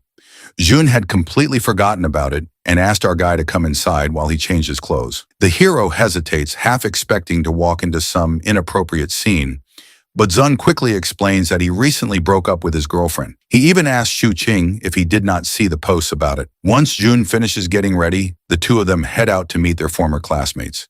During the trip, Zun complains about how his girlfriend suddenly dumped him without any clear reason, describing the whole relationship as a complete mess. Our boy then casually asks about his car, since he came specifically hoping to get a ride. Jun awkwardly admits that he cannot afford it anymore, after getting into a fight with his father and losing financial support. Slightly annoyed, our guy suggests that they simply take the train instead. While riding the train, Jun suddenly notices a girl carrying a yellow handbag that looks strangely familiar. Moments later, the girl angrily calls out to him, confirming that she is actually one of his ex-girlfriends. Nervous, Jun tries to ease the tension by speaking sweetly to her. When he notices several paintbrushes in her bag, he recalls that she used to enjoy painting. Instead of being impressed, she responds with heavy sarcasm. Trying to avoid further awkwardness, Ziyun quickly suggests they not dwell on the past and asks how she has been lately. She calmly replies that she has been doing well, eating properly and staying healthy. She then looks at him and comments that he, on the other hand,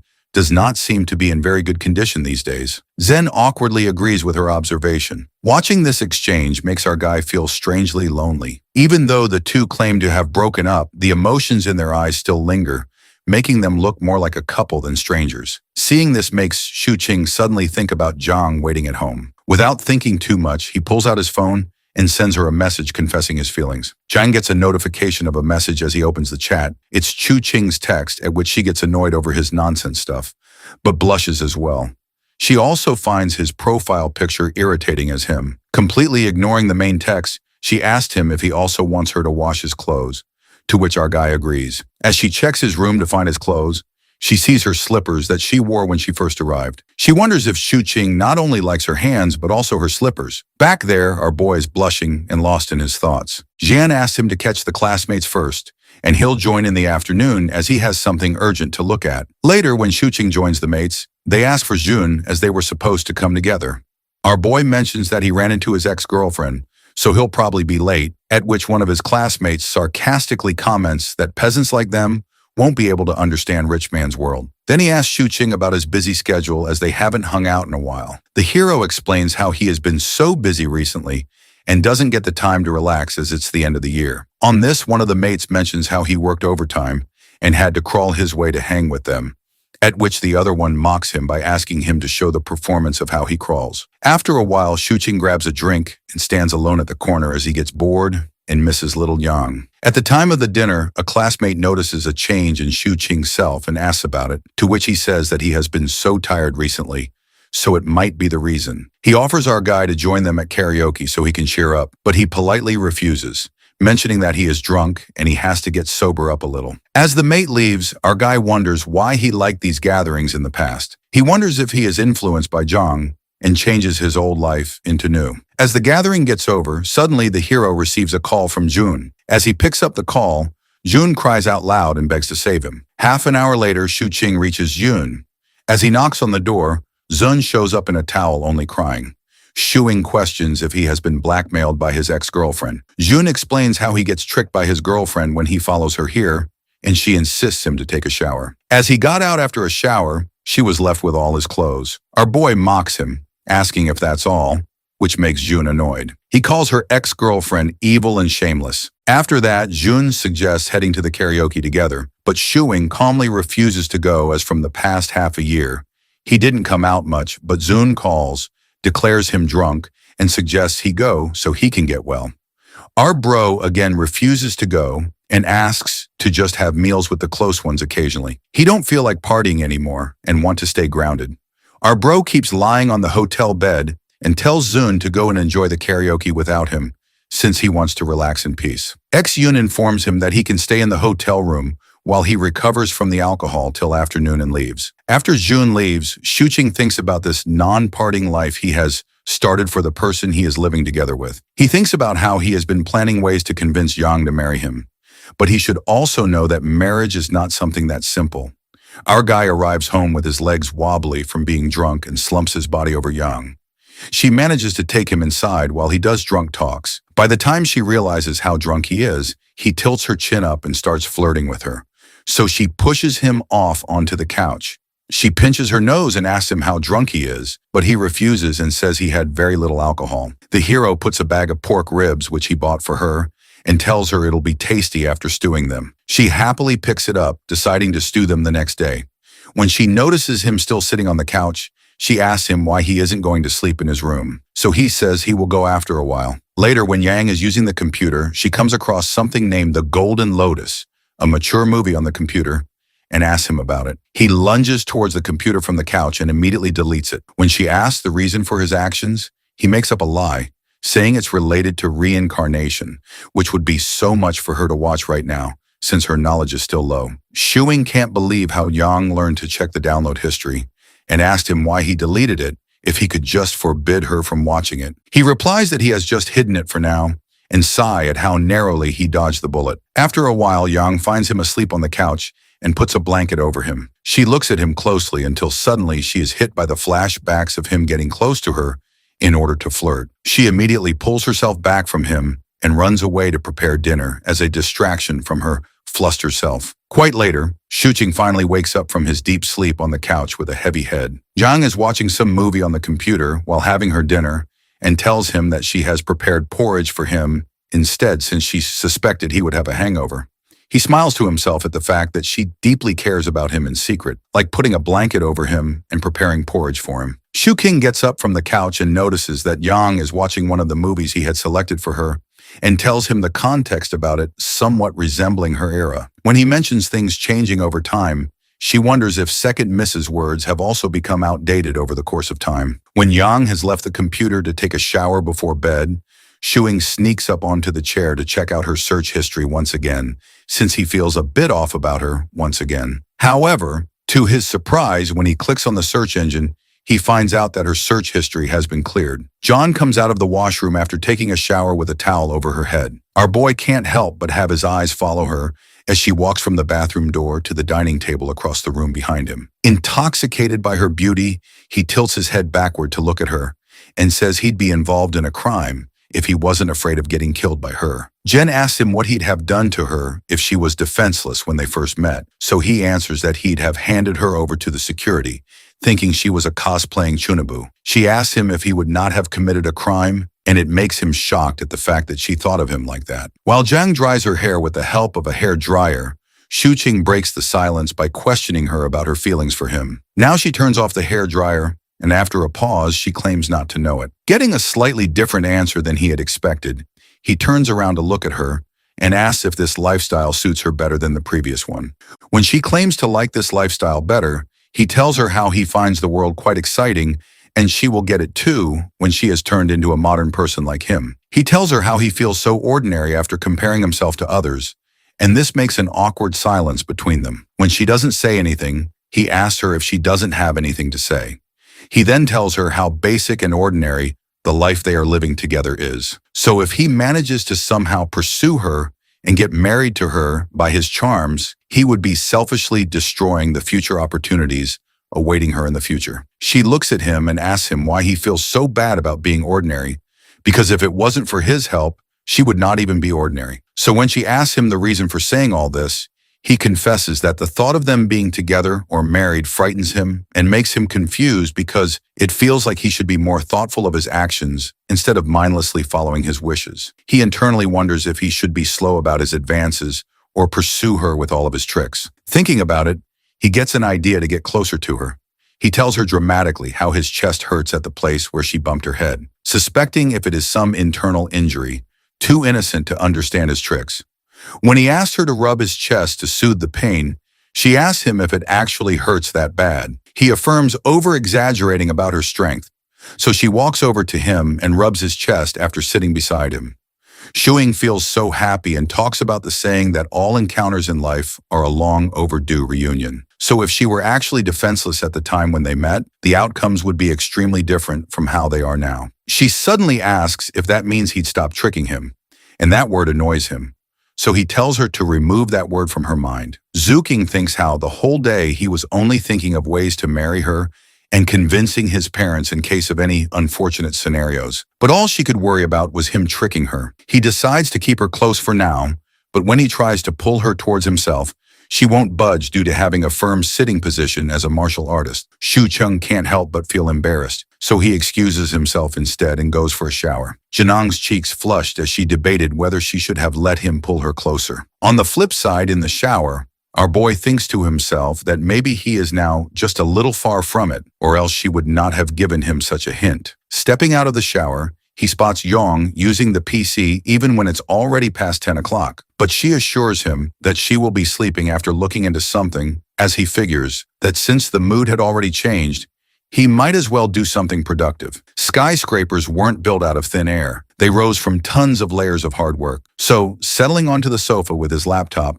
he decides to take the chance to write a review of Farewell My Concubine and even polish his film critique skills. Seeing him work, Jang gets intrigued, approaches him, and interrogates him about his work. Shuing is so distracted with her being so close that he still manages to explain to her that it makes him earn money. Yet when she shows interest in doing it too, he completely denies it since she hasn't studied modern education. He even mocks her with his serious expressions, explaining that observing something and expressing it are two different things, just like how she likes him, but cannot bring herself to say it out loud, which annoys her, and she neglects the fact that she might actually like him. Changing the topic, he questions her reviews on Farewell My Concubine. She is unsure, suggesting that times have changed. Amused, he declares sarcastically that it's now time for her to get a lesson from Teacher Shu. He explains that some believe films have expanded the human lifespan by deepening their perspectives on life. He points out that whether in opera or real life, the protagonist is suffering from love and appreciating that requires seeing beyond the surface. Since she couldn't fully grasp the character, she isn't really connecting with the film or its actual meaning. And that's why she needs to read and watch more to understand the deepness behind the movie or the character. She is listening to him carefully, but obviously Shuing can't really hold on to a serious conversation and wants to express his feelings towards her. So, in his teasing, playful tone, he asks if she enjoys looking into books. But when she is unsure of her answer with a grin, he challenges her to guess who enjoys looking at her. This confuses her. Before she could comprehend without hesitating, Shuing demands a hug.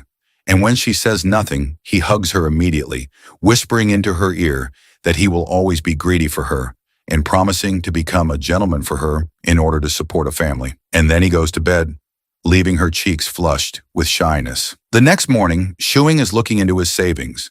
the ones he has been doing since his university days. 40,000 watts, as he has been thinking about settling down after Jong has entered his life. After liquidating a large portion of his stock investments and avoiding the bear market with minimal losses, he reflects on his earnings. He estimates that his uploaded videos can make around 4,000 to 6,000 yuan, but the income is unstable. His film reviews aren't getting him money either, as he's still building an audience. Realizing the need for progress, he decides to speed up his work and attract more attention, aiming for more views, likes, and engagement. He can relate to the old man's advice, not wanting to live a mediocre life.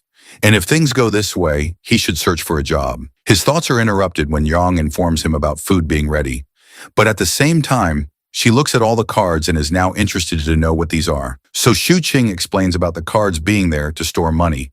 So he links his account with hers. After some time, both Zhang and Shuing are ready to go out for a walk, but Melon starts being clingy, so they end up taking him out with them too. Our hero could see the decorations being up. It's almost New Year, and since it's Jung's first time, our guy decides to make it a special and memorable one for her. However, just then, Melon angrily seats himself on the ground, thinking that our guy's about to abandon it since he picked it up from a nearby trash can.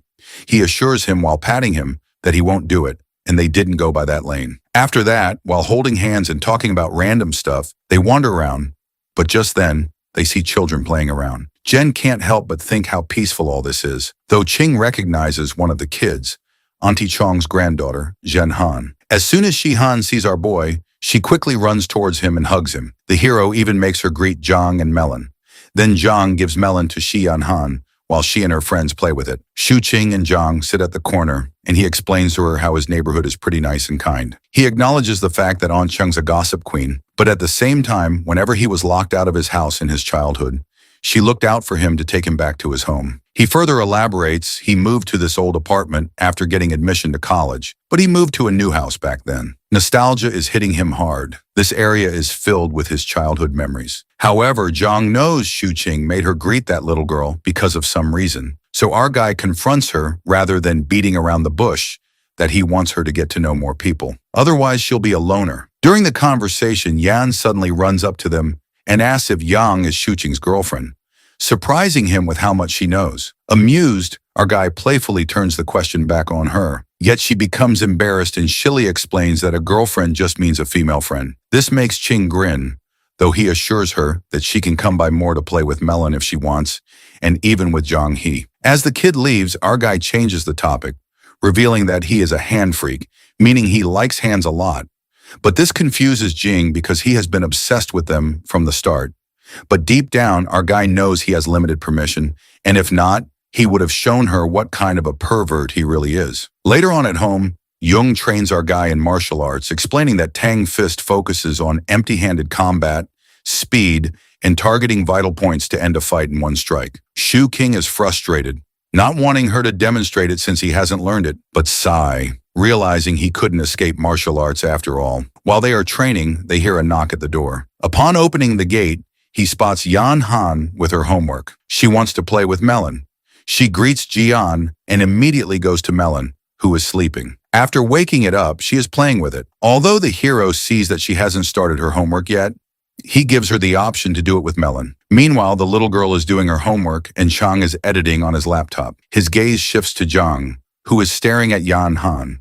So he suggests she take a look at Yan Han's language work due to the fact that she should be able to recognize the words inside it and might even solve some questions. Yet she has already completed most of her questions, but some left are explained by Shu Chang to her. Looking at him, explaining to Yan Han, Zhang gets a reminder of the accountant in the village who taught her how to read.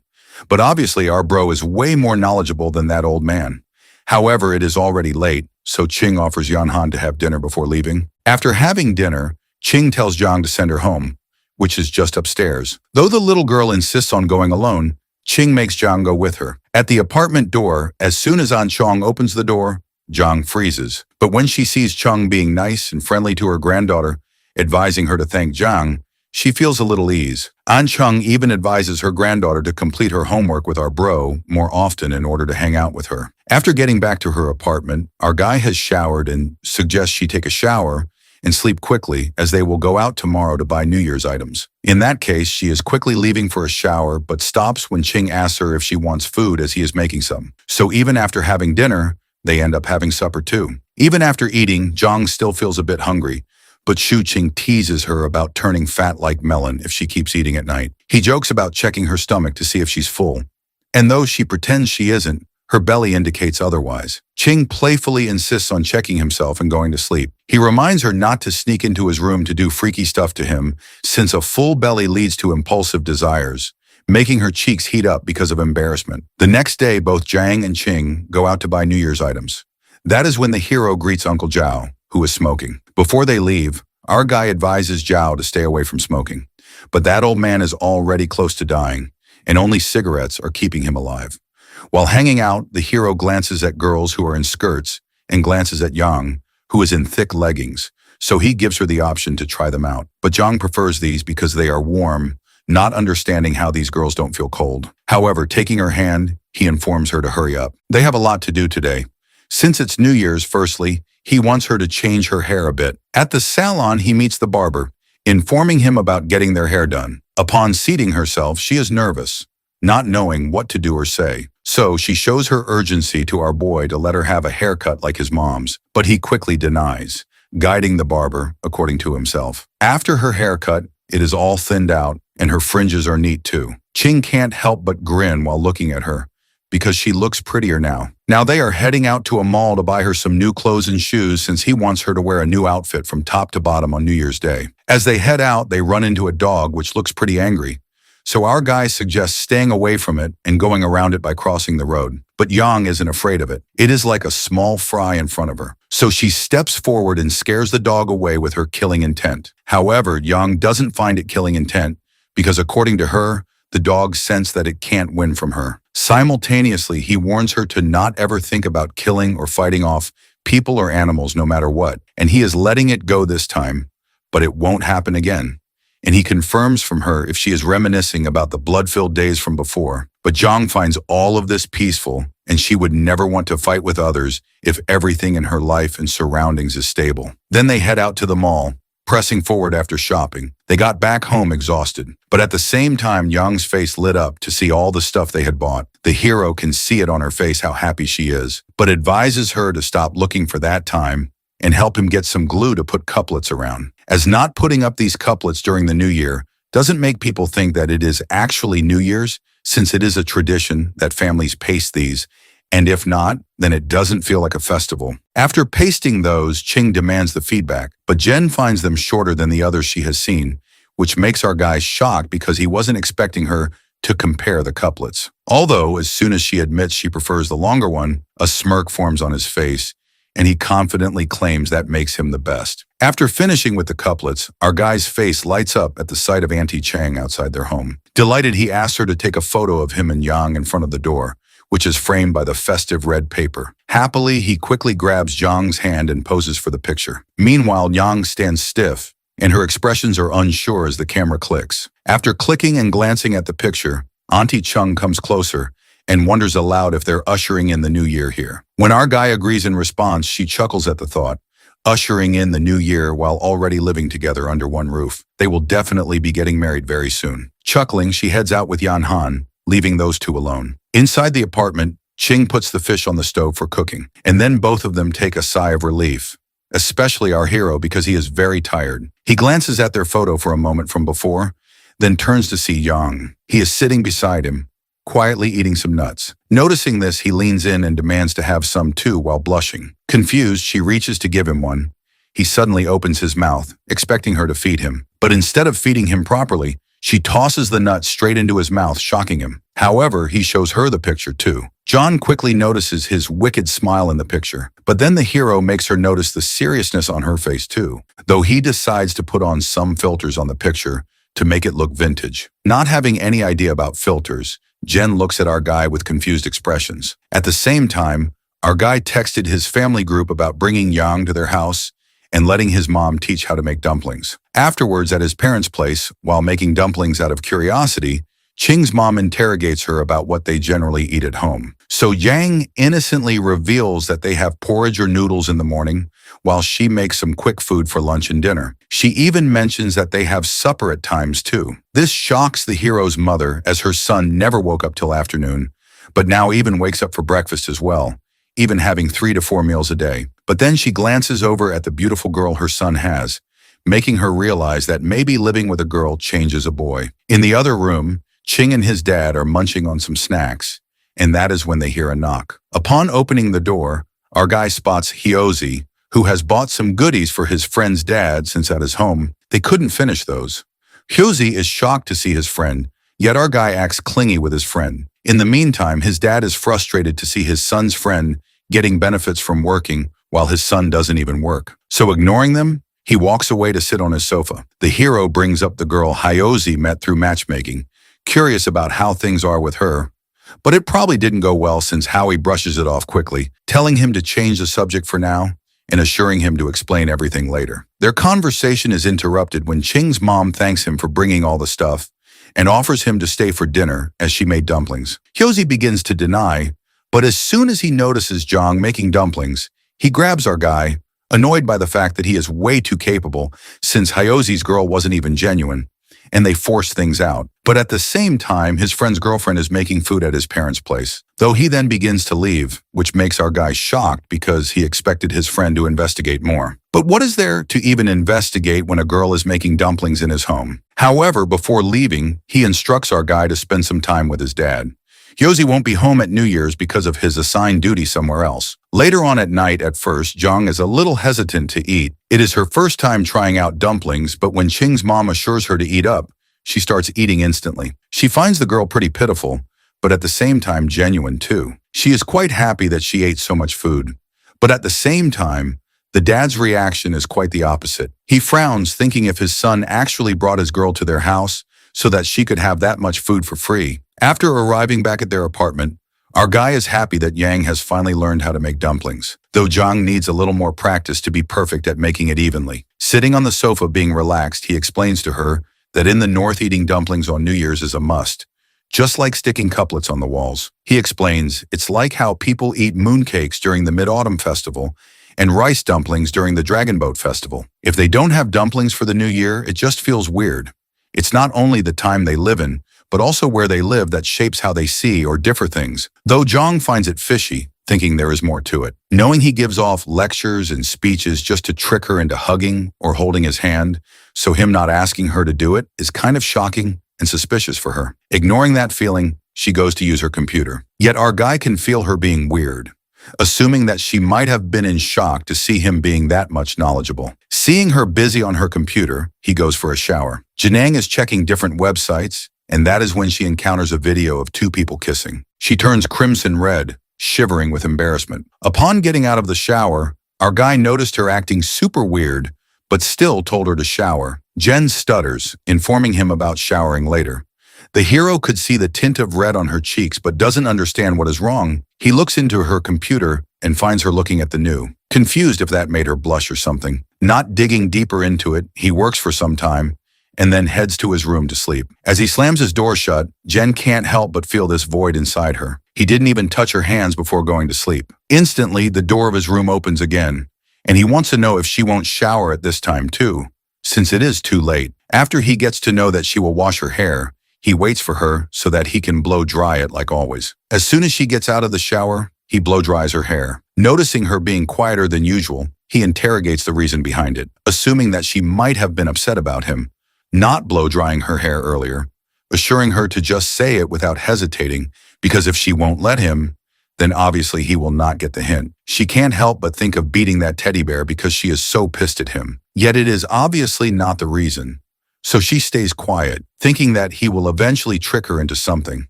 So there is no need to make all that happen right now or to confront the reason. The next morning, Young is making fish while looking at its recipe on her phone. When our guy walks to her, she expresses how modern she feels about herself and is quite impressed about hiding her true self. Even his family yesterday didn't get the hint about her difference. This statement makes Ching a little suspicious because hiding her true self, what is that supposed to mean? He wonders if she is still planning to run away. Although his thoughts are interrupted when he sees her being all red, while blushing and revealing that she likes being with his family and loves when the four of them are together. Ching has literally removed all the old stuff and replaced it with the new things they both bought earlier.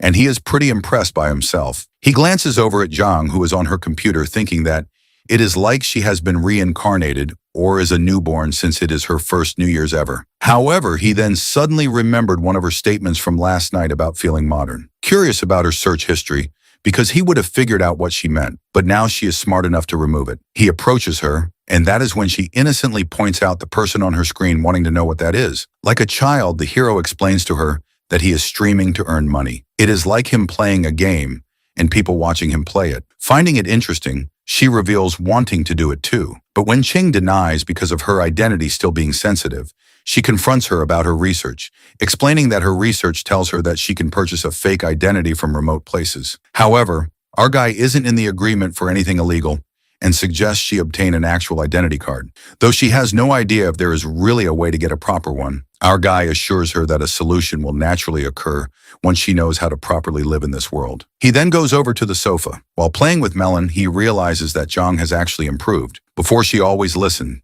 being confused, but now she is actually discussing her problems, which shows her character development. Later on that evening, Yang has decided to make some dumplings. Seeing her busy, he decides to look into her search history, assuming that maybe she has forgotten to delete it, but instead she has put a fake alarm to alert him that she already knows that he peeks at her search history. This makes him utterly astonished, and with shocking expressions, he goes into the kitchen again to help her. He suggests she season the ingredients, and he will mix them all. Seeing him help her, Jen just wishes that this type of life continues without any pause. On New Year's Eve, as instructed by Hyozi, our guy meets Uncle Chin. He is looking forward to seeing our guy and his girlfriend arrive at the annual dinner. That being said, he even gives him an idea of a separate mini hot pot gathering too. So Chin quickly agrees, but at the same time advises them to leave quickly because his parents are waiting for them. As they leave, our guy notices Zhang's eyes shine while seeing Uncle Chin's pet, realizing she likes dogs. But according to her, raising a dog as big as Uncle Chin's requires a lot of food and attention, and she is quite satisfied that they have Melon with them. The hero agrees, but at the same time, he realizes that she called Melon hers too, which makes him giggle in happiness. Back at his parents' place, Ching's focus shifts to the fruits that Hyozi bought earlier. So he immediately opens the box, and it turns out that there are passion fruits in it. In that case, he quickly cuts the fruit and offers all three of them. When they eat those, their expressions change, making him realize that they are pretty bad, so he decides not to have them all. But when he offers them more, they look at him angrily, and now he has to finish those off on his own, as they can go to waste. Regret washes over his face, and he curses himself for opening that box in the first place. At his parents' place, both Ching and Zhang have New Year's Eve dinner with his parents. His father makes prayers for a new and better year, since a lot changed this year, and even our guy grew up a lot. He is referring to his son having a girlfriend now, while our guy and Yang stare at each other quietly. After the prayers, their glasses clink to celebrate New Year's Eve. While having dinner, Ching's mom is telling Zhang about his childhood embarrassing stories, which makes him so embarrassed. But at the same time, Yang listens to those stories quietly while grinning and notices our guy being all shy because of his foolishness. After dinner, while Zhang and Ching's mom are cleaning up the dishes, Ching's dad suspiciously calls him to his room and hands him a blue envelope. He advises his son to keep it safe and open it after going back home. It isn't money because money is given in red envelopes during New Year's for luck. After some time, they leave. On the way back home, our guy decides to visit Uncle Chin. In that case, he assures Zhang to be more casual and speak her heart out in front of him, since he would forget everything after some drinks. She doesn't respond, which makes our guy wonder why she is being so slow at grasping stuff out of nowhere. Yang, on the other hand, is flustered, her cheeks heating up with a deep blush, though his attention shifts to the box his father gave him earlier, and it turns out to be a condom. This makes Ching embarrassed and shy at the same time, because they haven't done anything except for holding hands, when Zhang, out of curiosity, wanted to know what those are. So our guy lies that these are balloons of no use. Later on, after arriving at Uncle Chin's place, they all greet, and just then, our guy suggests Uncle find a partner for himself, as Hyozi is always busy with his duties. This makes his uncle laugh. But at the same time, Uncle Chin notices Jian being quiet. So he jokes about her and our guy getting married, as they are even celebrating New Year's together, and questions her about her whereabouts. And with Ching's telepathy, She shilly tells him that she is from Join. They all then keep talking about different stuff, and that is when Hyose's dating life topic is brought up. Jung is quietly looking at the television where wishes of the new year are being announced. She can't help but feel something is not right. On their way back home, our guy teases Jung about the gap between her and modern people. Confused, she asks him to explain, but instead he grabs her hand and intertwines his fingers with hers, telling her to figure it out herself. She doesn't really give anything a thought. Instead, she blushes, acknowledging the fact that she loves a life like this, always wanting to rely on him. After getting back home, our guy is casually watching the television. He is happy about catching the tail end of the New Year's special show and even reminds Xian to wear her new clothes tomorrow. It's going to be the first day of the new year. At the same time, Jen is sitting there uneasy. Her mind is racing with tons of thoughts.